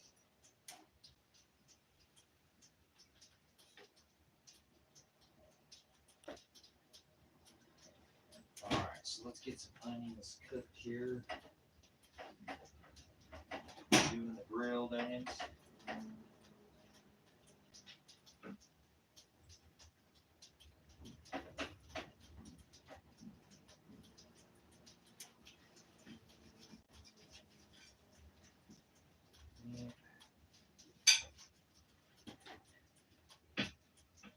Let's do red onions.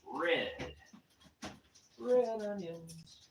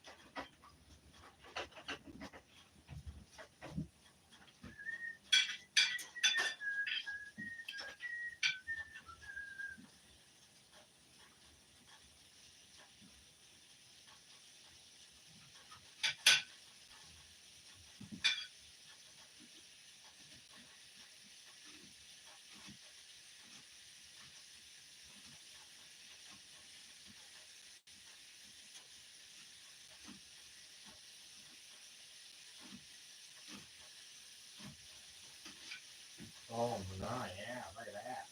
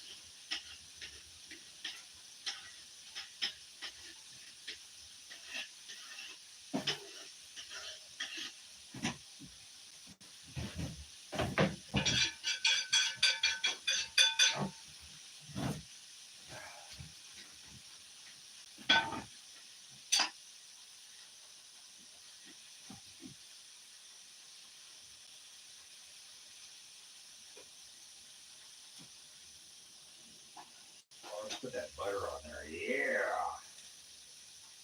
Butter.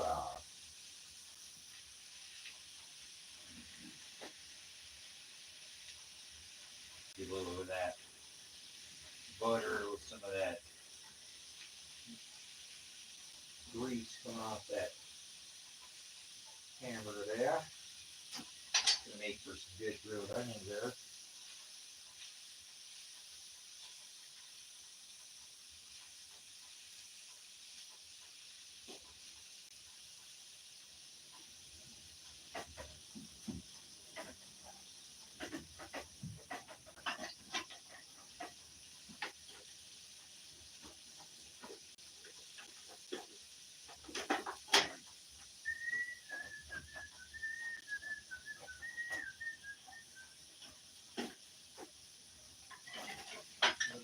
spatula. The spatula.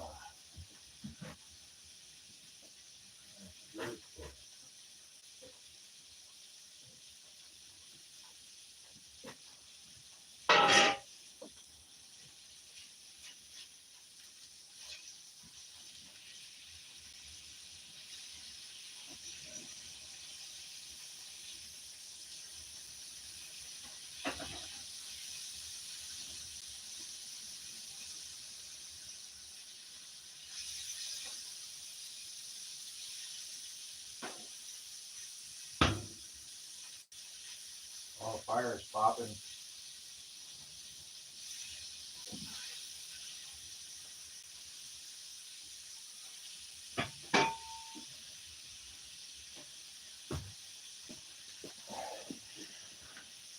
This is my go-to. I probably use this pan more than any other pan that I cook with. I mean, I like my skillet, but I love this griddle here. It's not even a name brand, I don't think. It may be. I've never even looked. But I probably cook more on this than I do anything else. So, love my cast iron.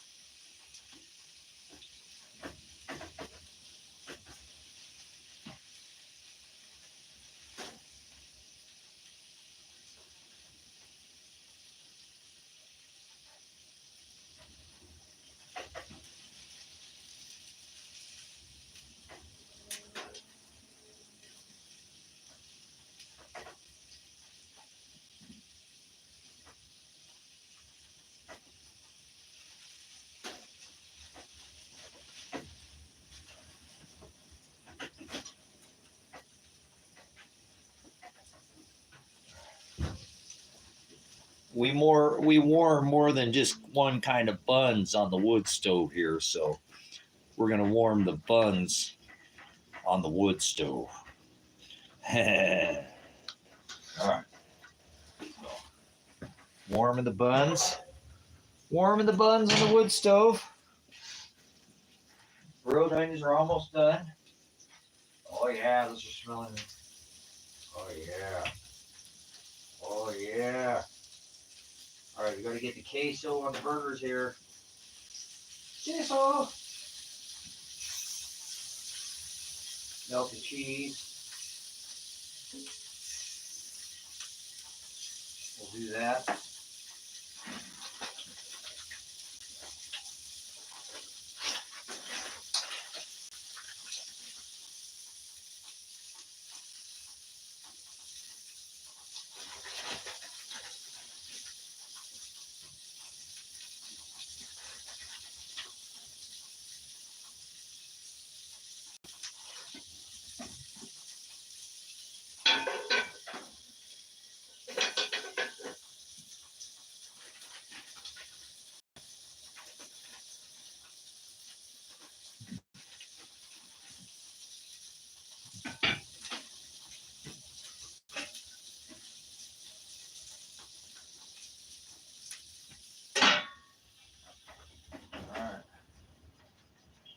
Crust.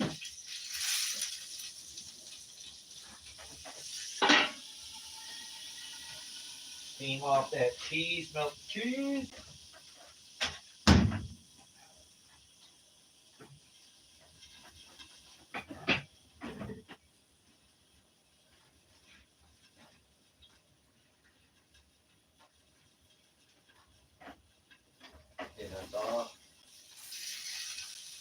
Melted. Boom. Shakalaka.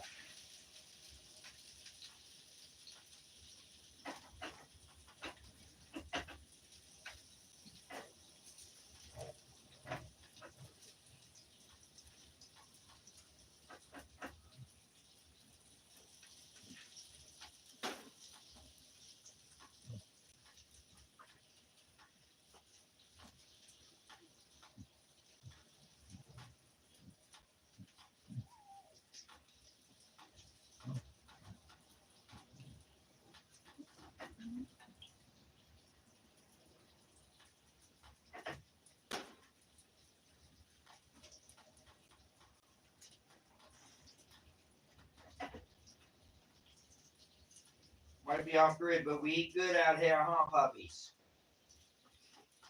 Might be off grid, but we eat good. Make sure we eat good. All right, the buns are warm. Oh, yeah. Nice hot buns. Ooh, look at those buns, baby.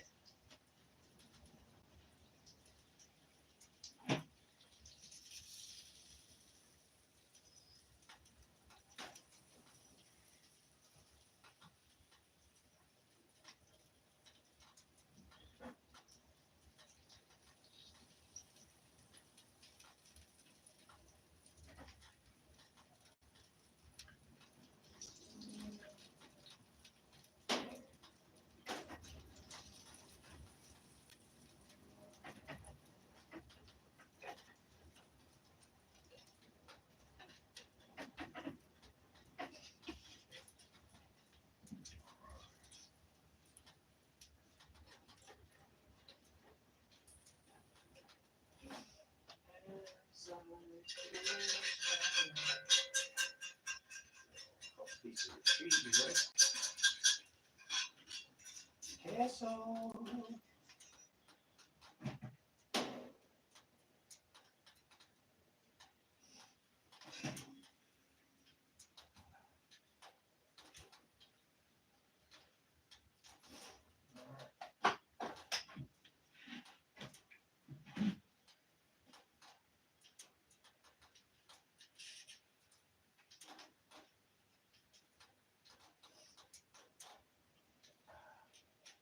What are we gonna put on? Let's put some ketchup. Ketchup? Ketchup. Yeah, let's do some ketchup. It's sweet. It's sugary. It's ketchup. It's soda without the carbonation. Oh. Basically.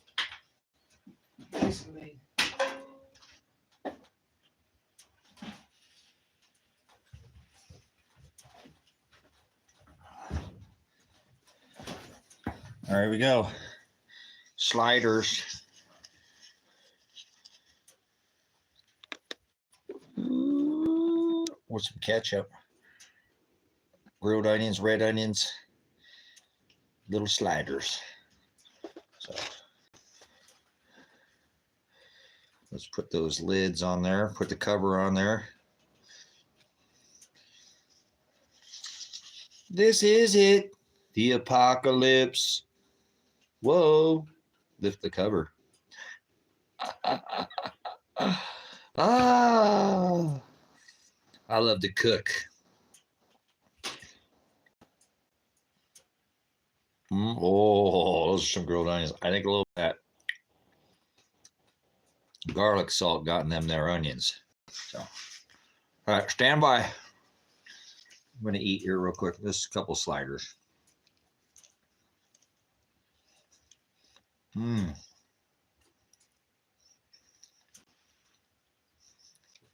Yummy.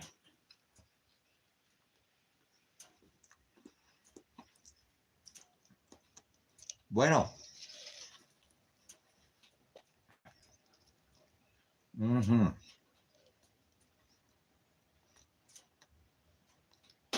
those red onions are so good.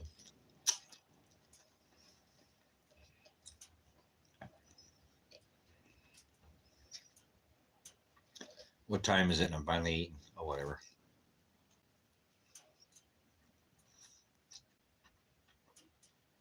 Man, Dad was hungry.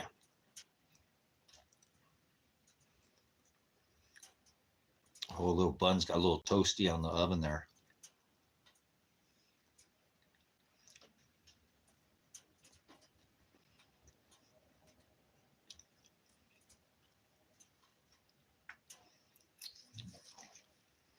Hold on a second. Grab a napkin. Grab a napkin. Well, I don't use napkins. TV. TV. TV for me, come home.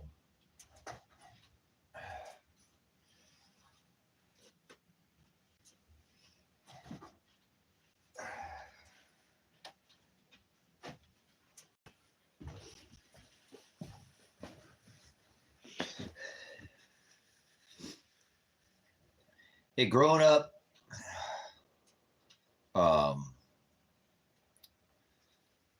I liked a big, thick, juicy hamburger, but I don't like all that meat anymore. Just too much. I mean, I grew up eating a lot of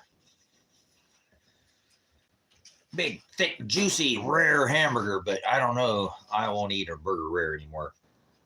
No, I'd give maybe if I raised it myself, but kind of like a thinner patty now. Yeah. That's what I use for napkins. I use teepee. I'm too cheap to buy napkins, so teepee works just fine. Teepee for my bunghole. Are you threatening me? Come out with your pants down. Sorry about that. Never mind.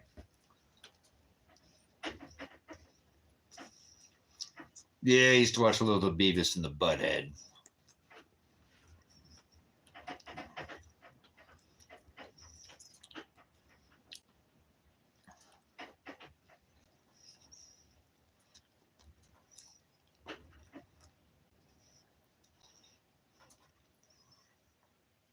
I like red in my salads on burgers. Nice, yeah. I only used to just eat my burgers with meat, bread, and cheese, but now I like all that stuff on there. I didn't make it for fixins. I actually don't have any lettuce right now, but the last batch of burgers I had lettuce. I like to slice the lettuce super thin, like bird's nest thin, and put it on my burger like that. Instead of just the slice, you know. Even finer than cabbage, you know, or like coleslaw, finer than that, real thin. Well, that's good too. I've been substituting cabbage a lot for lettuce. It lasts a lot longer too. And it holds really well. Like I put lettuce on my tacos too often, but every once in a while I'll do that. I'll make like ground beef tacos.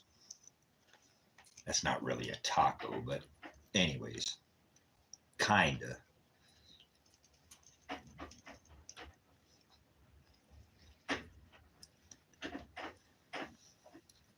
The taco is like asada, pastor, adobada, right?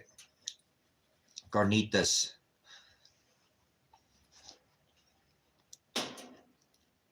Ground beef. That's funny.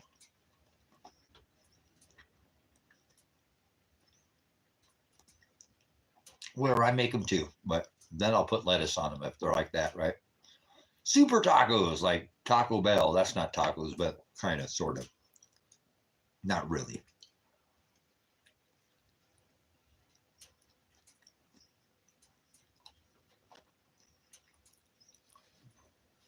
My dad called them white boy tacos, is what he called them. My dad was racist.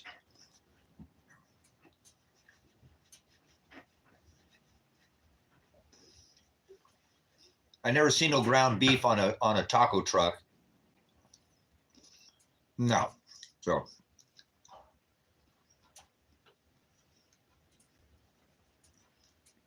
I grew up eating off of taco trucks.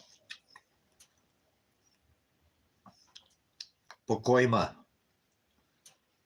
East LA, Los Angeles, all that real taqueria style, not ground beef. I haven't looked yet, Dispersion Way. I've been on here since I got on, and I haven't shut the stream down yet. So thank you so much. I'm going to really try to.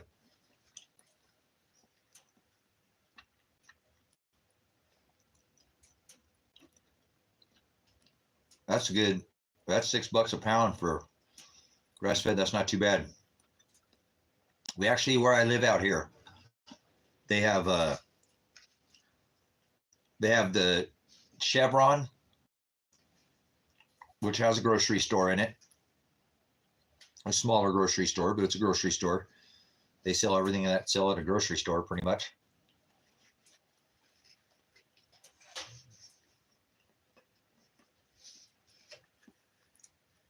And then the Sagewood grocery that we have here, they order their meat from a distributor that has good meat, not this pink slime, or that's where I get the chuck eyes.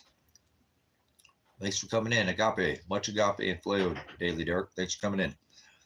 But so I can get access to good meat out here. And we even have the local meat that they grow out here. It's 3 times as expensive. I've never bought it ever. But they have the local meat that they angs. That's right up in my field, right behind me here. That you see in some of the videos. They sell that here in the valley too. But we have access to good meat, which is nice. It's a little more expensive a pound, but yeah, you know what? At least I'm not eating that pink slime. And I sold all traceable Angus, all natural, free range Angus for more than 10, almost a dozen years. And I know what good meat is. So we're lucky out here in this valley to have access to some good beef, because yeah, I don't eat fast food at all. No, I won't. My son was there yesterday trying to take me to Burger King, saying it's the best of all of them. I said, I don't care, son, still fast food. I don't eat fast food, so I won't touch it. It's just poison. I don't care if it tastes better, better flavored poison than the others. It's still not good for our bodies, and it's just too much processed. Too much processing goes, too many extra additives and things that I can't read on the label. Remember the time I'm old school, and the saying was, if you can't read it, don't eat it. Remember that? Because I know I got some people that are close to my age here and remember that. I'm not saying you're old, but I do remember a time where that we were told, if you can't read it on the label, if you can't read it, pronounce it, don't eat it. Don't eat it. That's not something you should have in your body. And more than half the labels are filled with those products that we can't even read. Preservatives.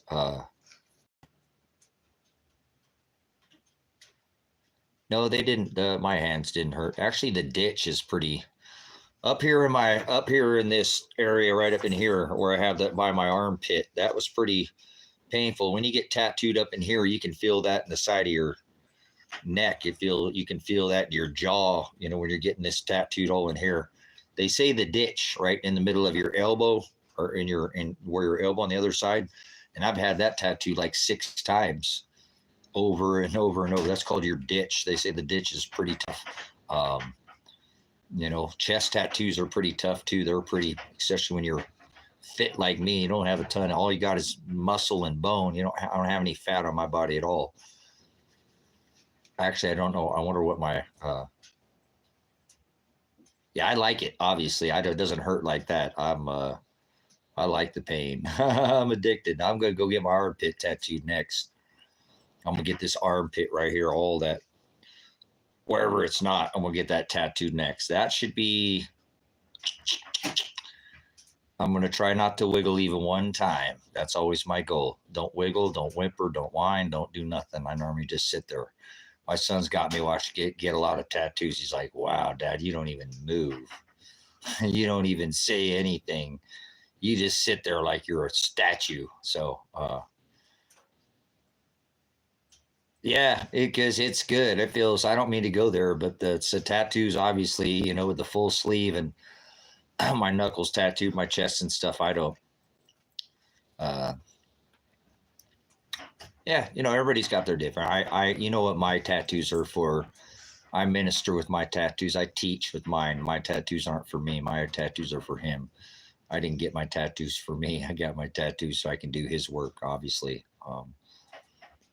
It's part of my ministry. That's how I minister his word. That's how I go out and teach and bring people to um, say, here's where it says it in the word, right? I'm not bringing people to him, but I'm bringing people to where it says in the word. And my tattoos allow me to do that.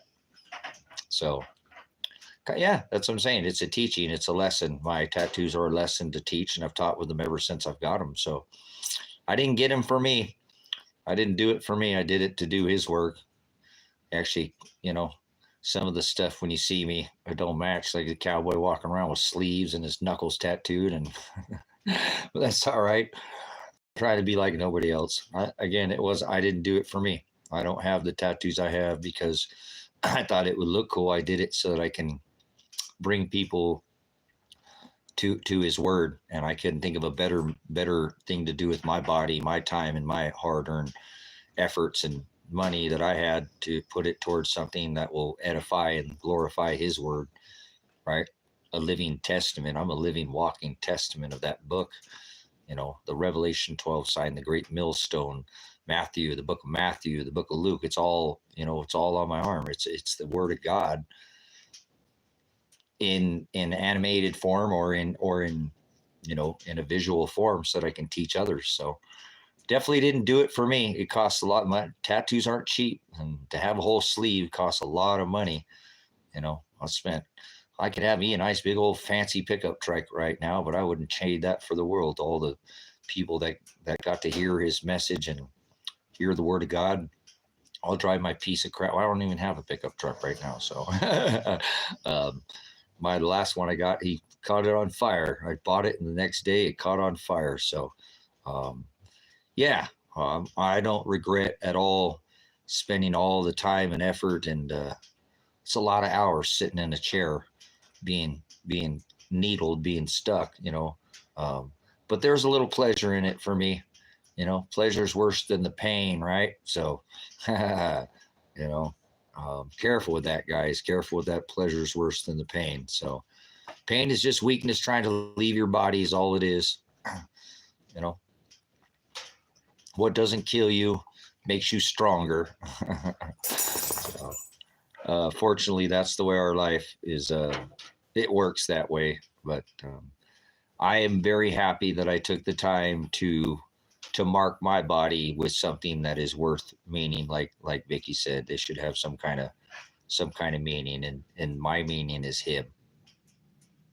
You know, my meaning is that book come to life on my arm, so that I can go out and spread the gospel, spread the news of the coming of the good, you know, the King, and that all flesh. And my son was just actually talking about that when he was talking about my tattoos when I went over there to visit. He was telling his girlfriend now of many years that he never thought that I would have my hands tattooed, because I always, against my brother has his hands tattooed. On one of his hands it says food, FOOD, and on the other one it says RENT, rent. And people always ask him, you know, why do your hands say food and rent? He says, because this is how I pay for my food, and this is how I pay for my rent. You know, so anyways, nah, my brother's a knucklehead, but he got a whole bunch of billboard of a bunch of different food places like Wiener Schnitzel and In-N-Out Burger, and I don't know. It's a sign, you know, that says all the food next exit, you know, or whatever. I don't know. He's got, and on the other one's his hand, it says, in memory of my money. Told you, knucklehead. He's a knucklehead, but he's a 1% red and yellow biker, you know, true gang member. But very wealthy. He can do what he wants. He got lots and lots and lots and lots and lots and lots and lots of money to do what he wants with. But I didn't chase the dollars in life. I chased the word of God, and See, I could have put all those dollars into something else, but I chose to put my treasure up on this arm so that I can do what it is that I've done for so many years, and that's to share what those words in that book and show them that people that it comes to, those words come to life in the firmament, and those words come to life in our lives, and that we can actually be a living, walking testament of His will, and our life will reflect that. So that's what I wanted the art that's on my body to reflect, Darren. I wanted to reflect that this is his work. These are his words come to life in an animated sort of, an artistic expression. So I even have a chemtrailer on my body, which I don't know anybody that has a chemtrail airplane. I had that, it was 7 or almost 8 years ago now. I think that one went on my body, and you should see the look on the guy's face when I was telling him to, I want a chemtrail plane. He's like, chem what? Just hold on, let me show you what it looks like. Let me show the image. Just do me a favor and copy that image right here on my arm. All right, I can do that. So chemtrail what? So anyways, yeah, I have some different tattoos on my body, but they're all for a meaning, and they all have purpose, and they all mean,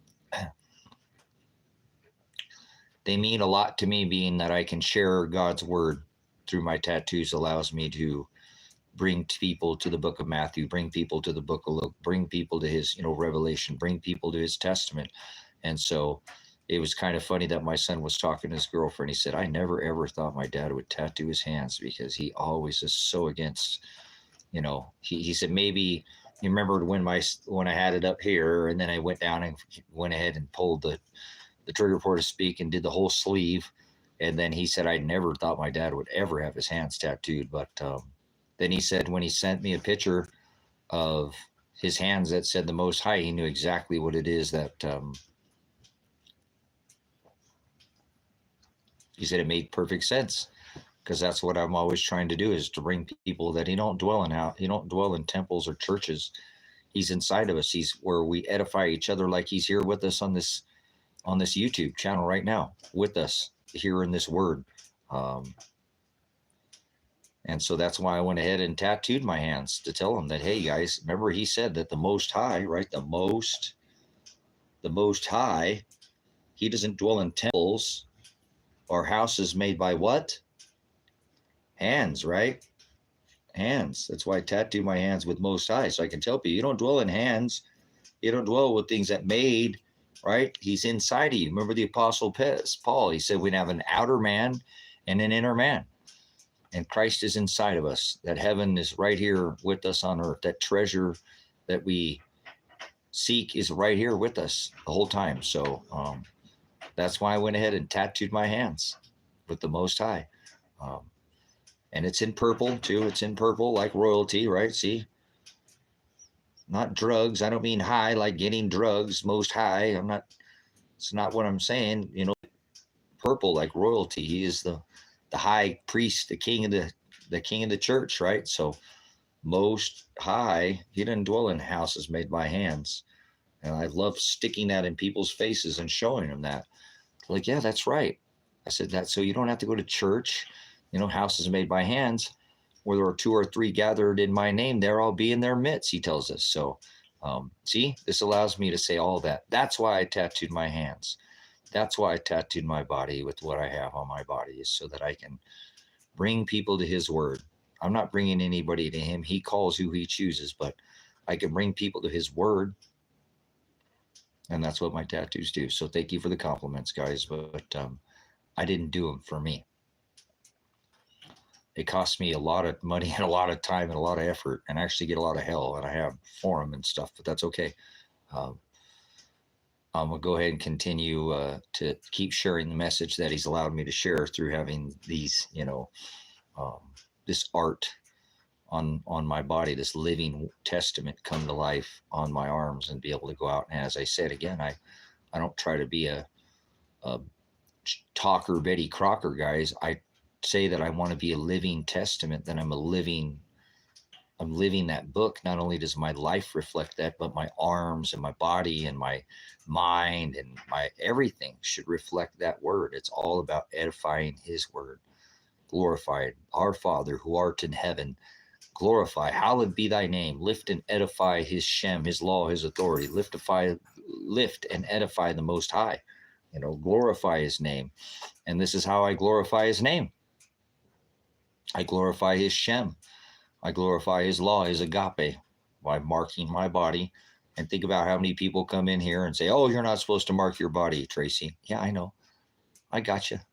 I understand. I know what I did. And he will judge me accordingly. But at least if I marked my body, I marked it with something that was worthwhile. And I remember what his word tells me. It's not what goes in a man. It's not what goes in a woman that defiles them. Right? It's what comes out of them, right? It's what comes out of them. It's our life. It's what reflects. So I think God is not going to throw me in the lake of fire for my tattoos. I think I've done a lot worse things. I'm a military veteran. I'm a prior police officer. I grew up in a major city where people are always just trying to beat me up and unalive me. So I've had to protect myself and my own personal well-being and done things to people that I wish I never would have done, but that's a lot worse than any tattoo that I've ever marked my body with. So I don't think God is going to be worried about I think I got a lot of bigger fish to fry than these tattoos, guys. When my mediators, they're pitching the price, I'm glad that he pays a price for sin and he covers our sin. It doesn't mean I just sin all I want, but come out of her, my people. We have to stop sinning and stop doing those things that displease the Father. But I don't think my tattoos are going to evenly have remotely close to that. If that's the worst thing I've done, oh my gosh. No, guys, I've done way worse than go and mark my body with tattoos. Trust you me, I've done some things that I can't change. All I can do is never do them again. You know what I'm saying? I can't. I'll just never. And that's why I teach this meekness and this passiveness. I'm a pacifist. You know that? I'm not a fighter. I'm a lover, not a fighter. That's why I want to give. I don't want to fight anybody. If you make me fight you, I hate to be on the other end of that, because you've pushed me so far that you're going to bend me and turn me into RoboCop is what you're going to turn me into. I get options, and then I execute whatever option until it's done. I can't even help myself. I'm a veteran. I don't think when it comes to that, guys. I've been programmed, unfortunately, and I can't change that part of me. I can by getting further and further away from it and pushing myself from ever letting anybody make that screen that comes up in my vision that tells me this are going to happen. Bam, and it's done. The next thing I turn around and it's done. But I've been patient, and it takes a long time for that computer screen, that visual to appear in front of my senses, my visuals, to where I'm reacting, and I don't like to be reactive. Remember, I like to be more passive now. If you make me react, I don't seek vengeance against no man or no woman, but you probably on the other end, I let God fight all my battles now, so I don't worry about that. But I think back in the day, other than my military and my law enforcement experience, my life experiences, if somebody got thumped, guys, it's because they were going to try to take my life. I seriously feared that I was going to die, and I normally will not touch somebody unless I fear they're going to take my life. It's just not worth it to me. I can take a licking. I'll let you come up and sock me as hard as you want in my face. I don't, whatever. I've been hit in my head so many stinking times, crushed, smashed. One pop in my head it's probably just going to ring my bell enough to make me think enough. Okay, do I want to take one more of these, or do I want to get away? If I take one more, now I have to start worrying about going down to the ground, and then those options start coming in. I could lose my life here. I could go down to the ground. I'm going to be done. And so then that, say, sometimes a couple of times it normally takes for me a few times before that option comes in. We're like, hey, wait a minute. Hold on. Hold on. I got to wait here. I can't just let this, because I remember my dad growing up. You ever let anybody beat you up, son? I'm going to come home and I'm going to beat you 3 times as hard. You don't fight everybody that you Walk away from as many as you can. My dad taught me how to survive, too. Heroes don't take bullets in the head, they duck. They live to fight another day. But yeah, I've done some things that I'm not proud of. They're not prideful in any way now, but things I can't change that I know that I can in the future. I can never let anybody push me in that position ever again. And that's why I've tried so hard to be and live where I live, so I don't have to fight people for resources, toilet paper, food, water, the basics, just the basic necessities, as most people are going to be fighting each other for those basics. I don't plan on fighting anybody. Actually, I plan on being a giver at that point in time, a pacifist, somebody who's like wants to give and not fight with anybody. So that's why I teach this message. And I am 100 million% confident in my teaching that this is the right thing to do. They want you to fight with each other and have a revolution. Go get a bunch of Second Amendment items and start lobbing pieces of metal at each other. And I don't promote that. I promote the complete opposite. I promote humanity and community and unity and evolution, meaning not growing another imposable thumb or a kickstand, so you can lean on it, not have so much pain of your back there, but to evolve and get away from the system, get out of their revolution, the red team, blue team. You're right, he's wrong. It is division. It's divide and conquer. You know what I'm saying? And that's a tactic of war that's been used against the masses for. It's that Hegelian dialect again, guys. They create these problems where they come in with a solution to the pre-planned problem that they created. So the solution to the problem is God and his will and righteousness, and get out of these cities, guys. Get out of the cities. You don't have to listen to me. You can do whatever you want, stay in these cities, but you are going to be electrified. And you are going to, every part of your circuitry in your house is going to catch on fire, every one of those transformers. And when they all start going up, it's going to be an inferno. It's just going to look just like Hawaii, Lahaina, Chile, Paradise, Australia. It's going to be the same thing. Now, they've assisted that, obviously, but it's not going to take much for those cities to be, you're in a grid. Do you understand? You're in a grid. You're right within those transformers and every bit of that inside. If you're on one side of the inside of that box, I don't think you're going to fend well. I think you are going to succumb to heat levels that have never been seen before. Things that we're seeing over there in Lahaina and things like that. And it'll do it without the assistance. I'm almost certain of it. And the sun will be the one to do it. Because once one of those transformers starts popping and catching on fire and that starts moving around the grid, you're trapped. You're not getting out of those cities. Look at, they've got all that razor wire, actually it's not razor wired yet, but it's going to be. All those cables strung out of the cities. I've traveled to the cities. I've seen it. I moved out of the Lane County area because I saw that go up 10 years ago, 15, 20 years ago, whenever they first put that cable system. And I was a traffic reconstructionist. They strung that all across the highways. I used to be able to cross the highway as a police traffic crash. Notice I didn't say accident, investigator. Somebody flips their car and rolls over and their intestines and their guts are laying all over the ground. And I got to drive 5 miles up to the next turnaround and then come back 5 miles back to administer as a first responder, combat medic, certified first aid. That takes me another 15 minutes to get to you. That makes no sense. All these cables they've strung across the road, guys, most beat cops are never going to know that. They're not traffic crash reconstructionists. They're not administering life-saving first aid at the scene of an accident, right? No, at the scene of a crash, at the scene of a traffic crash. So if I've got to drive up an extra, 10 or 15 miles to turn around, which they've done in all the cities, that makes 0 sense. 0 sense. And they've done it in almost every city with these cables and this fencing and stuff. So you're not getting out of the cities. You're not going to leave the cities. I'm telling you right now, you don't have to believe me. You don't have to believe a word I'm saying, but you mark my words. 1 in every 10,000 people will get out of the city.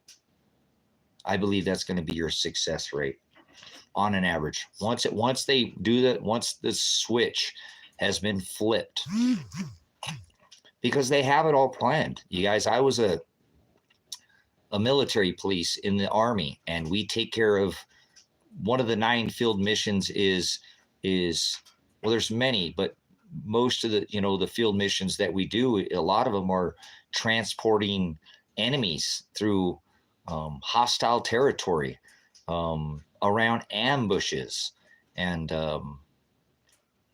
during live fire, during full combat, you know. So I have a pretty good understanding on how these things work when they're trying to move things around during times that are not peaceful, we'll say. And that's what's been set up in all your cities, whether you understand it. Plus, I have a CDL. I have a commercial license. I'm very aware with my CDL. I've had that. I got that at right as soon as I came out of the military. I got my CDL. And so I have a pretty good understanding of the way the traffic works, the way traffic is operated. And a lot of these things, there's excuses, things that are made, but they're not. A lot of the things have been placed right under your noses that you have no idea what they are. They're ways to pull people in and out of traffic to keep traffic continually moving forward, such as a D-file and all these things that I see placed on the highway. I point out, people are like, oh, I never even noticed that was there. I know you don't notice it's there, but it doesn't mean that this stuff hasn't been built. And it's built in every major city. So I believe the day comes, and I believe that day is going to be, we're not years away from that event happening.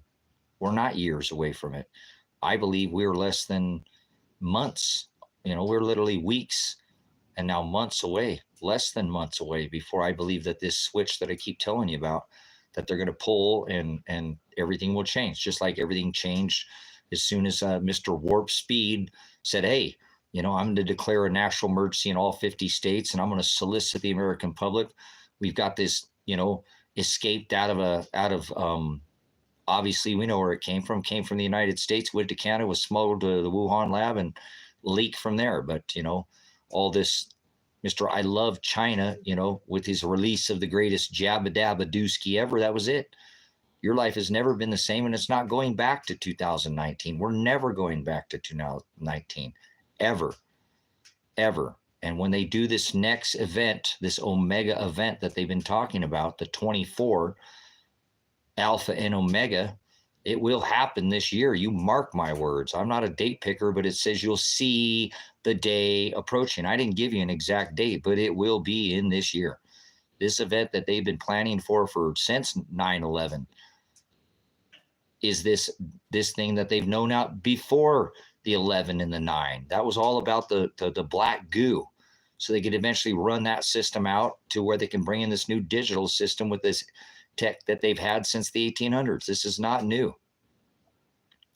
This reset that they're going to put upon all of you, you do not adhere to the words of God that I'm coming out of my mouth, you're going to pay dearly.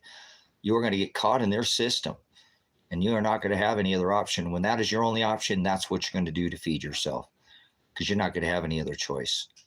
When you could have left the system long ago, checked out of it, became your own boss, started growing all your own organic food, dug your own well, even if you had to do it by hand, it doesn't matter, and get out of this system, get out of the city, get away from, you're over there doing your thing with your wife, and she's screaming no, but she really means yes, right? No, and you know what I'm saying?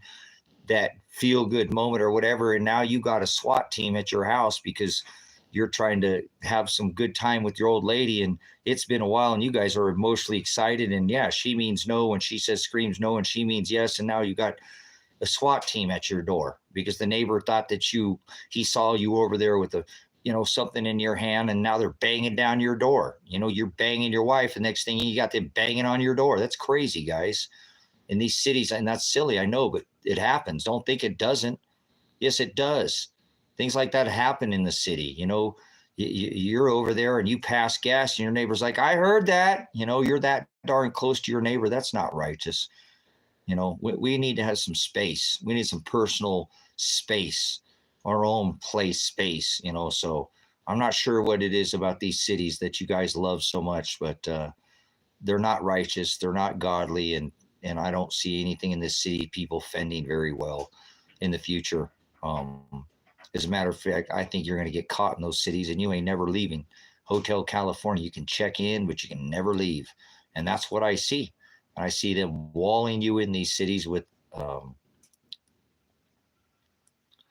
wall that you can't even see. How about that? With the wall that you can't even see. Millimeter waves. Mr. Trump was never talking about a wall that you could ever see. He's talking about putting a wall up around this country, just like Mr. T, the one that could pull energy out of the air. Mr. T, he had that technology, that millimeter wave, and he was working with that, telling the public that I can build a wall around this city where you do not need militaries.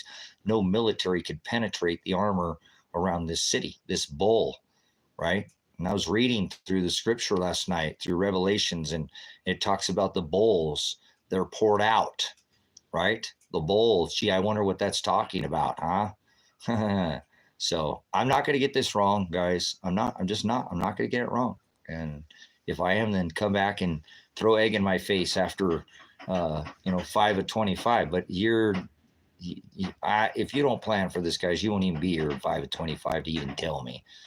And I told you, I don't even think the internet as we know it will be available come after March. I think they're going to shut the internet down on purpose, blame it on something else, and then turn it off and on and mess with you, dangle it in front of you like a carrot, make you keep chasing it for a period of waves. It'll come on, it'll go off. It'll come on, it'll go off. It'll come and it'll drive people nuts, guys.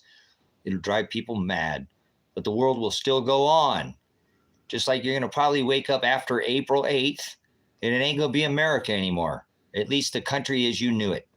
Because there will be some kind of event, which I believe this is going to be the start of this power.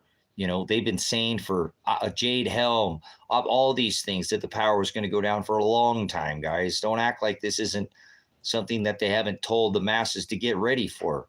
They've actually told people, Preparedness Month, all these things, that to be ready for this. Have some extra batteries, have some flashlights, get ready, have some long-term food storage. You've been told.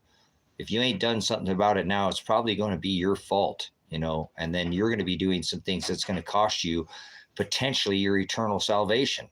You're going to go out there and unalive somebody just because you're thinking with your stomach and not your head. You ever had to deal with somebody that's not thinking with their head, that's only thinking with their stomach? They're not angry. They're not hungry. They're hangry. They're past the point of being hungry, past the point of being angry. They're hangry. They're not using their head. They're thinking with their stomach.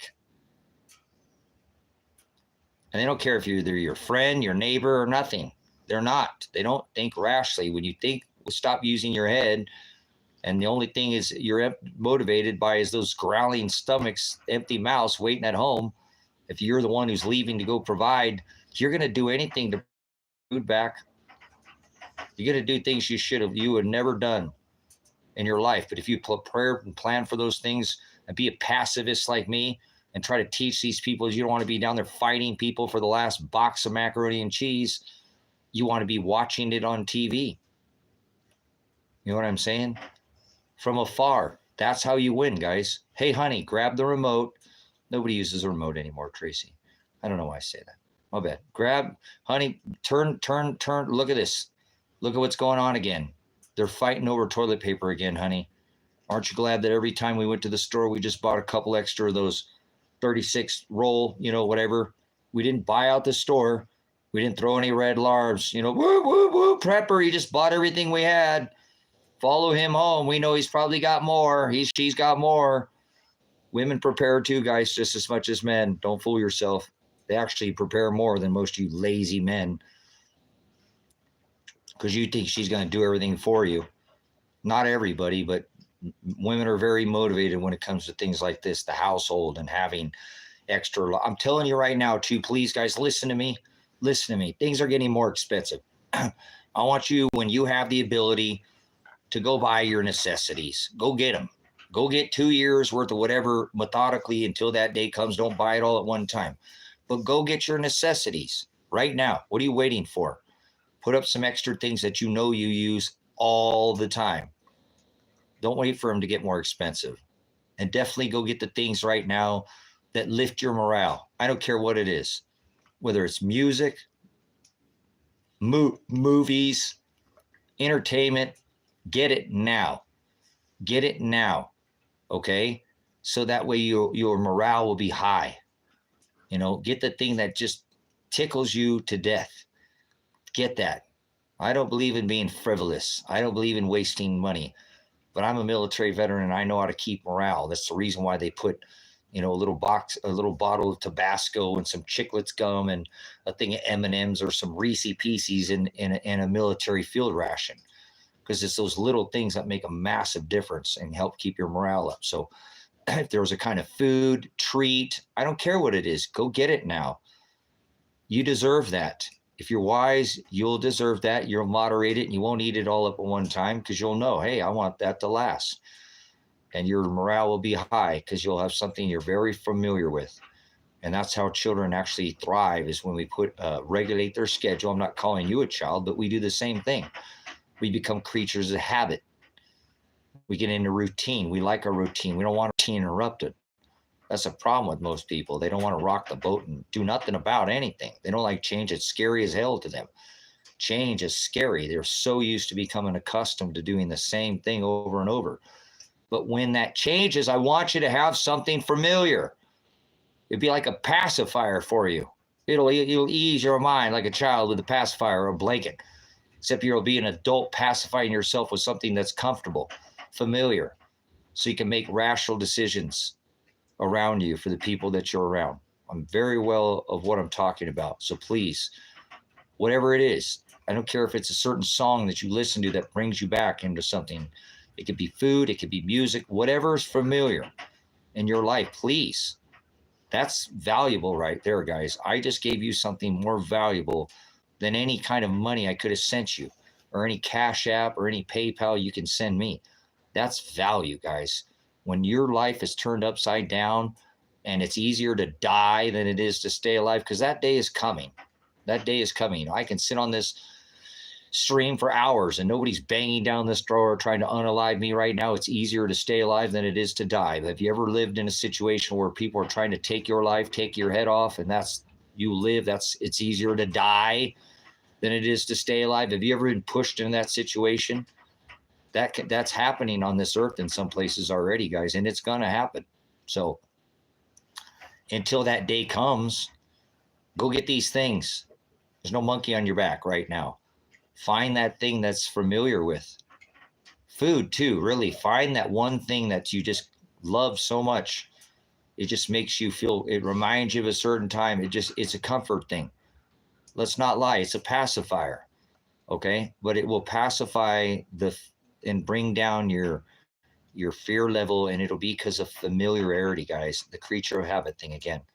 So when there's something that's not available and you got it, you're going to feel really good about it, guys, that you have it. You know what I'm saying? And especially if it's something that you want. It could be anything. Like I like Kit Kat bars. There's certain things you probably won't be able to store forever, but food wise, some of the things you can get, candy lasts a long time, guys, too, so if it's that kind of treat or something, I like wheat bread, I like rye. Go buy the ingredients so that if you can't get rye bread, you can make it. That's what I'm talking about. Get the things that's comfortable and then go do it for your children right today. If you have the ability, tomorrow, the next time you get a chance, ask them too. They'll tell you, to be honest with you. Hey, we might not be able to go to the store anymore. If the power goes down, the sun was already supposed to take this power thing, and we might not be go to the store for a week or 6 months. Is there anything that you want from the store? What could I get you to make you feel comfortable? Well, I really like playing video games. Then get the video game that they want. I don't believe in buying things that are frivolous again, guys, but the familiarity be worth its weight in gold, that I'm telling you. Imagine when things are horrible around there. You got some solar panels. It's not making noise. You got that solar panel out and your kid's over there playing a video game when the whole world is falling to pieces and their brain is not thinking about that. They're comfortable. They're relaxed, even if it's just for a moment in time. And it's just for 20 minutes or 30 minutes or whatever. Hey, you can't stay on there forever. We don't have a lot of power in the bank, but play that game for a minute. Yeah. And then when they turn on that game, has anybody ever been a cigarette smoker? Remember what it's like when you take a draw off that cigarette and smoke a cigarette in like 15 years, but you forget about the whole world for a second? That's what it's going to do to them. And you need that for yourself too. So go do that, okay? Go get the things that you're comfortable with. Because when things are really horrible and you can be something that is familiar to you, that you're used to, it will take you back in time like a good country music song or a good rock and roll or whatever kind of music you like. It'll take you back in time and it will make you feel very familiar. You know what I'm saying? Does that make sense, guys, what I'm telling you? Again, I don't believe in being wasteful with anything, but there are certain things that will bring your morale and give you familiarity and make you feel much more comfortable, and will bring your stress level way down. Just familiarity. It's like, wow. And you're going to reminisce. God, I remember when I could go to the store and just buy the bucket load, buy the truckload. I could have bought every single one of them for years and years. And you're going to think like that, but then you're going to look at what you have and go, man, I'm so glad I had, and you're going to save it. You're going to treasure every M&M, every Reese Piece, every tune, every song, whatever it is, that's that pacification for you. It's going to be helpful, guys. Okay. It's going to be super, super helpful. So please do that, because a lot of people are going to miss that. A lot of people got a lot of preps and stuff, but they forget some of the things that, that lift the morale. And these are things that could make the difference between you having a good day and a bad day. One little thing, like I said, I bring you over here and I don't unalive you. You're coming over here trying to cause some kind of hustle because you're hungry and you're not thinking with your brain and you're diabetic. And next thing I throw you a thing of peanut butter and a spoon and you're over there foaming at the mouth, right? I didn't throw a bullet at you. I threw a jar of peanut butter and a spoon or a fork at you. You know what I'm saying? Yeah, exactly, Vicky. They need some time to let down because we're going to work the heck out of our kids when that time comes. But, I've got this guy on the peanut butter and he's in a diabetic shock. Now his time is he's coming down. Now I'm going to have a little more time to be reasonable and ask him, hey, man, where are you coming from? What did you see out there? Tell me about what you've seen out there. We don't go, if you want to come into this, you need to calm down. You're not coming inside these walls. There's this outer area. You can stay in this area. You have to stay in this certain area. We'll make sure you have plenty of water, plenty of food, okay? But you need to calm down. Otherwise, you're going to need to leave, and don't turn around. If you turn back, you will be unalived. We will for sure unalive you, and nobody's leaving with anything. You're not leaving and telling everybody, hey, there's this place where they got food. You come within the walls. We'll put you in a Ellis Island. We're going to make sure that you're safe so we don't, subject the community to your issues. Okay, obviously you didn't make a good decision, but you're here. You wandered into this area. Now we've got you calmed down because you're not thinking with your stomach anymore. You're actually thinking with your head. So I'm going to feed you rice, white rice, for your first 3 days. You're going to have nothing but white rice because that's what you're going to eat. Maybe beans. Probably not. Probably just white rice. And on the third day, I'm going to introduce beans, rice and beans on your fourth day. And that's going to be a deal breaker for you. When those beans hit your plate, you're going to be like, I don't care if you ate beans before. I don't care if you hate beans. You're going to eat those beans. You're going to treasure those beans. And I'm going to serve you rice and beans for 3 days in a row, right? And on that fourth day, which now be your 8th day here, I'm going to add some chicken stock to that rice. And you're going to have chicken flavored white rice with beans. And you're going to go, oh my God, I feel like a king. Because just that bouillon is going to change the game. Just like the beans did, guys. The beans was the game changer. And then the very next day, I'm going to take the rice and beans away from you, or the beans away from you. I'm going to feed you white rice again. And your mind's going to be like, hey, what's going on here? Right? And the very next day, I'm going to feed you tomato stock, bouillon rice, beans, and I'm going to put 2 M&Ms on your plate. 2 peanut M&Ms with that tomato bouillon rice and beans, and you're going to wonder, whoa, my gosh, what did I stumble into? This place is amazing. as we're over there eating tri-tip steak on the other side of the wall and MREs and all that. You'll get there. Slow down. People will have to, they have to prove themselves in my community, but we're not going to unalive people, guys.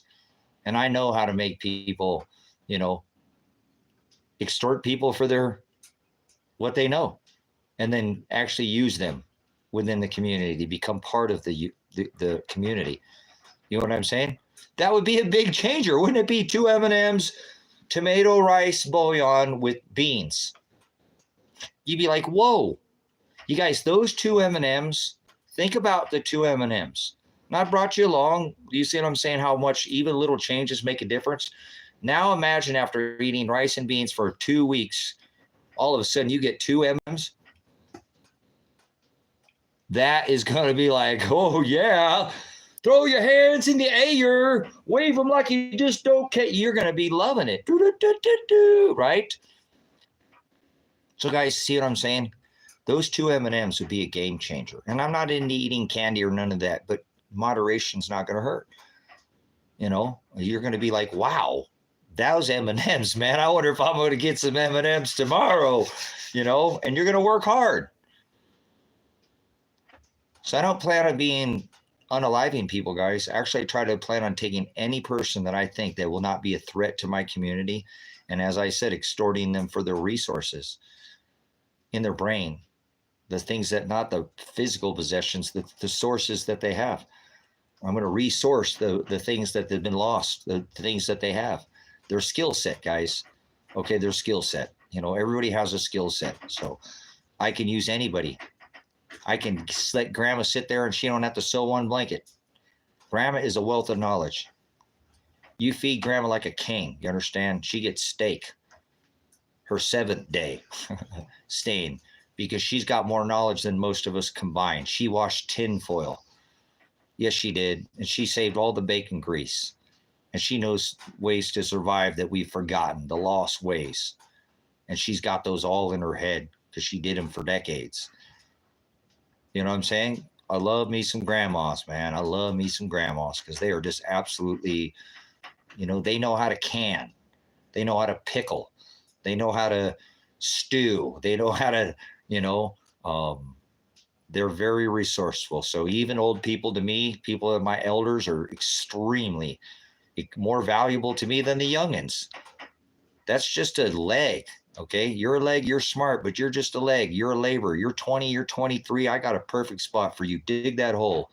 Grandma, she's sitting in that rocking chair, telling us stories, pacifying all of us of the days of old, remember when it used to be like this? We're all going to stand there. We're going to get there at the end of the night and we're going to huddle around grandma. And she's going to rock her chair and she's going to tell her stories. And that's her value. And she's probably going to be one of the most value assets there. And she ain't going to lift a finger if she don't want to. But knowing grandma, she ain't going to sit around and do nothing. Right? So you see what I'm saying, guys? This is my plan. I don't plan on Mad Max, zombie, apocalypse, doom and gloom. I don't plan on none of that. That's not my plan. And you know that if you follow me, I've been saying this for some time. That's right. They're way more valuable than most of their skill set is more valuable than the physical labors, that some of them have. Hey, did you know in this area, guys, that you can go out there and you can steep this juniper berry and they did that, guys. They were resourceful. They used this stuff off the land.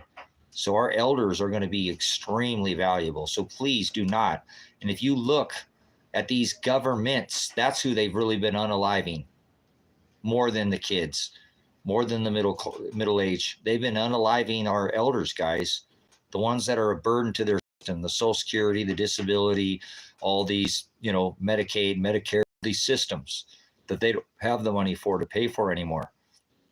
But these people paid into these systems, guys, all of them, many of them did, and they don't deserve what has been given to them right now. And the way our elders have been treated over the last 4 years is filthy. And I know I'm not stupid. I've paid attention. There's been more elders unalive because remember this Jabba Dabba Dooski brought to you by Mr. King of the Jab. Okay. Unalive more people that had existing conditions than anybody else. If you were healthy, it didn't really bother you, obviously. But if you had some kind of existing condition, it wore on it. And a lot of the elderly have existing conditions because their bodies are old. They don't have the immune systems. They don't have the same. We stop producing, keratin, all these things in our body at a certain age, and our bodies start to wear down. So the governments attack the elderly, and I hate the governments. I wish I could blow them all up.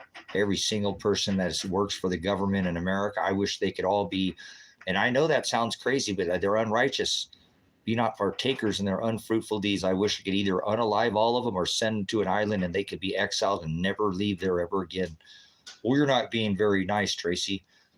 They have destroyed the elderly, guys. And if the children, there are children who go hungry in every country. These governments are not focusing on that. And he tells us you better to have a millstone tied around your neck. Remember the great millstone? It'd be better to have a millstone tied around your neck, he tells us. Cast into the sea than to hurt one hair on my children's head, cause one of them to stumble. So when you see government, think pure and adulterated evil, and there's 40% of Americans are evil, just outright evil, because they're either a private contractor or they work for our government. That's right, guys. In America, 40% of the population in America works for some form of this federal or state, any of this government. And if I had my way, every one of them, I would not have anything to do with them. I told you they were my enemy. Oh, I'm being harsh. You better right I am. They're the devil. Every one of them is my enemy. I don't like, not anybody who works for the government is my Satan. I don't care. I'm not perverting it the least.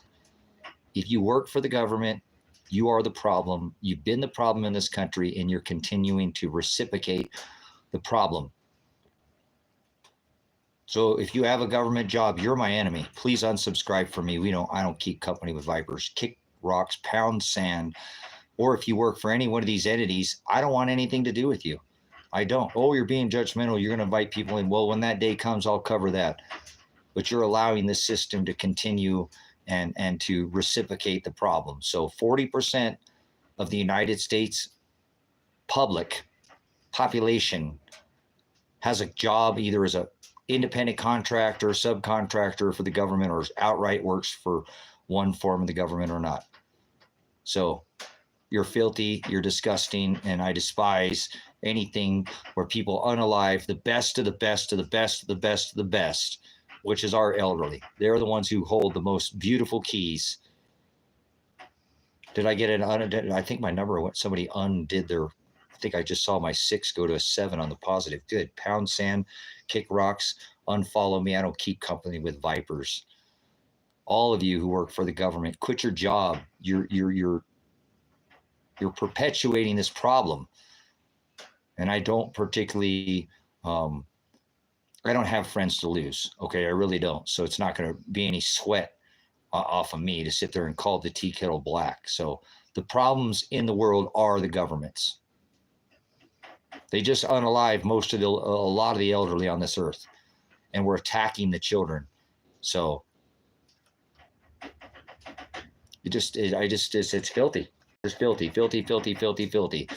We need to go back to small communities, abolish the federal government, abolish the state government, and go back to communities where we police ourselves.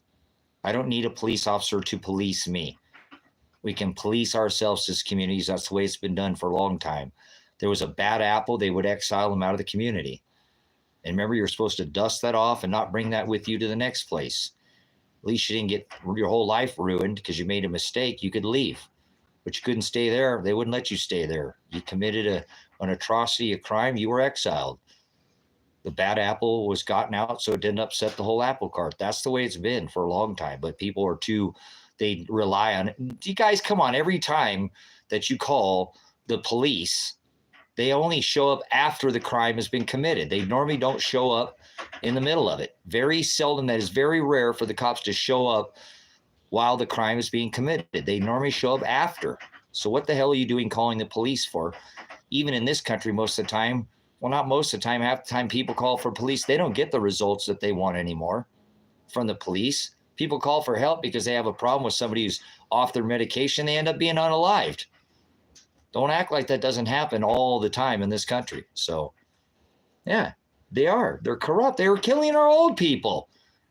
To hell with politics. To hell with religion. To hell with that. They were killing our elderly. Mega death going after them. That's what this jab took out, guys, in case you hadn't figured it out. And the middle class of this country. The middle class. So I'm going to call it like it is. I despise the government and everybody who works for it in America. You're my enemy. And if you think about voting in 2024, please just unfollow me now. Unsubscribe to me. We have nothing in common. You're my enemy. You are the adversary. You do the works of your father, the devil. This government is inherently just absolutely evil. They send out all these thugs called police officers enforcing capital letter law. Your name written in capital letters, not your straw man, your bond, your credit card issued in your name in capital letters. The first credit card ever issued in your name called your Social Security card. A $1 million bond, treasury for your labor. For the labor that you produce, you'll be taxed from the moment you're born. It's a blood contract, and your name is written in all capital letters, and that's what these cops go out there and enforce, is that capital letter law. That's why they ask for your license. It's written in capital letters. Your insurance, capital letters. Your birth certificate, capital letters. Social Security, capital letters. Your life insurance, capital letters. It's all written in capital letters. That is the corporation. Capital letters are meant for a corporation. Mandates, code, and ordinances are not laws. They're meant for corporations, and that's what they're enforcing on you, and that's what all these tyrannical cops go out in America and enforce every day. So there's no good cops in America, not one. They're all failures, and they need to turn in their badges. They're clowns, and I call them to their face every time I have an interaction and tell them the same thing. You've seen it on my videos. I call them right to their face. You're failures. You stood down during the bug. You should have had all your police vehicles, Bearcats, and Raps. All your heavy armed vehicles should have been sitting in front of every middle class business in America. The ones that employ 2, 3, 4, 5, 6, 8, 10, a dozen people, not 100 people, not 50, not these big block, brick and mortar, places, but the small businesses. There should have been a cop sitting in front of every church in America. Nope, we're having 7-day service out here. There were way worse plagues and diseases at the time of Christ. And he demanded us to go lay hands on the sick, not shut these churches down. I rebuke every church in America. You do the works of your father, the devil. You make me want to vomit on the stairs of your pagan. You worship paganism anyways. 95% of you people call yourself Christians and Catholics or Protestants or Presbyterians or Mormons. I don't care what you call yourself. You are a pagan, and you bring in vain customs, traditions into the Father's house. And we know what happened when he went into the house of, you've turned my Father's house into a den of thieves. Imagine if he came in there today and he saw this same tree, grove, fire, Moloch, Al. It's the same thing happened at the time of Christ. Nothing is any different. Actually, I think it's way worse now. I think it's way worse. There is not hardly any Christians that I know that are truly a Christian. They're pagans. They celebrate Christmas. They celebrate birthdays. They celebrate Easter, New Year's, all of those vanity, vain. They're worthless to the Father, and I rebuke them. They're heathens. They're not Christians. They're pagans, and they don't even know it. And you can put all the other labels with it: Protestant, Presbyterian, Lutheran, all of them. They're all pagans. They all do their works, the father, the devil. They do the same exact thing that Christ divorced his bride for. Whether they've translated and they can't tell the difference because of the translation, it's not my fault. They're going to have to take that up with God. He said, my people will perish for lack of knowledge. And we see the same exact things going on in these churches today. So don't tell me these churches are Christian. Don't tell me these people are of God. They're all pagans. And that's why God is sending most of them to hell. Lukewarm Christians, hypocrites, unbelievers, all of them. They're going into the place of no knowledge because it's not in them. So I look around. I don't see any churches that I would send you to. Not one. I could send you a classroom. You could attend Brother Jim over there at Grace and Truth Ministries, but that's not a church. He's rented out a building out of like not a strip mall, but a small area where there's a whiteboard. There's desks. It's a classroom I can send you to. Like when you come and I stand up and teach with a whiteboard, it's a lesson. You're there to be taught, not be given a couple lines and pass the basket around and give a bunch of hoop nanny and tell everybody that, God loves everybody and, we're going to get raptured and all the other Jesus that you were warned about. But churches, I rebuke them. Shut all the churches down. They're an apostasy to God. The governments, that's building up treasures. That's an apostasy to God. That's not godly. Governments are not godly. And I know we're supposed to, with Charles in here, we're supposed to give unto Caesar what is unto Caesar. But guys, small community is where it's at. Small community is where you're going to save yourself. And it'll be the Ruach HaKodesh, the Holy Spirit, that will call you out to do that. It won't be me. I'm just giving you what his word says. Yeah, it's disgusting. It is. It's lollipop. They don't ask any questions. It's sweet to the taste. They put the sucker in their mouth, right? Lollipop Christians, cotton candy Christians. See this? Lollipop, suck on this. Don't ask any questions. And when you run out, I got another one for you, dum-dum. And don't you worry about it. I got a whole bunch of these for you, sucker. Don't you dare ask any questions. Don't discern a darn thing, right? Believe whatever that talking head says, So it's just not here, guys, and I warn you guys, please listen to me. I've been trying to talk to my son about this. This message is that it doesn't take up. Remember, his flock is teeny tiny. Oligos, fear not. The book of Luke, he tells us, fear not, oligos. Crypto, bimbo. Hey, what do you think about that Bitcoin we have, huh? I wonder if it's going to follow that same Fibonacci or the Kabbalah codes. Probably. I imagine most of it's just cyclical in nature. I'm not telling you they already drained more money out of the system with that cryptocurrency than they did with all the stock markets. But I pay attention to the cycles. I've been saying this for 5 years. Last time it crashed and went down, that it's they're gummy bears. Easy peasy. So, I see $100,000, $125,000 Bitcoin in the cycle. If it happens, I don't know, but in the cycle, this is definitely something that we could see $100,000, $125,000 Bitcoin. Not too far off, guys. I'm not picking the day or the hour. All I'm asking you to do is, I'm not giving you an economic advice. Go speak to your Charles Schwab or whoever it is that's handling finances. But if you look at Bitcoin before, since its inception, it always does the same exact thing. It has that double top and then it pulls back and then it shoots back to the moon, and they're getting ready to have Bitcoin right now. So don't forget, they turned it into a derivative though. Remember, it's been turned into a derivative. You can thank Mr. Trump for that, the last tamp down of the market, because I do believe that we could have seen 100,000 Bitcoin last time easily, before Mr. Trump came in with all his economic advisors. If you'll pay attention, he's the one who stamped it and tamped it back down. So unfortunately, not too many people pay attention. They get into that FOMO. They don't look at the tops. These things have tops where they can reach a certain point and they test that top, and if they do, then they'll move up past that. But definitely Bitcoin is something that, again, that I believe that there'll be millionaires made again. But you can't tell me if that one bit, which is a piece of the whole, a coin, that if that one bit is worth $69,000, $69,000 is what Bitcoin hit before. There's no way that can't be worth $69,000. That's just a 0 and a 1 on a computer. This is a tangible asset. Did you just say silver would be $69,000, Tracy? If a 0 and a 1 could be $69,000, how could a tangible asset, something you can actually hold in your hand, put in a safe, not be worth $69,000? I think it easily could be worth $69,000. But you guys, Bitcoin was invented to get people out of this market, out of gold and silver.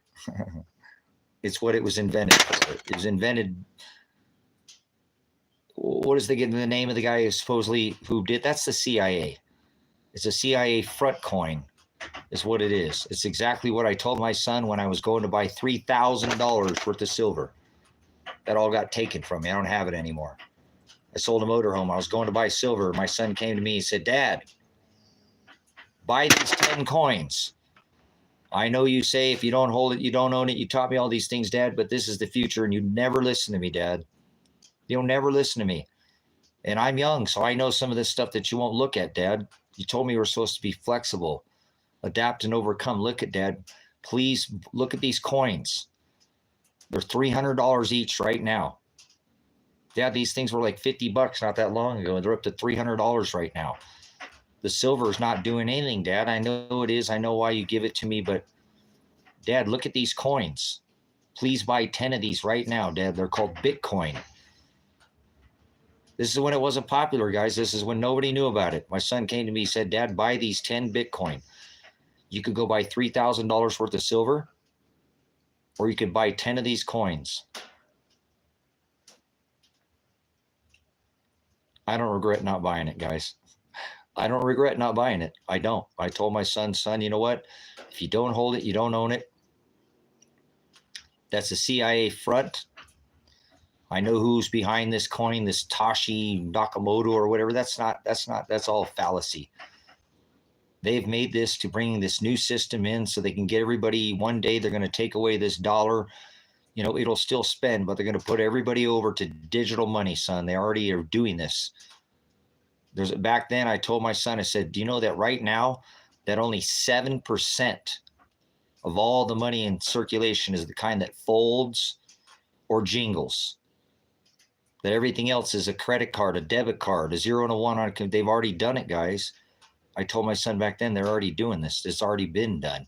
So it's only a matter of time before they flush the rest of this stuff out of the system. And this is how they're going to do it.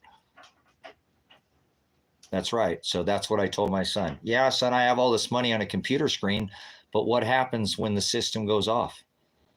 You know, what happens when the sun hits us and you can't gain access to your zeros and ones? You're going to need a tangible asset, son. So you know what? I appreciate what you're saying, son, but I don't care if I got filthy rich from it. I'd rather own a little bit of silver and know that it's there if I need it later on. I'm buying this so that I can give this to you later, son. I don't care about being rich. If I wanted to be rich, I could be a millionaire in less than a year. If I wanted to chase dollars, but I don't care about money. You know that. We don't live. You know that we just have enough to get by every single month. And you know that when I have money in my pocket, I can't spend it because I need to pay something else with it, or it's already spent on a project, or it's already spent on an asset, or I have to keep it in my pocket because if I spend it, then I don't have an asset to keep going. And I need to purchase an asset so I can make some money, pay my bills, and make some profit so I can buy another asset so that I can do the same thing. So I appreciate it, son, but if you don't hold it, you don't own it, and I don't want anything to do with it. He's like, all right, Dad, you're an idiot. I said, I love you, son, but I'm not doing to do it. And he says, okay, Dad, but don't say I didn't tell you. Don't say that I didn't tell you. I think this thing is probably going to be worth $2,000 or $3,000 a coin, Dad. $2,000 to $3,000 a coin, Dad. It went to $69,000. He's a bright young man. He's super, super bright. So careful with this crypto, but there's money to be made, guys. There will be, there are plenty of money, crypto millionaires and billionaires, but just remember to pay your taxes on it. You know what I'm saying? As I've told some people when they got into the crypto space, I said, it's not for me, man, but please, they're going to track you. You guys act like you have this anonymity. This is all a block and chain. So you don't have any anonymity. You sound like an idiot, like a moron, sitting there and telling me you have this. The government can't see it. It's all tied to air, and it's all trackable and traceable. Stop telling people that. You're a freaking liar. Yes, it's off of the dollar system. That's all they should have pushed. Hey, you want something outside the system? Great, but don't tell people that they have anonymity. And there's many being people, guys, that have been, our government is pulled from other countries back to America. They're sitting in prison right now who made millions of dollars, but they didn't pay their taxes on it. And I don't believe in paying taxes, but I'm telling you, they'll still go after for you for not paying them and put you in prison. If you're stupid enough to do that and don't know how to apply the law, then you're probably going to end up going to jail because you didn't pay taxes on your millions of dollars that you make. So make millions of dollars. I'm not telling you. Have a life. Do something good with the millions of dollars. And then you probably will fit through that gate, because your wealth won't be a rich man where you're not doing what you should do. But definitely if you invest in crypto this time, again, because they're way down right now. They're not down that much. What's Bitcoin's at like 40,000 or something. But please remember to take half of your earnings and to say, hey, that other 50 is for taxes. So if you made $2 million, plan on giving $1 million up for taxes. You got $1 million. Good for you. I hope you do good things with it. Do it if you can. If you got money, it takes money to make money. See, there we go. Thank you, Voodoo. You see what I'm saying? But Voodoo probably paid his taxes on it, or her paid his taxes. It is scary. Imagine, guys, a lot of people sit there and think, oh, I'm good, but they forget because these people push this anonymity and nobody will see anything. I'm saying but remember, if you want to invest in that space, great. There's a lot of Bitcoin millionaires, guys, a lot of Theta millionaires. Well, not Theta, but what's the other one? Starts with an E, the other one there. There's a few of them, guys, Doge and all. There's a bunch of them, okay? But they're not permanent. They're not a store of value. They don't compare to gold and silver. I really wish people would stop doing that to them as well, saying that it's like gold and silver, because it's not. But just pay your taxes on it, guys. And I'm not into paying taxes. I just don't want you to go to jail, because you should make enough money on Bitcoin this next run up, if you invest properly, that you should be able to cover your taxes and still be wealthy. And I didn't say rich, but not have to. Imagine having a life so you can have a life. Ethereum. Thank you so much, Buddha. Yes, Ethereum. I like Theta, guys. Personally, I would, if I had invested, and I don't own any crypto. I like Theta. I like the idea when Theta comes online, it's a blockchain, broadband type of coin that has purpose. And when they have to switch over to this new system, there's some other coins out there that I'm looking at. The system is actually set up to go into. If you watched Adapt 2030, as I keep referring you to him, he shows you the way this system is going to be set up and which coins they bring into this new. But I believe the Internet of Things will always be. It's never going to disappear completely. And this Theta coin is buying into the broadband type of network. And once they see, Reggie is the person who's put the patents on all this stuff, guys. And pretty soon these some of these coins are going to go away, because the government is going and using Reggie's patent. He has the patent to basically to Bitcoin, the ability to peer-to-peer transfer and some of these things that they're doing. So I believe in the future that a lot of these coins are going to disappear, and they're going to go down to just 4 or 5 of them at the most. Bitcoin will probably make it. Ethereum will probably make it. We see XRP, they're using that, obviously. But I believe the big takeaway will be Theta. And it's not, I don't know how much easier to get. They actually made it towards almost impossible to get it here in the US, but I think it's starting, you can get access to Theta, and then you can, I forget what you do to them. You do something like split it or something, and you can, Theta Fuel, I think is, I don't know much about this market. I follow it, guys, but I know there's a lot of people make a lot of money at it and set themselves up and make lifestyle changes with it. And I don't think that's wrong for anybody. Just like I don't have any problems with the TikToker that goes on and does the gifting thing for, what if she's a single mom, and says, you know what, I'm tired of punching this clock.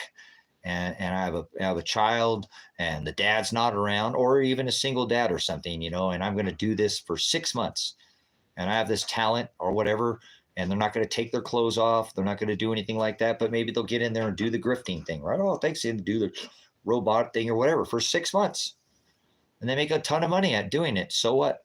And now they've got all the time in the world to take their child out into the woods and teach them how to collect, berries and bark, and go to the river and learn how to filter, water with sand, and teach them how to skin a buck, run. And they would have never done that if they were stuck to a job for the rest of their life.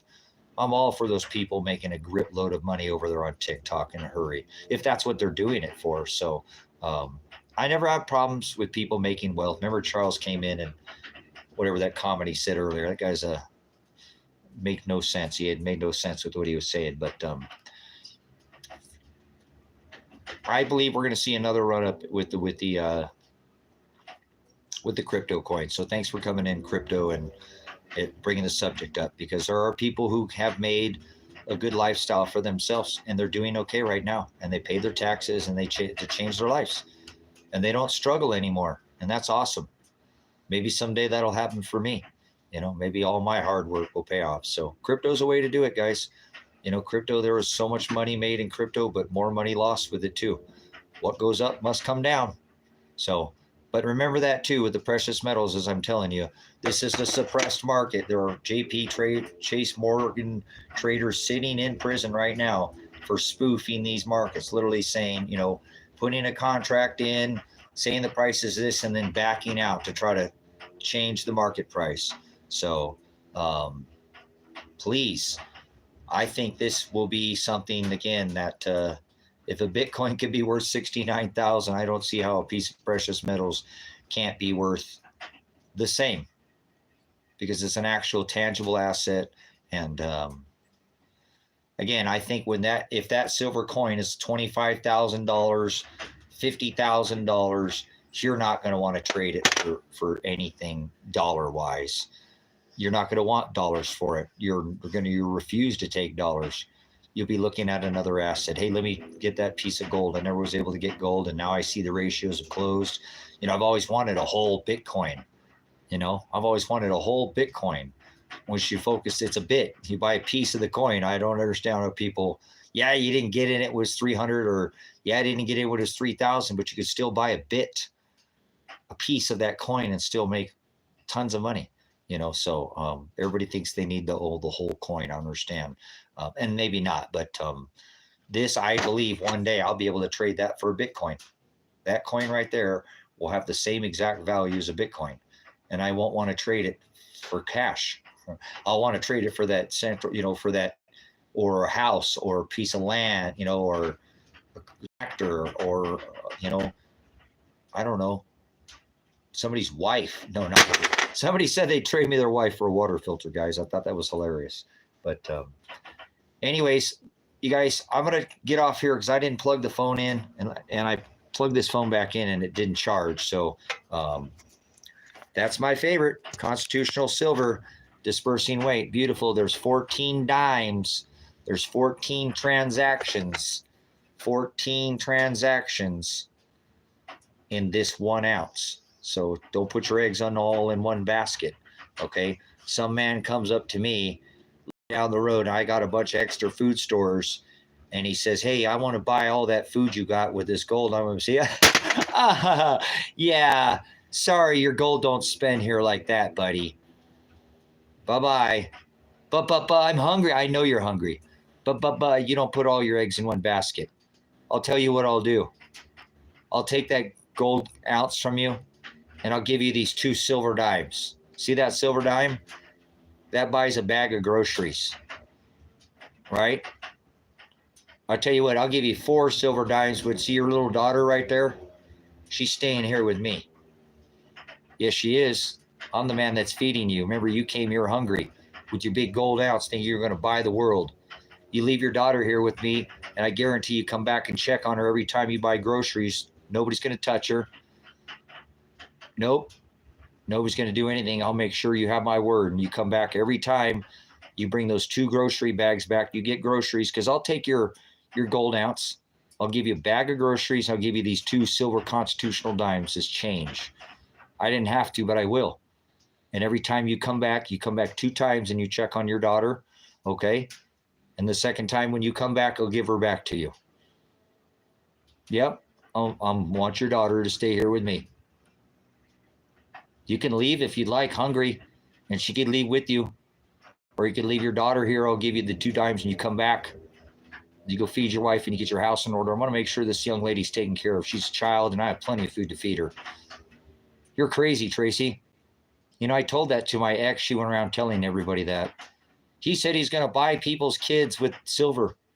It's a parable, guys. It's a parable of what I'm trying to say, the power of putting all your eggs in one basket. I'm trying to teach a lesson. She went around freaked. Oh my God, he's telling everybody's going to buy their children. It's a parable, lady. So, but do you understand what I'm saying? So, gold, it'll be too much. It'll be too valuable. You come to me, I'm not going to, I don't care. I'll take your gold from you and I'll give you change. I'll give you constitutional dimes. So there's 14 transactions, guys. 14 silver dimes. Yeah, I don't think that's not stretching the truth, Vicky. I think that'll work exactly. I think I could make that scenario come out 10 times in less than a month. But you have 10 people wander up me and have 10 of their kids working for me. Doing not child labor, but safe and under my wing, knowing they're taken care of. No, it's not. It's not a bit of a stretch at all. That's the reality of putting your eggs in one basket. You come up to me trying to buy everything I own and you got a gold piece, I'll take it from you and take your daughter from you. If I'm the one who's got food and you're hungry, you're going to leave, and you think you can't leave your child with me, I bet you will. Maybe you won't, but I bet you some of them would. And I'm not trying to do anything to that child. I'm trying to show you the power of constitutional silver and putting your eggs in one basket. And actually the power of somebody coming up and saying, hey, you come back. I don't want your daughter permanently. I don't want your little son permanently. I want you to leave them here so they're safe and fed. Because I have the food, and now take the food I've given you and go take care of yourself so you can come back and pick up your child. And they'll probably weigh more than they did when you got here. No, I'm not. You don't like it. Period. I'm not going to change the subject. And I'm not buying anybody. Remember, I was going to return their child to them when it was only a parable to show you that you don't want to buy and put all your eggs in one basket. It'd be better to have the 14. I've always told the same story, and I've told it for two decades, the same exact story. Same thing. Yes, I will buy your children from you with your stupidity to sit there and put all your eggs in one basket. So yes, get the 14 times. And then you'd say, no, you come up saying, oh, hey, what do you mean? You'd never be subject to me, huh? By that, would you? Coming up with your big piece of gold ounce going, I'm going to buy it all. I want all your groceries. Yeah, I bet you do. People in hell want ice water. They're going to get it. You can turn around with your gold and walk away. So I'll get my gold. I don't have any gold. I'll get my gold, guys. And I ain't buying nobody's daughter. That's just a parable or their children. That's not, I never meant that I would literally do it, but I'm showing you the power. You know, think about what I'm saying. I bet you half of those people would leave their child with me. I never said I wanted them permanently. I said I want you to leave them here so they're fed. I have the ability to take care of them, and I get the gold, and I get you to come back, and I get you to go prepare a place because you leave with food and 2 silver dimes in your pocket so you can come back and pick up your child.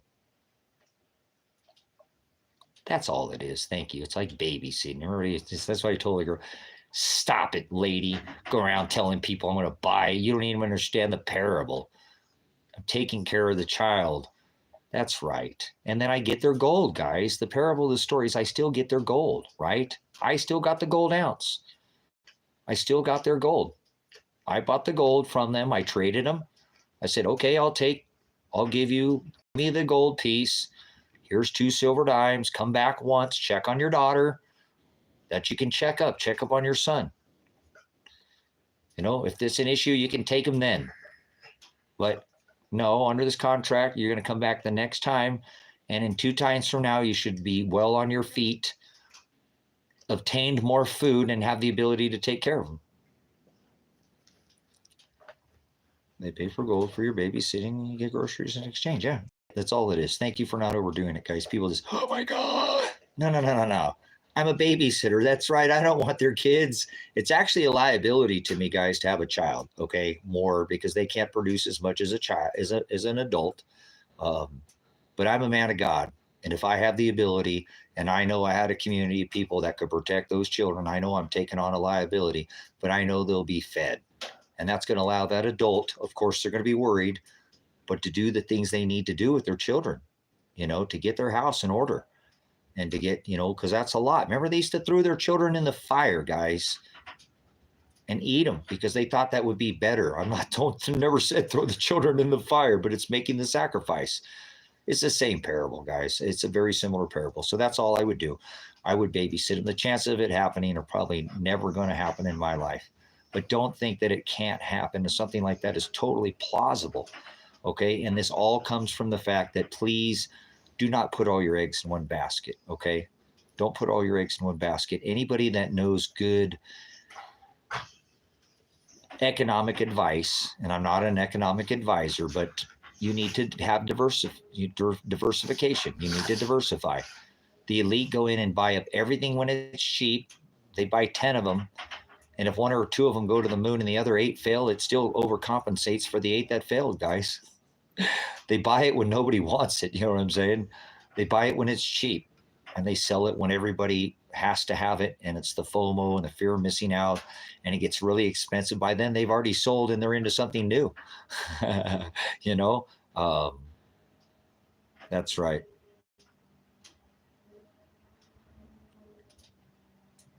Yeah. See what I'm saying? I think, Vicky, too, I think people would actually, if I told them and I sat down and said, look, I'm not trying to take your kid. Here's what my plans are. As a matter of fact, if you want to come back any day and check on your kid, you can. Okay. But I'd advise you to go away and get your house in order so that when you come back and pick up your kid, you don't need to worry about feeding them ever again. Okay. And I want to give you that ability. Yeah, you lost your gold, and yeah, you thought you were going to buy everything from me, but gold and silver are 1-to-1. Okay. When things break down, guys, I'm almost believing that gold and silver will be 1-to-1 again, just like at the time of Christ. I don't think silver will be more valuable than gold. Gold won't be. Actually, I think silver will be much harder to obtain. And people will rush to it because the apocalypse taker, that's what it's a good name for it there, Fid. But people will definitely go to silver because gold will not be something that you can get your hands on. It just will be the elite will have, gold. Those people who always had the money will have gold. So that's a lesson. Who comes up with somebody, who's going to throw in my face that, I got all the gold and I'm going to buy everything from you and ha, ha, ha. And no. Your gold don't buy anything here. It don't do anything. We're just Joes here. And gold and silver are the same to us. So I'll tell you what, we'll take your gold and we'll give you some change. We'll give you a reason to come back. See, I didn't say I'll take your child and never come back. I said, I'm going to give you some change. You'd come back and buy 2 more bags of groceries because I believe that 1 silver dime will be worth that bag of groceries.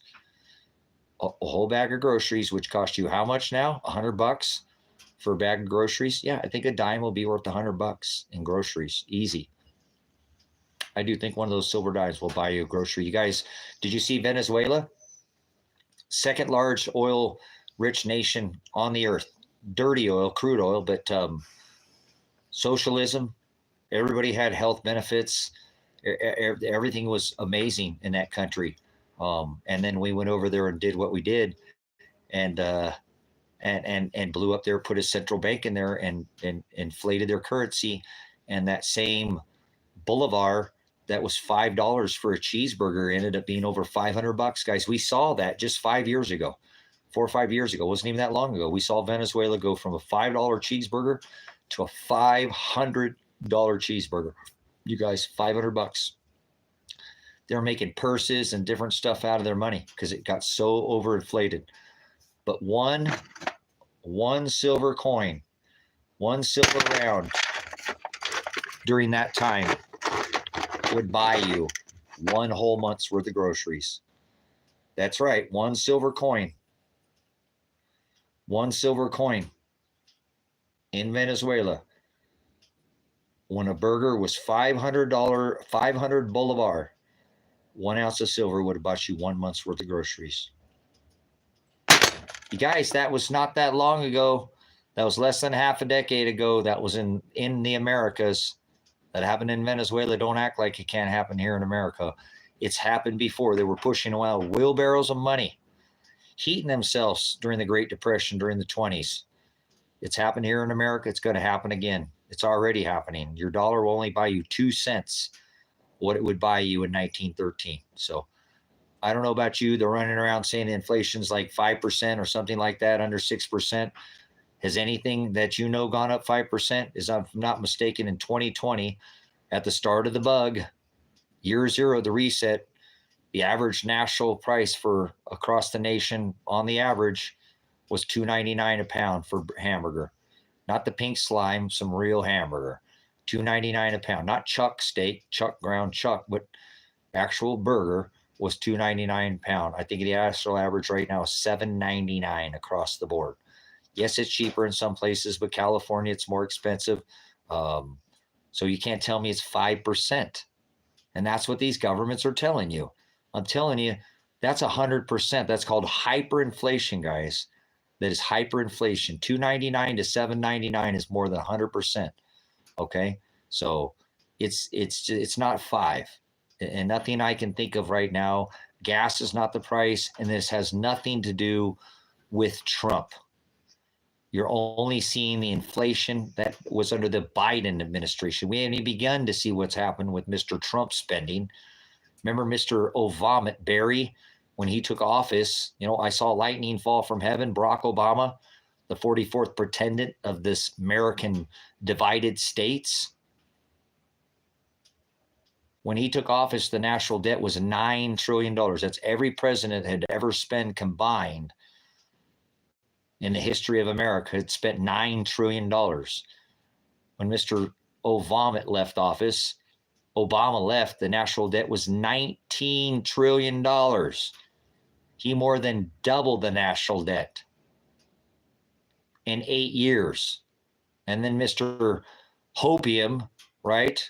How's that hope and change working out for you? No, all the Kool-Aid drinkers doing shots of Kool-Aid and slamming the hopium. He spent more money than Obama did. In 4 years, he spent $8.8 trillion. So he spent more money than Obama did. Tracy, you said that Obama spent 10. Yeah, in 8 years. Mr. Warp Speed spent 8.8 in 4. And Mr. Biden has to smash down on the gas pedal or the economy collapses. They borrow 1 and lend 10. There are short-term borrowers and long-term lenders. It is called a fiat fractional reserve lending system that we're set up on. So if they stop printing money, if they tighten the lending standards and raise the rates, we see exactly what happened when Mr. Greatest Economy Ever on 3.5 years, who pumped the economy, said he was going to audit the Fed and the economy was going to blow.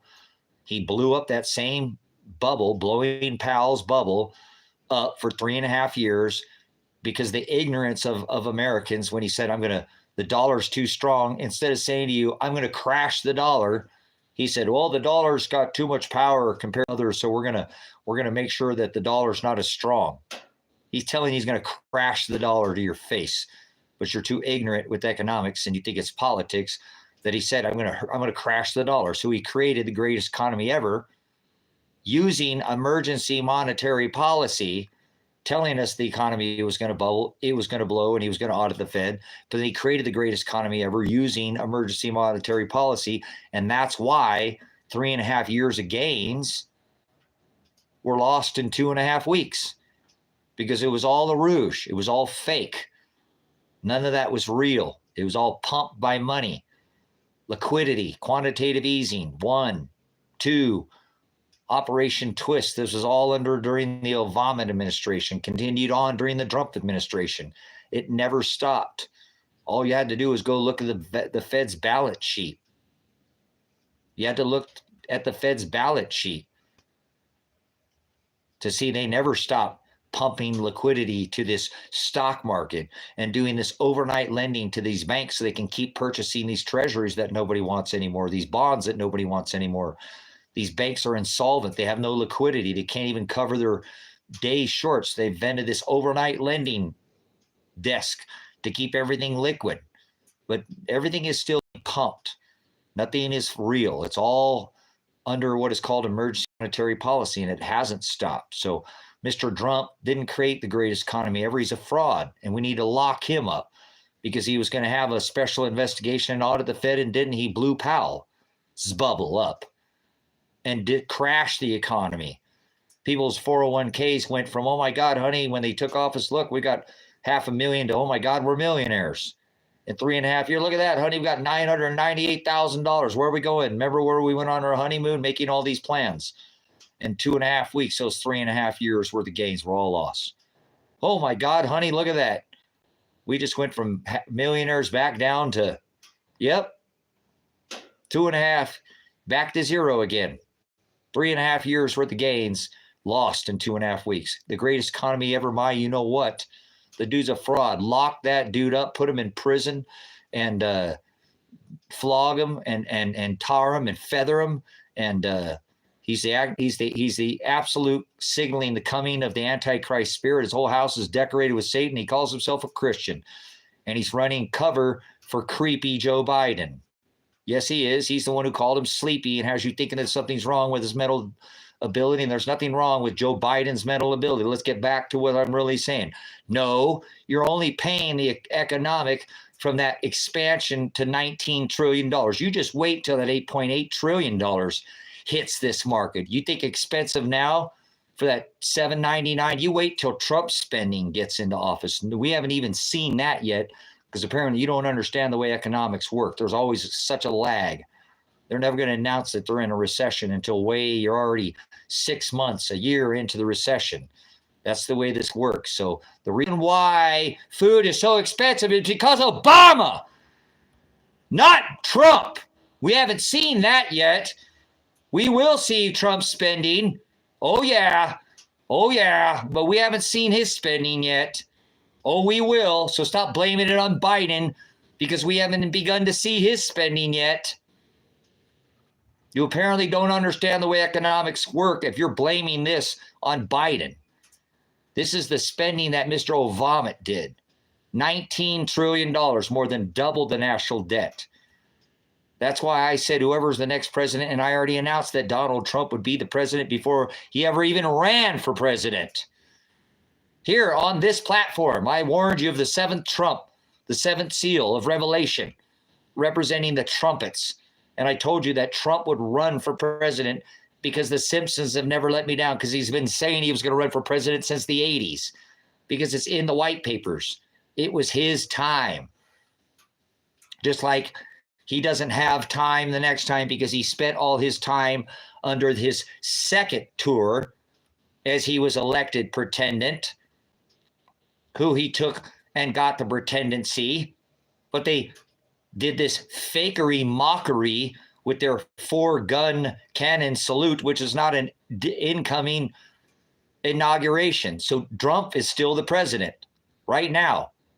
Ooh, all you hopium Kool-Aid drinking, he's gonna all this underground, that ought to get your panties in a wad. But why isn't he telling everybody he's the pretendant?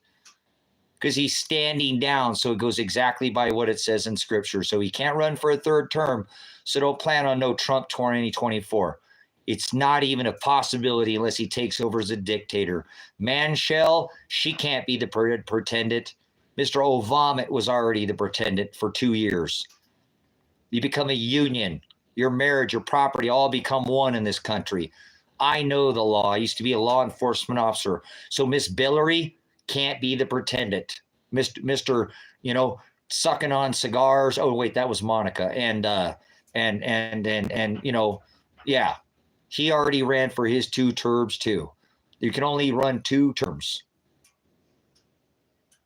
I know, but I'm not wrong on this dispersing weight. I'm not. Listen to what I'm telling you. You cannot be a pretendant more than 2 terms in this country.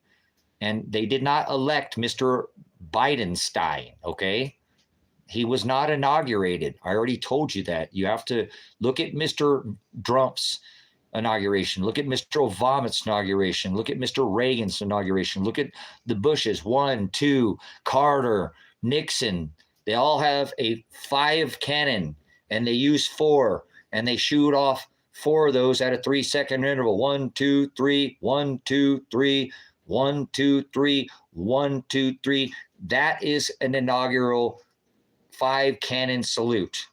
They didn't do that at Mr. Biden's. They only used 4. They shot off 3 at 1, 2, 3, 4, 5, 6, 7, 8, 9, 10. That's called a wreath ceremony, Vicky.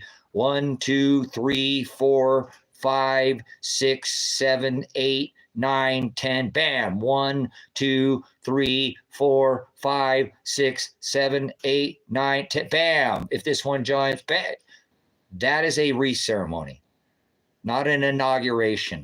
You're never going to see an inauguration where the incoming commander-in-chief, where you see a military veteran not snap to attention, put up a salute, and then drop their salute when the incoming commander-in-chief passes them. You have to do the same thing if you're a veteran. You see an incoming officer, you have to salute.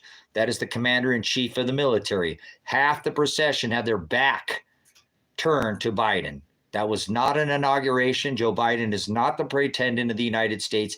He's acting like he is, and Donald Trump is still the pretendant of the United States, and he's standing down, and that shows you how much of a criminal he is, because he's standing down. He's not saying, hey, wait a minute. What about this 4 cannon salute that Mr. Bidenstein? No, he's going along with him, calling him sleepy, when he knows darn good and well they've both been to the island. They're EpiPen Island boys.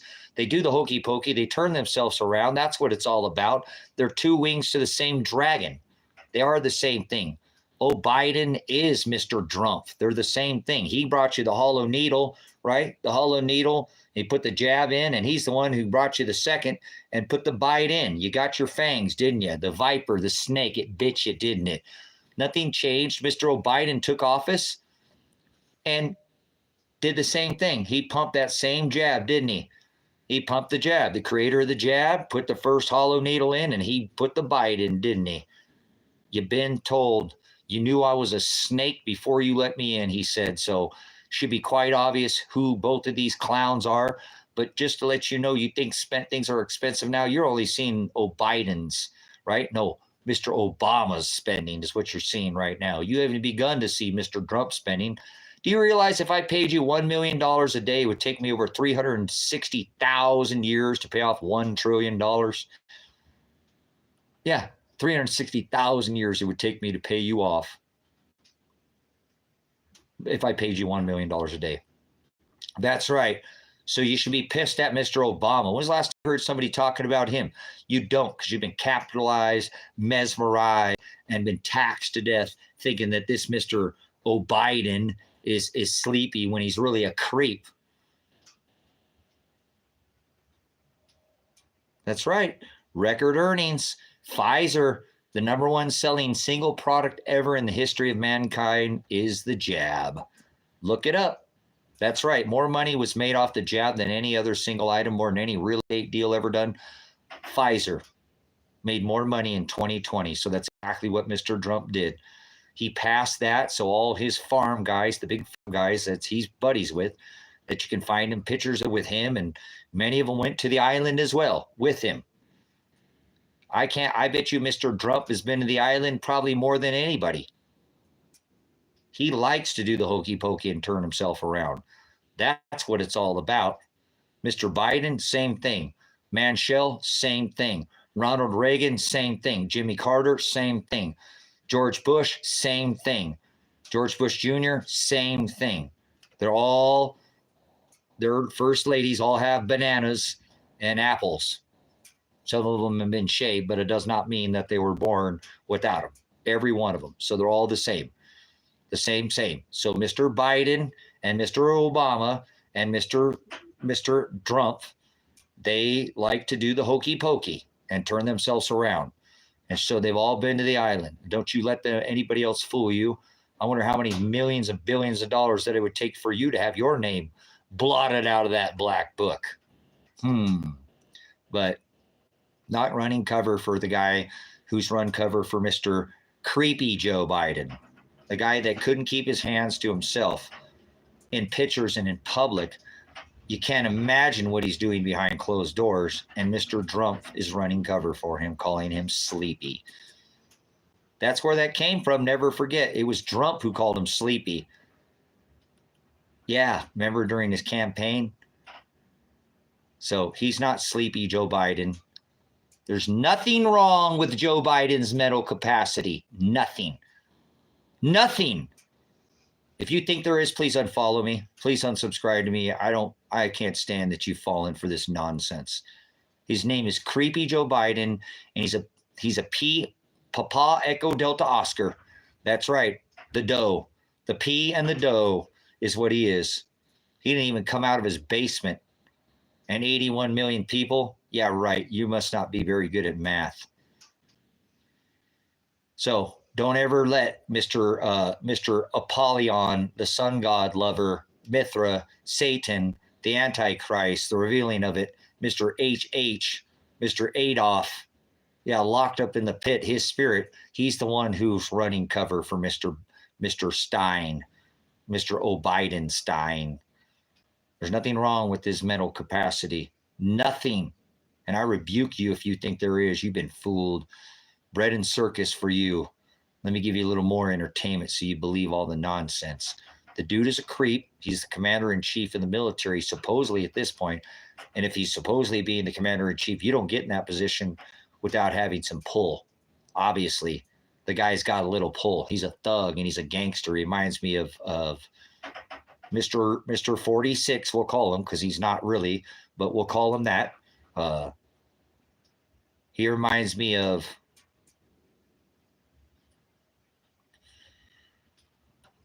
Tommy Pew Pews and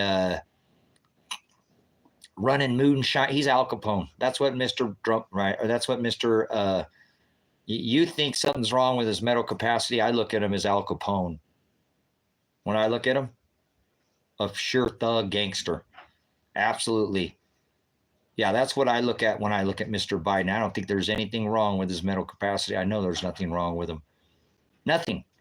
I've watched every speech he's put out ever. Go back and watch the Red speech. He spoke for over 2 hours. He didn't miss a lick. He sounded presidential. His hands matched his eyes, matched his nothing. Didn't even skip a beat. Put on some better presidential looking things than a lot of the ones I've seen Mr. Trump put out. Yes, that speech that he gave was presidential, but he didn't write it. He didn't write that speech. Somebody wrote it for him and he read the script. But he didn't act like a bumbling idiot.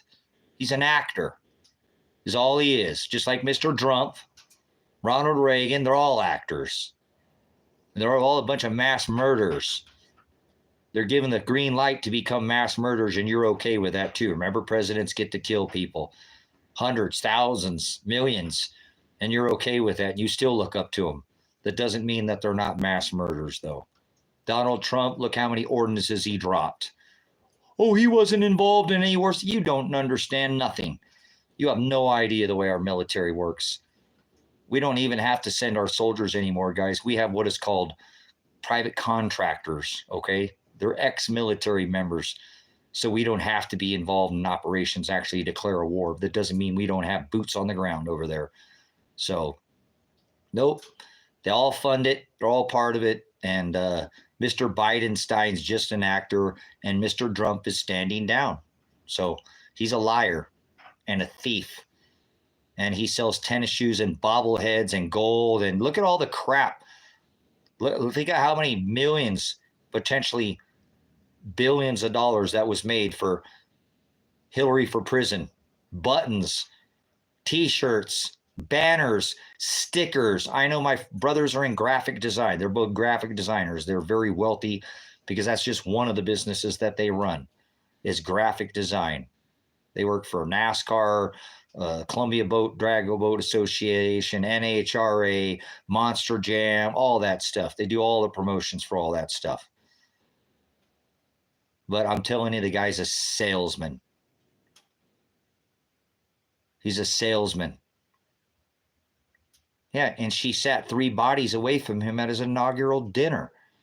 And he praised the Clintons the very next day. So Hillary Clinton is Donald Trump, in case you haven't figured it out. Yes, that's right. Hillary Clinton is Donald Trump. Then why did she set 3 bodies away from him at his inaugural dinner? Why did he praise the Clintons? Yeah, they are. They're family. Yes, they are. Thank you. Yeah, can't get away with the crunch because the crunch always gives you away. The apple don't fall far from the tree. Begotten, begotten, huh? Wasn't hard to figure that out. So that's why I can't stand anybody that's part of this system. You know, the dude's an absolute criminal. You guys, you know, the most blasphemous thing that I think I've ever seen Donald Trump put out, other than decorate your whole house with Satan and call yourself a Christian, is these tennis shoes that he just came out with. The golden calf and Daniel. And that, remember, the Father says, you know, well, not the Father, but Christ Jesus himself, Shiloh, who came to this earth to make a contract with all flesh. He said he was going to leave this place and go to where his Father was at, and he'd be seated at the right hand of the Father.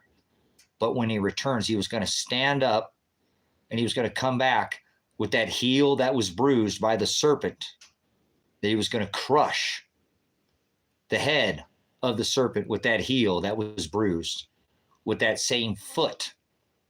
This is the footstool sign. He says your enemies will be your footstool. There'll be ashes under your feet. And I've not seen one blogger, one YouTube, any channel put together that Christ says that he's going to come back. And see, Trump knows the time. Trump knows exactly, not the day or the hour, but Trump knows what I know. And he knows that he's nigh at the door. And that's why he's pulling these shoes. You mix red and blue together, guys, you get Canaanite blood. That's what red, white, and blue is, in case you hadn't figured it out. That's why the cops have red and blue lights. Because you mix red and blue, you get your blood related to the Canaanite queen, the purple. So that's what the tennis shoes have them. They're golden shoes, $399 a pair. He sold 1,000 of them. He's such blasphemy. He's so blasphemous. And all these Christian people who call themselves Christians, they don't see it. They don't know that he says when he comes back, he will stand up. He is seated at the right hand of the Father. And when he comes back, he will stand up and he will come back. And he will crush. Remember, that heel was bruised by the serpent. And with that same heel that was bruised by the serpent, he will crush the head of the serpent. And Trump knows that. That's why he put out those tennis shoes. Stool, footstool, shoe, foot. He's so blasphemous, guys. He is so blasphemous. And I've not seen one of my brothers and sisters in Christ refer to that. What's up with these tennis shoes, Tracy? What's up with it? I know you can discern things. And I'm just asking you. I can't, because they don't, it's brothers, it's okay. Sisters, it's all right. But he's not going to hide it from me. I know exactly what his tennis shoes are. He's mocking Christ because he knows he's nigh at the door. And he knows that the serpent, and he calls himself the snake. Remember, you knew I was a snake before you let me in. I am the chosen one. Guys, he's playing this by the jots, by the tittles. He knows exactly who he represents. The bringer of the disease and the cure of the disease in warp speed. Don't act like this guy don't know exactly every single word that's in that book. Yes, it does. Remember, I've told you. No, they're $399 for the gold ones. They sold out for the first. The gold, those are the red and white ones. The silver and gold, or the gold, red, white, and blue ones were $399, and they sold out in the first 2 hours. They were gone. They're golden tennis shoes. And they have red, white, and blue on them. Blue, red with the white on the bottom, mixing to get the Canaanite blood. But that's what that, and I've not heard one blogger, one person of God, one person of Christ come out and go, Trump is putting this out to mock Christ because he knows that the serpent bruised the heel of Shiloh. Remember, his heel was bruised. Just like they stick you and bruise your heel and make a blood contract to make sure they stick you when you're born. And yes, your heel is bruised sometimes for a couple weeks after they stick you to make that blood contract. Yeah, it's all going by the book, guys. Every jot and every tittle. But I've not heard one other brother and sister, so I hope that edifies you. to show you what Mr. Trump knows. Absolutely, he knows what day we're in. He knows we're in Revelation. He knows we're in the apocalypse. He knows the devil has but a short time. So when you see signs like this should be quite obvious to you the day and the hour that we're living in. They know Christ is going to come back very soon, and he will crush that head that was bruised by the serpent, his heel, and he will make his enemies his footstool. He tells us that your enemies will be ashes under your feet. And he comes out with tennis shoes. I'm tired of it, guys. Bobbleheads. Oh, we bought too many gold bars. Do you know how many people I know that were Trump supporters during that 2016 election? The 2020 selection. And every time they opened up their email, Trump was sending them wanting some kind of donation, $2,000, $3,000 donation to support his campaign. Oh, but he didn't take a salary. I know. Look at the money he made the whole time. It started with the locker up, remember? It started with the MAGA hats, remember? The dude has done nothing but swag on you. MAGA hats, Trump 2024, Trump 2020 flags. You guys, they all campaign and put out swag, but you ain't never seen a swag campaign like Mr. Trump. He's a salesman, in case you hadn't figured out. You're fired. Might I remind you, The Apprentice, he's an actor. And you've been played, and you fell for his act. You drank the hopium or the Kool-Aid, and you slammed the hopium, didn't you? Well, that's all right. I know most of you who follow me, you don't support that, guys, but I'm not going to hear it, guys. There's way too much to show you that this guy's an absolute tyrant and a salesman, and he'll sell you anything. He's a snake. He got snake oil. You bought the snake oil too, didn't you? The big farm guy, stand in line, get your sticker, right? Then Mr. Biden came in. Remember, Mr. Bidenstein came in. He still pushed the same game, so all his buddies still wanted to play poker so that all Mr. Trump's buddies can continue to get rich. Yeah, exactly. Some paid more than for it. I can't imagine what those shoes are for now. You guys, they just paid $3.99 for them. I guarantee you couldn't touch a pair of those tennis shoes right now for probably less than $500. Somebody just said, Vicky said $9,000. That's a good investment if you ask me, but I ain't putting my name on something like that to turn a buck. But I guarantee those shoes would be worth a fortune. You know, those Trumpsters, they just absolutely love their Satan follower. You know, their man that decorates his whole house with Satan and calls himself a Christian. You know, there's two Jesuses in the Bible, don't you? He worships the other Jesus, guys. The Nimrod Jesus. Yep, the Christmas Jesus. You know, Satan, Nimrod, Mithra, was born on December 25th. Christ was born when the sheep were in the pasture. And there's no way in hell that there are sheep in the pasture in Israel in the months of October, November, or December. They're put up because of the rains. There's no sheep out in the pasture. So there's no way Christ was born in the month of October, November, or December. Blasphemy. He was born when the sheep were in the pasture. December 25th is the birth of Satan, Apollyon, the bringer of the disease and the cure of the disease, the one that Donald Trump has his house decorated with. Mithra, Apollyon, Apollo, the sun god. That's who Donald Trump's house is decorated with. So I don't understand why anybody follows him.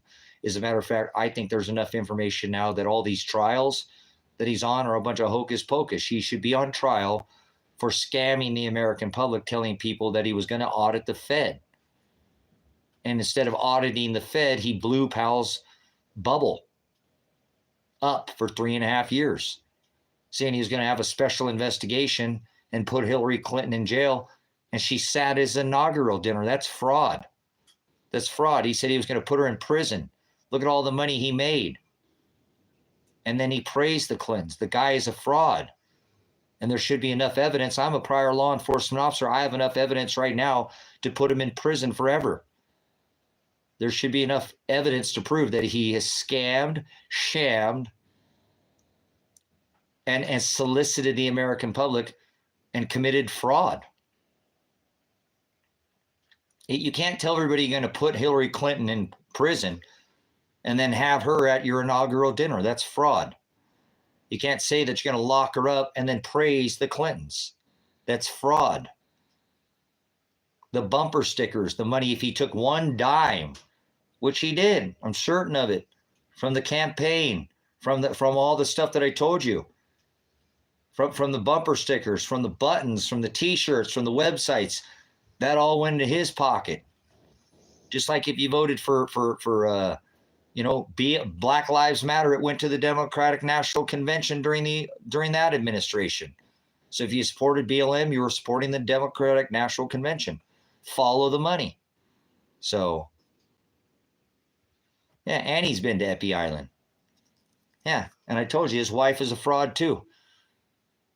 You can't call yourself one gender and be the difference. That's fraud. I'm sorry, it is. It's fraud. It's actually, I believe it's a mental disease, but that'll show in time, guys. And it's brought to you by the Chinese. You'll see I've done my homework on this one. It's been around a long time. And don't act like they don't want you to go down that route, because remember, their god is trans. They have a trans god. Baal, Mithra, the horn god, it has breasts. It's three genders, both animal, man, and woman. Why do you think they want you to be tri? Why do you think they want you to celebrate their orgy sex festival, the Saturnalia, the Feast of the Yule, where they used to actually lay with sheep and animals and sacrifice men and women and lay with man on man, women on women, women on men, men on goats, men on sheep, men on... That was part of the way the Romans fell. So don't think that Mr. Trump doesn't swing over to the barn side of the yeah. Don't think he's not into the barnyard too. I'll bet you $1 billion that I don't have that he's into the barnyard animals too. Oh yeah. Yeah, because remember, their god is trans. Everybody forgets that. Why do you think they want you to, come over to the dark side and eventually get you to, come out? Hey, check it out. There's a walk-in closet right there. Come on out here, right? Then sew this on, sew that on, and next thing you know, you look just like Baal. Yes, you do. Walking around looking like a 3 different in one. Silly rabbit. Tricks are for kids, and you just got tricked, didn't you? You look just like Baal. So remember the promise of the rainbow. So he ain't going to escape what God has in store for him. So that's the one that's hard for me to fathom, is that the guy is trans and nobody wants to talk about it. So why do you think he paints his face like an orange? A little fruity, if you ask me, but I don't know. I'm not into that. I don't swing on that side of the fence. You can't tell somebody what they like in their mouth, just like you can't tell somebody what kind of music they like. But some things, I don't even want to taste it. I don't even want to try it. I don't want it any near my mouth. So obviously he doesn't mind. He's kielbasa or bananas or fruit or whatever, goat, sheep, chickens, pigs, who knows? They're sick. You notice they have all those animals at their rituals, don't you? Yeah, a lot of them they do, don't they? Sacrifice the goat. Gee, I wonder, push it up to the edge of the cliff there, you sick people. And never forget that Satan, the one that Mr. Trump has his house decorated with, when he died, his wife, they had a son together, Tammuz, the son of Satan, the one that has the daggone fish god with the fish hat like the Pope wears. Never forget that when Satan died, she married her son. Yeah, that family. If you can't keep it in the pants, keep it in the family. Gee, I wonder why Mr. Charles and all of their families are into all that, huh? Nothing's changed. Bring a whole new meaning to EpiPen Island, boys, doesn't it? Yeah, they're sick like that, guys. Absolutely sick. So I don't think that Mr. Bidenstein and Mr. Trump don't share. Oh, yes, they do. I'm sure they've had their share of these youth So it just sickens me that one's covering for the other and act like they both don't do it. So I told you they're both EpiPen Island boys. So you can't tell me he's not into that. You don't decorate your house with the guy who died, whose son married his mom. Why would you do that? Satan's son married his mom. Samaramish, Ashtar, Ishtaroth, the fertility goddess, the sex goddess, the spring goddess. She married her son, Tammuz. Sick, man. You wonder why these people like kids so much, why Biden is the way he is? It's their religion, guys. This is their religion. Remember what they do to kids. Moloch, tree, grove, throw your kids in the fire, eat them, barbecue them, baby rays, sweet baby rays. I don't know what they used, but they ate their children. I'm sure they did more than eat the children, guys. Remember the EpiPen? What happens when epinephrine oxidizes, guys? What does that turn into? Do you know what happens when epinephrine, these pens, what happens when epinephrine oxidizes? What does it turn into? Turns into Celine Dion. Sorry, my bad. Somebody's not giving her it turns into chrome. The stuff they love to drink after they do the horrible things they do to children and infants. And then they bloodlet the top of their adrenal gland. And it produces the same thing. That's why Mrs. Clinton wanted EpiPens in all the schools in America. That's why we saw that dealing with the epinephrine, because that's what's in an EpiPen, is epinephrine. And when epinephrine oxidizes, it turns into the pink adrenochrome. That's right. Oxidized epinephrine turns into adrenochrome, the same thing that your body produces when put under godly amounts of extreme stress. I mean, stress that you cannot even imagine. Long periods of stress before your body will start producing that off the top of it. And these people at the top drink this stuff, guys. It's their lifeblood. It's their lifeline. So this is why they do what they do. There's a lot of sick, twisted things that go on I don't never talk about on this channel. I don't think you've ever heard me say that one time. Yes, that's what it does. Remember, it helps people who have an allergy to, that's what epinephrine is. It's part of, that's the same thing that you're very similar to what your adrenaline gland produces, which is like a steroid, very similar to a steroid. And it would cause your body to, that anaphylactic shock that it goes into, that reaction, it causes that to reverse. That's why they wanted the EpiPens, and the epinephrine causes that allergic reaction, as I'm saying, to about face, repent, do 180 degrees. But this is what they drink from children, guys. And it's sickening. And every one of these presidents and almost all these mayors and governors and all partaking in all of this. That's right, Vicky Ann. You noticed it too, huh? Some of them look absolutely just horrid.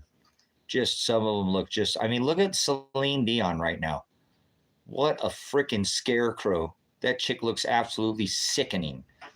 Literally walking death.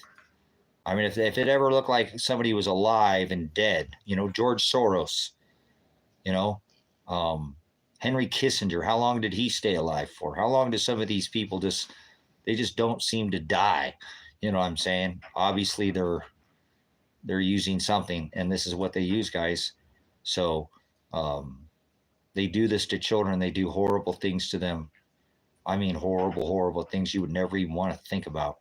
I mean, things that your mind would never even think that they do to them to get this to happen to their bodies. And then they cut their bodies open. Just like the pagans did back then. They used to cut their hearts open, and it's the same thing, guys. It's part of the same ritual. It's absolutely filthy. So, yep. If you know anybody that works for the government, tell them, you know what? I know somebody that thinks that you're their enemy because you do. He says you do the works of your father, the devil. And I hope you agree with me. So everybody you know that works for the government's evil. They're supporting this man and this system. Well, how are we going to get ourselves out of this? If you don't vote, you don't have a voice. Yes, you do. Don't tell anybody that. You have a First Amendment right. And you have the right to put out disinformation. I'm going to put some misinformation out right now. Facebook fact checkers. That's my First Amendment right. Remember? Here goes. I'm putting out some disinformation. The sky is purple. Deal with it. Deal with it. If you don't like it, that's my right. I can say whatever I want. I just can't yell fire in a theater. I can't incite panic, but I have a God-given right. My First Amendment right tells me I can say whatever I want. True or not. Have you forgotten your rights? Yes, you are. Or yes, you have. You believe that you shouldn't be able to put out disinformation. Yes, you can. That's your right. I just said the sky is purple. Deal with it. I don't care if you don't like it. I don't care what color you think the sky is. That's my right. If you've forgotten the right, the First Amendment right, the freedom of speech, that is your right. I know. Facebook sucks. So does TikTok, and so does YouTube, and so does... You guys, this is worse than Stalin, Nazi Germany right now. If you take one piece of information off this platform, that's no different than burning a book at the times of Hitler. I've been trying to explain that to people. Facebook fact checkers are book burners. You have the right to put out false information. You have the right to put out something that's not true. It doesn't matter. That's your First Amendment right. It's called freedom of speech, freedom of press, freedom of religion. Nobody can tell you you can't say anything. The only thing you can't do is cause panic. Like I said, you can't yell fire in a theater.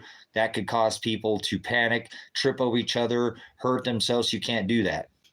But I can tell you all the misinformation that I want, and they can't do anything that's unconstitutional. I'm letting you know now. That's protected right under the First Amendment. It's just your freedom of speech, freedom of press, freedom of religion. You can say whatever you want. And I do.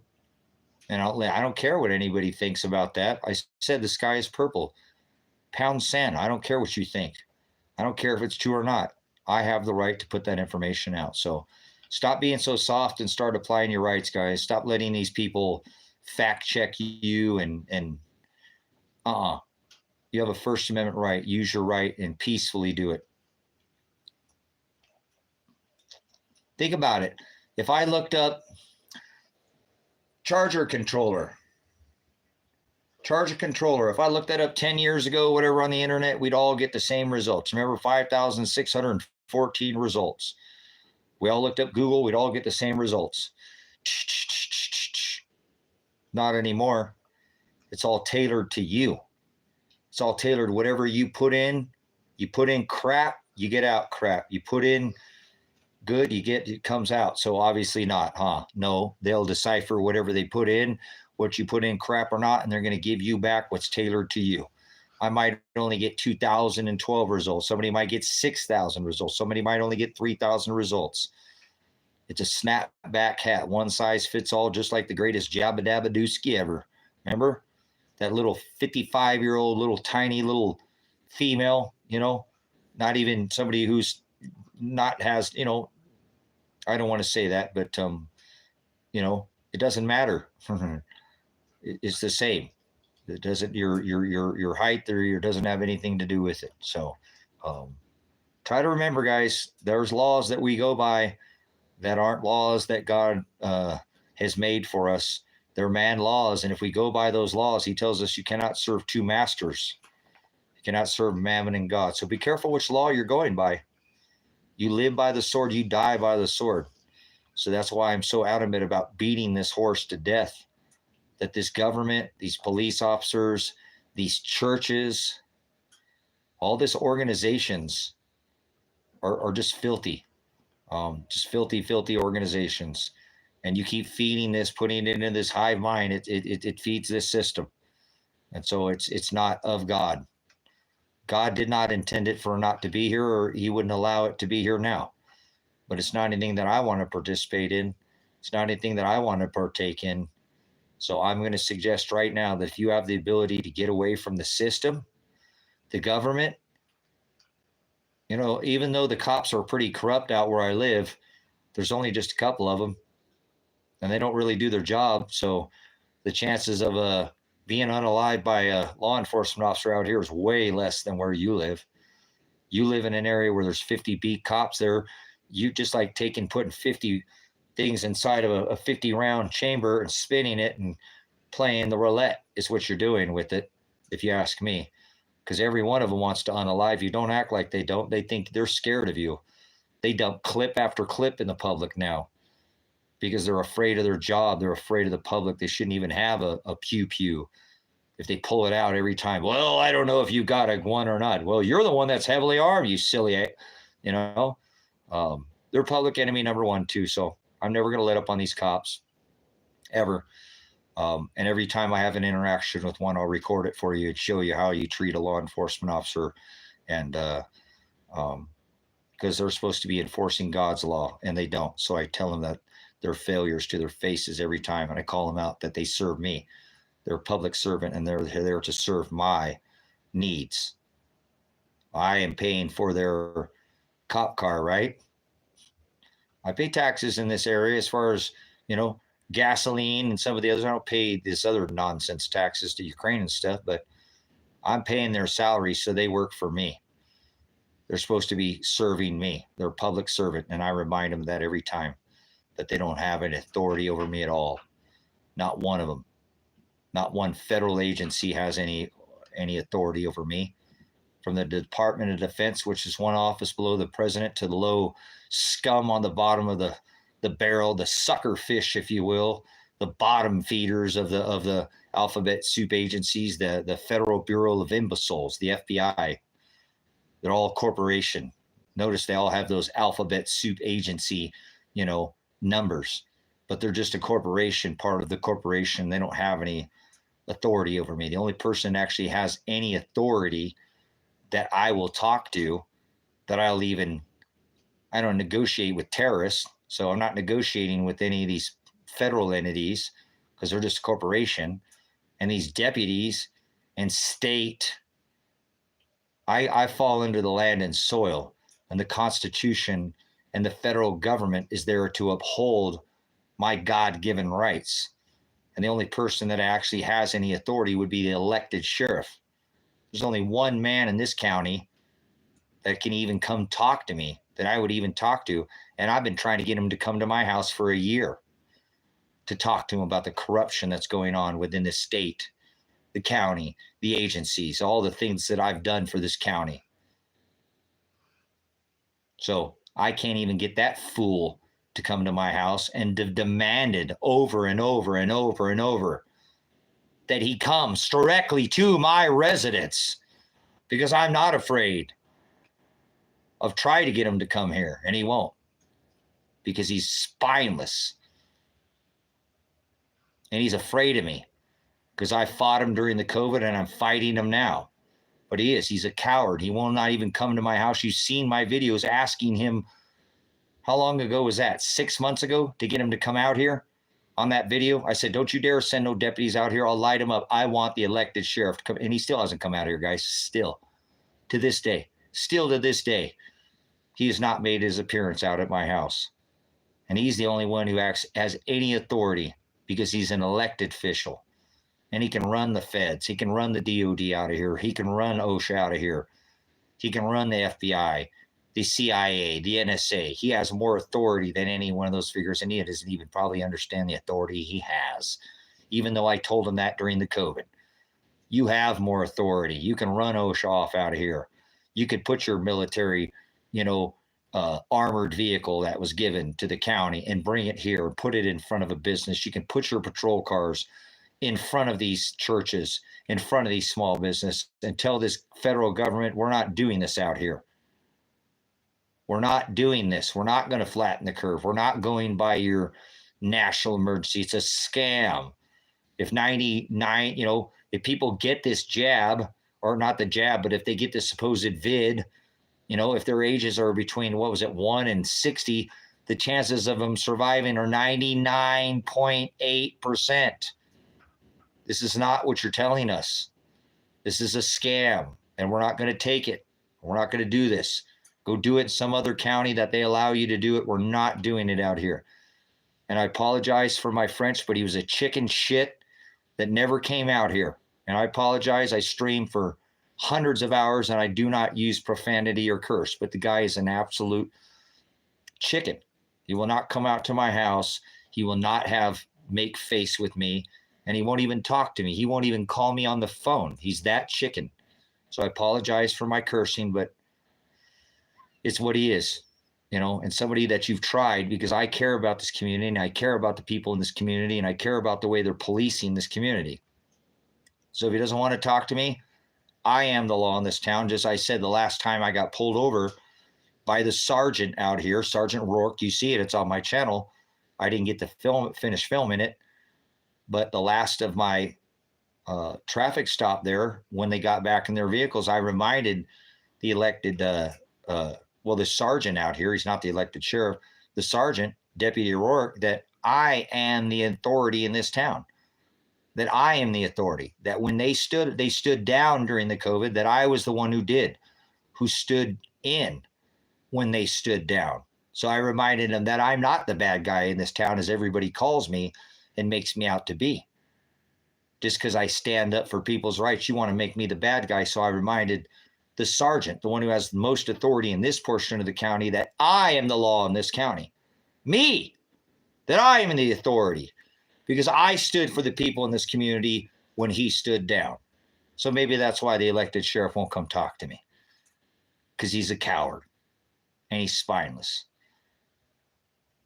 But he's the only one that, in my eyes, that I would even have a discussion with. Everybody else, that's why I say, go ahead, NSA, go ahead, FBI, go ahead, CIA, go ahead, all you alphabet soup agencies, you federal agencies, come on out to my doorstep. It's Christmas Valley.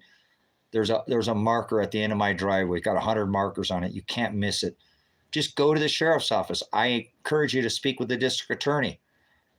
He knows who I am. When I go down to the courthouse in Lakeview, he leaves the courthouse. Anytime I've been there, he will not stay in the same building as me. He leaves. And that's the district attorney. That's a prosecuting attorney down here. The one that actually can put me in jail, with that deputy, right? No, with the elected sheriff. So go ahead, send your little minions out here and I'll film all of it and show you every one of them.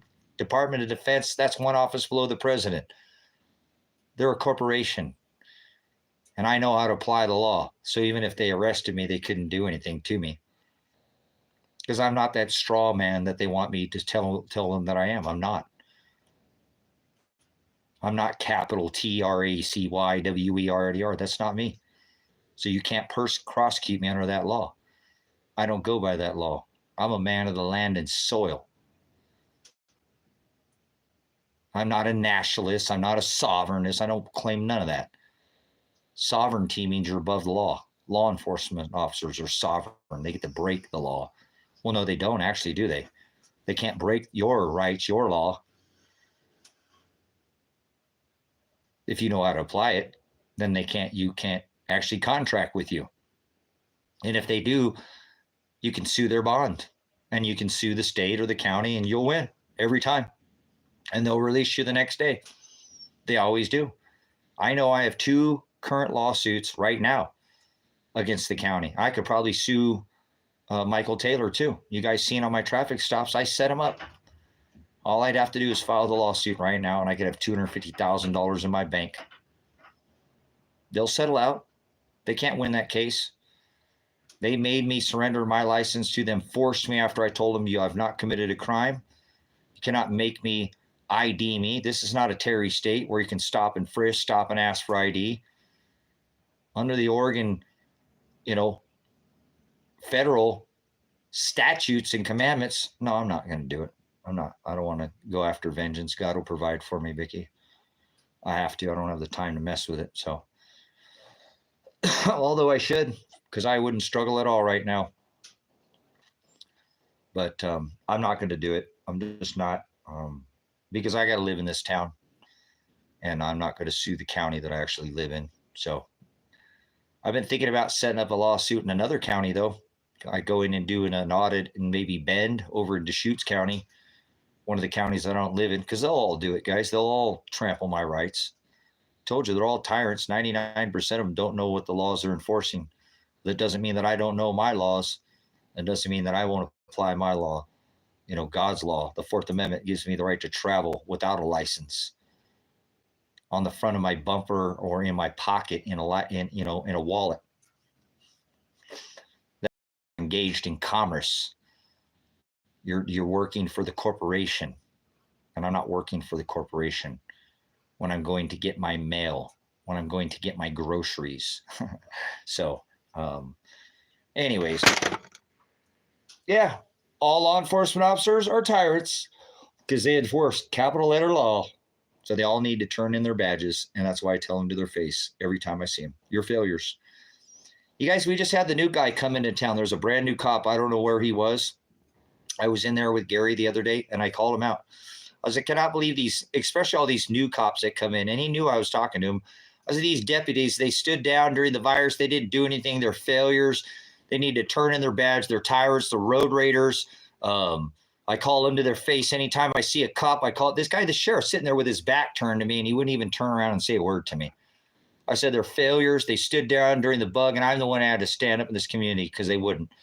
Every single one of these law enforcement officers in there, to include every single sheriff, as this new sheriff is sitting in front of me at the Chevron, and I'm sitting with Gary. Gary waves at him and licks his boot, and he walks up. I say, yo, these cops are tyrants out here. They didn't do nothing, and he didn't even turn around and say a word to me. If he served this community, he would have turned around and said, sir, what are you talking about? Hey, look, I ain't trying to cause a confrontation with you, sir, but I didn't work during the COVID, and he didn't turn around. He just sat there and got his stuff, put his ketchup and mustard on his hot dog, got his drink, and didn't even turn around and say a word to me. I guarantee that cop has never had anybody say anything to him in his career because he ain't been a police officer that long, but he sure did now. I'm sure he went back to his buddies and said, hey, there's somebody in there. He was talking a bunch of smack, like, oh, that's Tracy. But he didn't even turn around and say anything to me, guys, because he's a freaking tyrant and he don't serve the community. I was bashing him with the truth is what I was bashing him with, crushing him with the truth.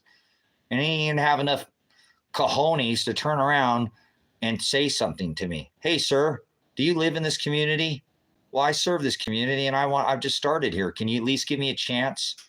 I'm not one of these other guys. I'm not, but he is. He's a scared coward and he wouldn't even turn around and say a word to me. And I'm a member of this community. Okay. An upright standing citizen that's stood for this community when nobody else would. I did. When nobody else did, I did. I stood in the gap when the law enforcement would not. When there was a hole, I filled that gap. So you'd think the tyrant officer would have turned around and said something to me. Well, hey, I know that you might have a disagreement, but come on. We're not all bad. He didn't even turn around. I would have if I'd have been a law enforcement officer. I'd say, hey, sir, you know what? I'm a public servant, and no, I do serve the public. I took this job because I want to help. Okay, so our hands are tied, sir. I hear what you're saying. But can I sit down with you? Can I sit down here and eat my hot dog with you, sir? Can we sit down and have a meal together? Hell no, you tyrant. He tells me do not keep company with vipers. Do not cast your pearls be fine. You don't eat dinner with somebody of that. No, you're not sitting down. You want to stand there and talk to me like a man 10-toe. Stand there and talk to me. But you're not sitting down here with me. Absolutely not. You want to talk? Let's talk. What you're doing is tyrannical. With the laws you enforce, capital letter law, you have no right to push that on a man or a woman. Capital letter law, no, he didn't even turn around because he's a tyrant, coward, just like every other law enforcement officer in America. And these people are supposed to be the people that are protecting us, guys. Remember this when I tell you this. 95% of the time, they don't show up until after the crime has already been committed. Yep. After the crime has already been committed. So a lot of the times when you call law enforcement, they're not there to help you like people think. And again, a lot of time you call for service and they do the opposite of what you ask them to. So what's your deal with cops? I hate them. They're tyrants. They should have protected And now they should all stood together and say, hey, guys, we stood down during the bug.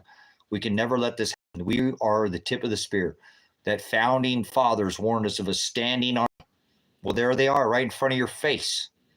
You're waiting for some people in military fatigues, and they're wearing battle dress uniforms that are black and blue and Kevlar, bulletproof vest, AR-15s. This is the same stuff, guys, that we wore during Desert Storm, Desert Shield in the first part of the 90s in the desert. All these cops have been militarized, and they all act like you're public enemy number one. So I despise them, every single one of them. They're tyrants. And again, they should have had their cop cars in front of every church and every business, and they didn't. So they stood down, and for over 3 years, you could have done just about anything but run somebody over, and they wouldn't mess with you at all. You not forgotten. Tags could be expired because of the virus. You could do just about. They didn't do anything. They collected their paycheck, and as soon as the whole COVID, release the dogs, they were right back out on the streets, being the road raiders and the pirates that they are, extorting and harassing the general public, all wearing the same color, heavily armed group of thugs. That's a gang. Technically, I've been a police officer. I've been through the Highway Patrol Academy. I've had the shoe on the other foot. And a gang, according to law enforcement, is 5 or 6 or more heavily armed group of whoever, thugs, if you want it, going around harassing and extorting the general public. And that's exactly what our law enforcement officers do right now. They enforce corporate law, and they take money out of people's pockets using that corporate law. All of them do it. All of them do it. So I'm sorry. No, I'm not sorry at all. I apologize if you have a law enforcement officer in your family. You tell them personally from me, I said they're a tyrant and a road raider, and they need to turn their badge in, and we'll police ourselves. Have we lost that much faith in each other that we can't police our own communities without these thugs going around heavily armed, going and dumping clips in people that don't listen to them? How many people you think lose their lives in America that have an earbud in their ear that are walking the opposite direction? A cop says, hey, after you look like this, bam, you're done. You think it goes down on the police report like that? Oh, he reached for something. He had something. He was aggressive. They're liars. They'll lie and put whatever they want. They have sovereign immunity in their police reports. They'll cover for themselves, exactly like Vicky just said. They'll cover their own tail. So they're not here to protect and serve us, guys. They're not. Protect and serve yourself. Get yourself away from these cities where you might not need to call for service from these people, guys. Because if you live in a city, you are very subjected to one of these clowns. They don't even, I'm telling you, if I was a police officer and I really wanted my wife to give me one of those jobs, right? To give me a job, right? And she didn't give me that job that I was asking for, that I wanted so bad. And I'm upset, and I go out on the road and I police community. You think I'm going to police the community as the guy's like, he's like, hey, honey, will you give me a job? And she's like, sure, honey, before you go to work, no problem. Right? Those two officers, one goes to work, the other one goes to work. They call in service from their house, whatever, from their patrol vehicles. You think they're going to police you the same? This guy gets a job, this guy doesn't? You think you're going to get policed the same, huh? You're not. You're not going to get policed the same from one cop to another, from one city to one county to one state. The laws are different. So don't sit there and tell me that these guys are here for our best interests and this is the United States of America. County to county, the laws are different. State to state, the laws are different. And police officer to police officer, they will police you differently. They're failures. I can't stand them. Yeah, that's right. One gets a little action from his wife. He's going to be all fired up, and he's probably going to let everybody go that day. I'm just going to let you go with a warning today, man. I'm feeling so good out here today. My damn wife, she ain't give me no tail, and here's your ticket. Here's your ticket. Here's your ticket. Here's your ticket. Bam, punch, smash, hands on. Cops love to get hands on, huh? They're like crackheads, but with licenses. I need to see that ID. Let me see your ID. Where's your ID? Give me your ID. Give me your ID. Yeah, they are. So think about it. I'm not wrong. And I have every right to despise these police officers because they're tyrants and they're extortionists and they're in capital letter law. And if I had my way, I'd have all of them turn in and they would all have a different job. I'd lock them all up on an island and never let them out again. I wouldn't. They can sit there and serve themselves, police themselves. Remember? Not anything that I didn't ask that we wouldn't be doing out here on the outside, but since they were all involved in it and they push their tyranny on everybody else, they can deal with it themselves. Set them apart. They were the ones that were gang members, gang extorting and harassing the general public, all wearing the same color, heavily armed group of thugs. That is your sheriff. That is your deputy. That is your state trooper. That is your city cop. That's your beat cop. They're all the same. So I look around and even the law enforcement are tyrannical. See, even the government, tyrannical. Television, tyrannical. Schools, tyrannical. Entertainment, tyrannical. Music, tyrannical. Television, tyrannical. All lies, all tyranny. And remember this, when a government fears its people, that is freedom. That is true freedom. I don't really believe in free will, but that's freedom. When the government fears the people is freedom. When the people fear the government, that is tyranny. And that's where we find ourselves today. So don't get mad at me because most people fear this government.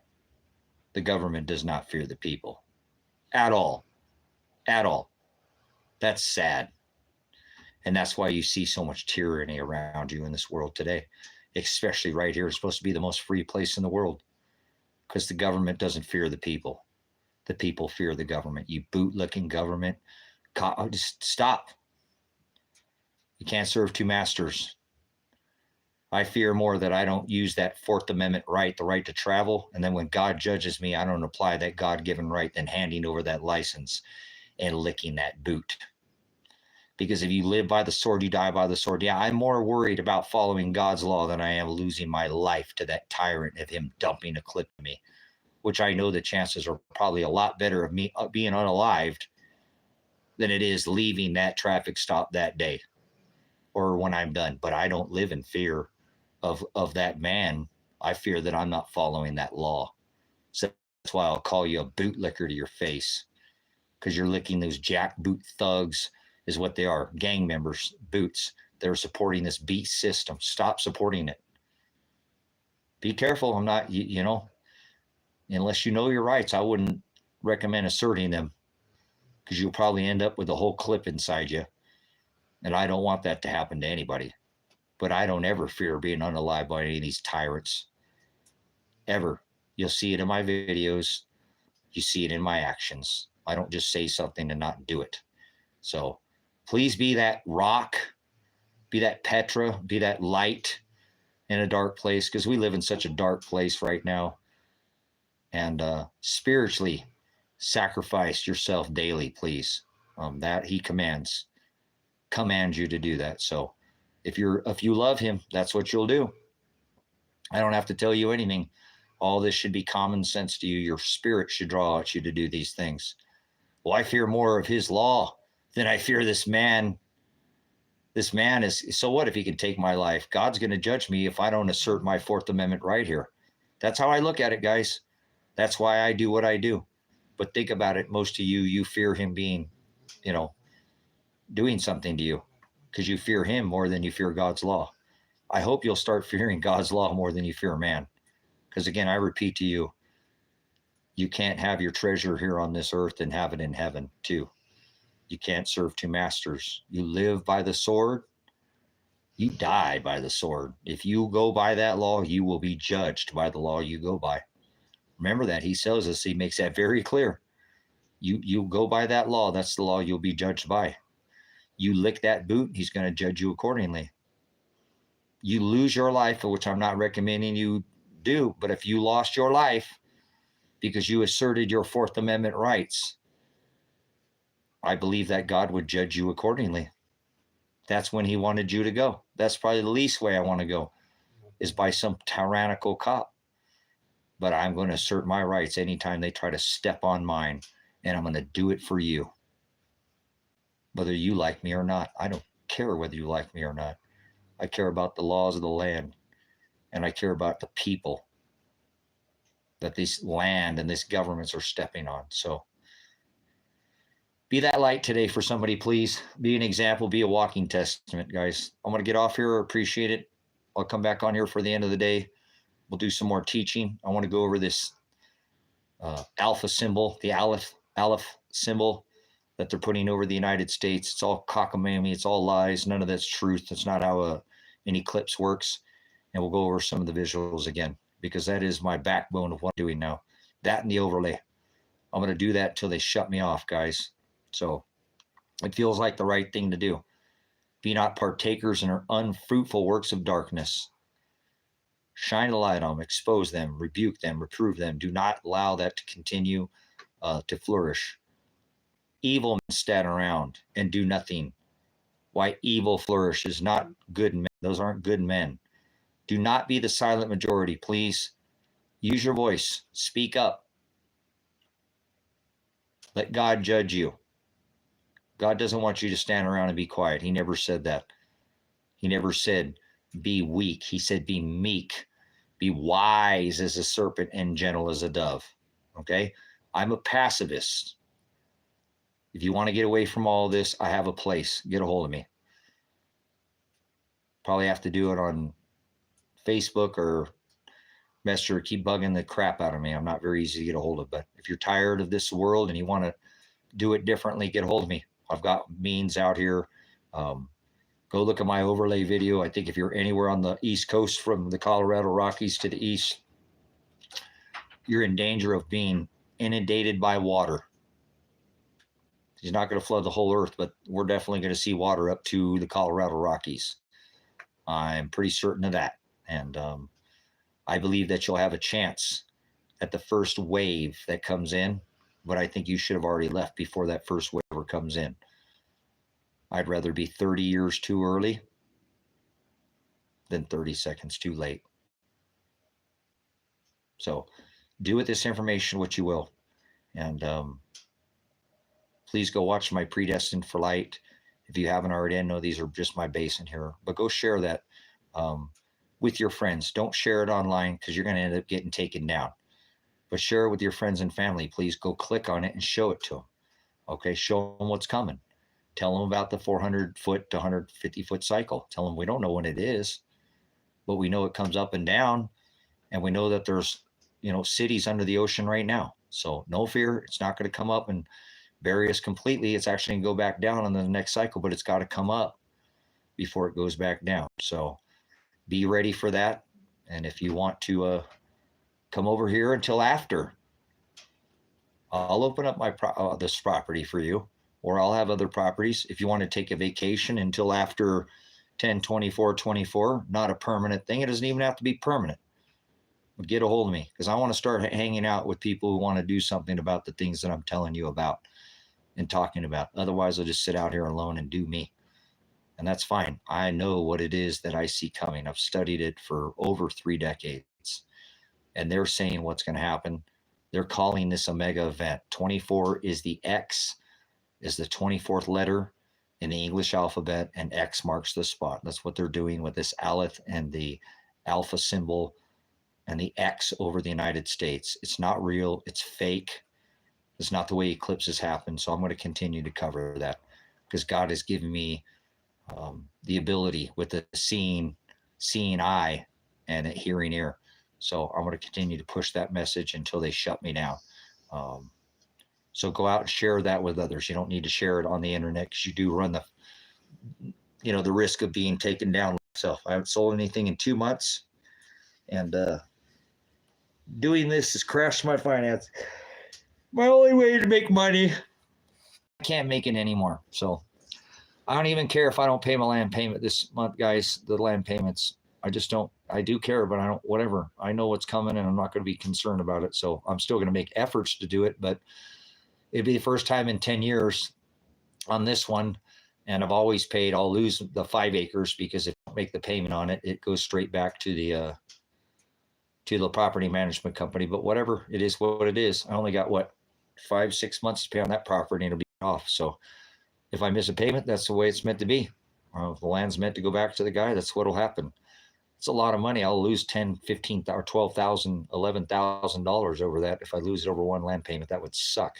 But I don't think they're going to throw me off this land. And I own the other 20, and the other one's just an investment that I've invested in for later. But hopefully the Lord will provide a way for me this month, and something will pop here. So I'm going to keep working at it, but I'm not going to stop coming on here and taking up my cross daily with you. And if you don't see me in here, it's because I'm doing something here at the property.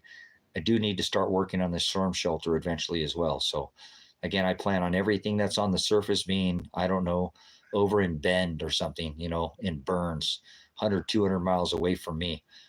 150 miles, 200 miles, it's going to be nothing. It's going to blow these buildings all over the place. So I'm going to make sure I get in my shelter, make sure I have enough dirt over my head to protect me.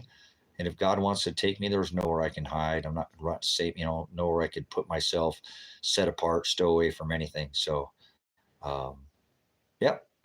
Got to remember it's my Jubilee year, guys. So I'm hoping this year God will come through after 7 years of hell, meet the cycles, that I'll come to my fruition and that I'll get to reap all the benefits of my hard labor and the seeds that I have sown. So can't wait for them to sprout and see the fruit of my labor. So, and if I don't, then maybe one day they'll spring up in heaven, in my new body, and my treasure will be then, and I'll get to enjoy the beauty of my labor then. So either or, I plan on continuing this journey for him. So please be a living testament. Please walk and follow in his commandments. 7:7. There we go. Let's end it with that. 7:7. How cool is that? All right. Thank you for the 7. I turned 50 in November. I'm a Scorpizzo, the false prophet. Black, obviously. I always wear black. Black pants, black shoes, black socks. I'm always, black. I like my brown hat, though. I like this old rusty hat, though. One of the first brown hat I've ever owned in my life is this old hat right here. So they're always been black, so prior to this one. But okay, family, brothers and sisters, I appreciate it.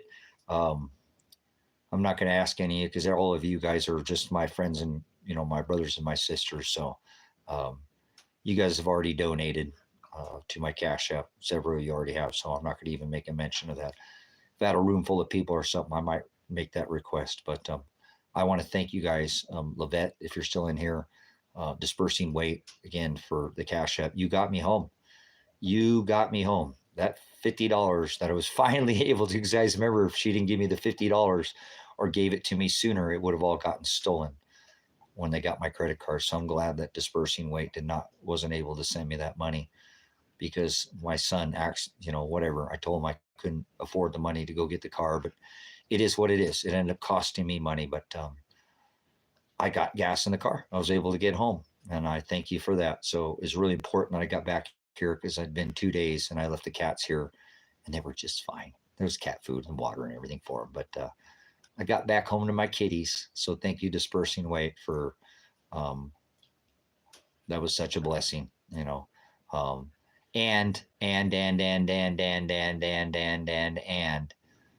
I took my son to lunch on you, Dispersing Weight, before I left. I hadn't eaten. I need to go on the road with something to eat. I went to Kona Cafe in Springfield, Oregon on Main Street, and I got a 2 large chicken, volcano chicken and pineapple fried rice with the Hawaiian mac, and I bought my son a meal as well. So that's where the money went, okay? Gas, and I fed myself, and I bought my son lunch and his girlfriend. I told them they had to split a large meal, but what a blessing. What a blessing you were. You got me home, and I went home with food in my stomach, and there was enough food because it was a large that I didn't eat it the whole way, or I didn't eat all of it. They were takeout only, but once I got up past the top of the pass and I made it in past what's up there at the top? At the cutoff to go towards Crescent, I finished eating all that chicken, and man, it was super good. I haven't eaten out. I can't really afford to eat out. Um, every once in a while, I go get those tacos up there at the grocery store, but that's only like $3, so it's a little more expensive for that meal. But man, it's been a long time since I've eaten out like that, and it was awesome. So thank you, sister. That was an absolute blessing. Normally, I try to buy tools with it and stuff, but it was kind of a stuck between a rock and a hard place, and that Cash App came through. I appreciate it. The food was wonderful. I'm sure my son, he was really happy when I got home. He checked on me. He said, "Thanks, Dad, for lunch," and his girl appreciated it. And I said, "Well, I told him, that's from one of my followers who was able to," because I told him, "I don't have this money, son, but I have this money that somebody gave me, and I'm going to spend this to get gas to get home. Don't trip out. It is what it is. I told you I don't want to have to spend any money to come over here. Don't even come over here if it's going to cost me any money." But I'm glad I got to hang out with him. I love and I miss my son, and I'm so alone out here. It was nice to hang out. And I took a shower, with the running water, not the bucket shower. And I have it out here. I just don't have it. I don't use it, but it was there, nice running water, and got to hang out. The animals, I brought my dogs with me too. So that's why I stayed an extra night, because the dogs were with me. Otherwise, I would have wanted to come back the very next day. So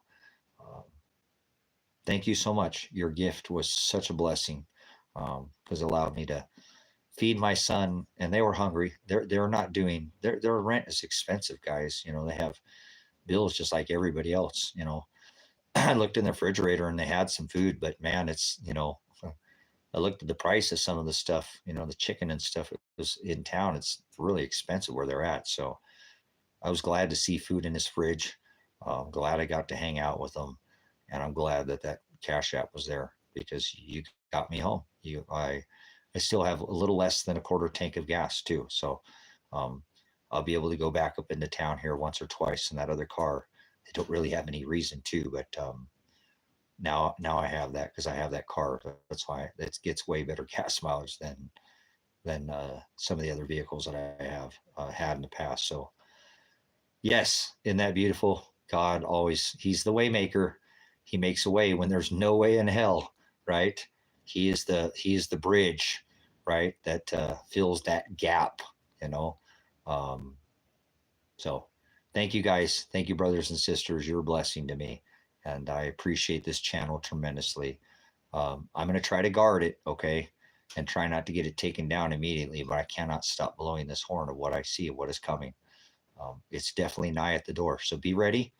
Have your lamps trimmed. Okay. Don't burn up all your oil. Keep it burning bright though. Okay. Maranatha until he returns. He wants to find you girded, your loins girded in his service. So he needs to see you working towards him. He's the prize. And that's why he tells you that you must take up your cross every single day in the book of Matthew, that it's a daily, to be condemned by this world. It's supposed to happen every single day. You can't set the cross down. It's a daily Sabbath. It's a daily Jesus. And you see that in me. So I feel that in you guys too. I don't feel like you're afraid to go speak this anywhere you go. Friends, family, public, it doesn't matter. Always on the Jesus. So it's my only way to get out of here, guys. So I know, and that's why I want you guys to get out of here too. I don't want you to get thrown in the abyss. I want to see you rule this world in your new body. I want you to receive that inheritance of the kingdom. Okay? All right. Much agape. I'll be on here later, and appreciate all your guys' support. You guys are you guys are all I got in this world. I don't have anything else. I told you that. I just don't have anything else but his truth. So it's nice to know. I'm not sure if that's Levette that called me. I think I got a call from Levette. I hadn't heard from you a couple of days. I think that was you, Levette. I'm sorry. It was late when I got back and listened to it, but I think that was my sister, one of my sisters, saying, "Hey, I watch you every day, and I hadn't seen you for a couple of days, and I want you to know I was thinking about you." Guys, that is amazing, man. That was so awesome. You make this isolation a whole lot easier for me. Brothers and sisters and mother that I can lean on. I love coming in here, guys, and hanging out with you guys. I really do. You make me feel not so alone. Okay. So my only friends are online, but I'm okay with that. I'm all right with that. You guys are a blessing. I want each and every one of you to know that. Please, I know that I sometimes say, I don't care about anybody. I do. I care about you guys. I care about my brothers and my sister and my mother, because you guys are all I got. So it's so nice to come in here and see these familiar faces every single time. Vicky, Lavette, Dispersing Weight, Finn, Walker coming in every time. Just all the continued people that continue to come in here. Again, Dispersing Weight has just been a blessing.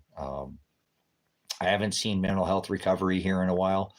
That's okay. That's my sister over there in the Outback. But and then your comments, guys, are just super duper. I can't thank you enough for not only leaving comments on the live, but going into my comments and leaving them on the videos that I've made in the past. I know I haven't produced much content, but it's good to see the comments, and I apologize that I don't always respond, but I do read them, guys. And if I don't respond, it doesn't mean that I haven't read them, because I do read all my comments. I read them. I just don't always respond back, and I apologize. But don't think that if you left me something that I didn't hear it. Okay. And I did. I took the time to read it. I just can't always respond. Okay. All right. Let's leave it at that. Always agape. Much agape and phileo.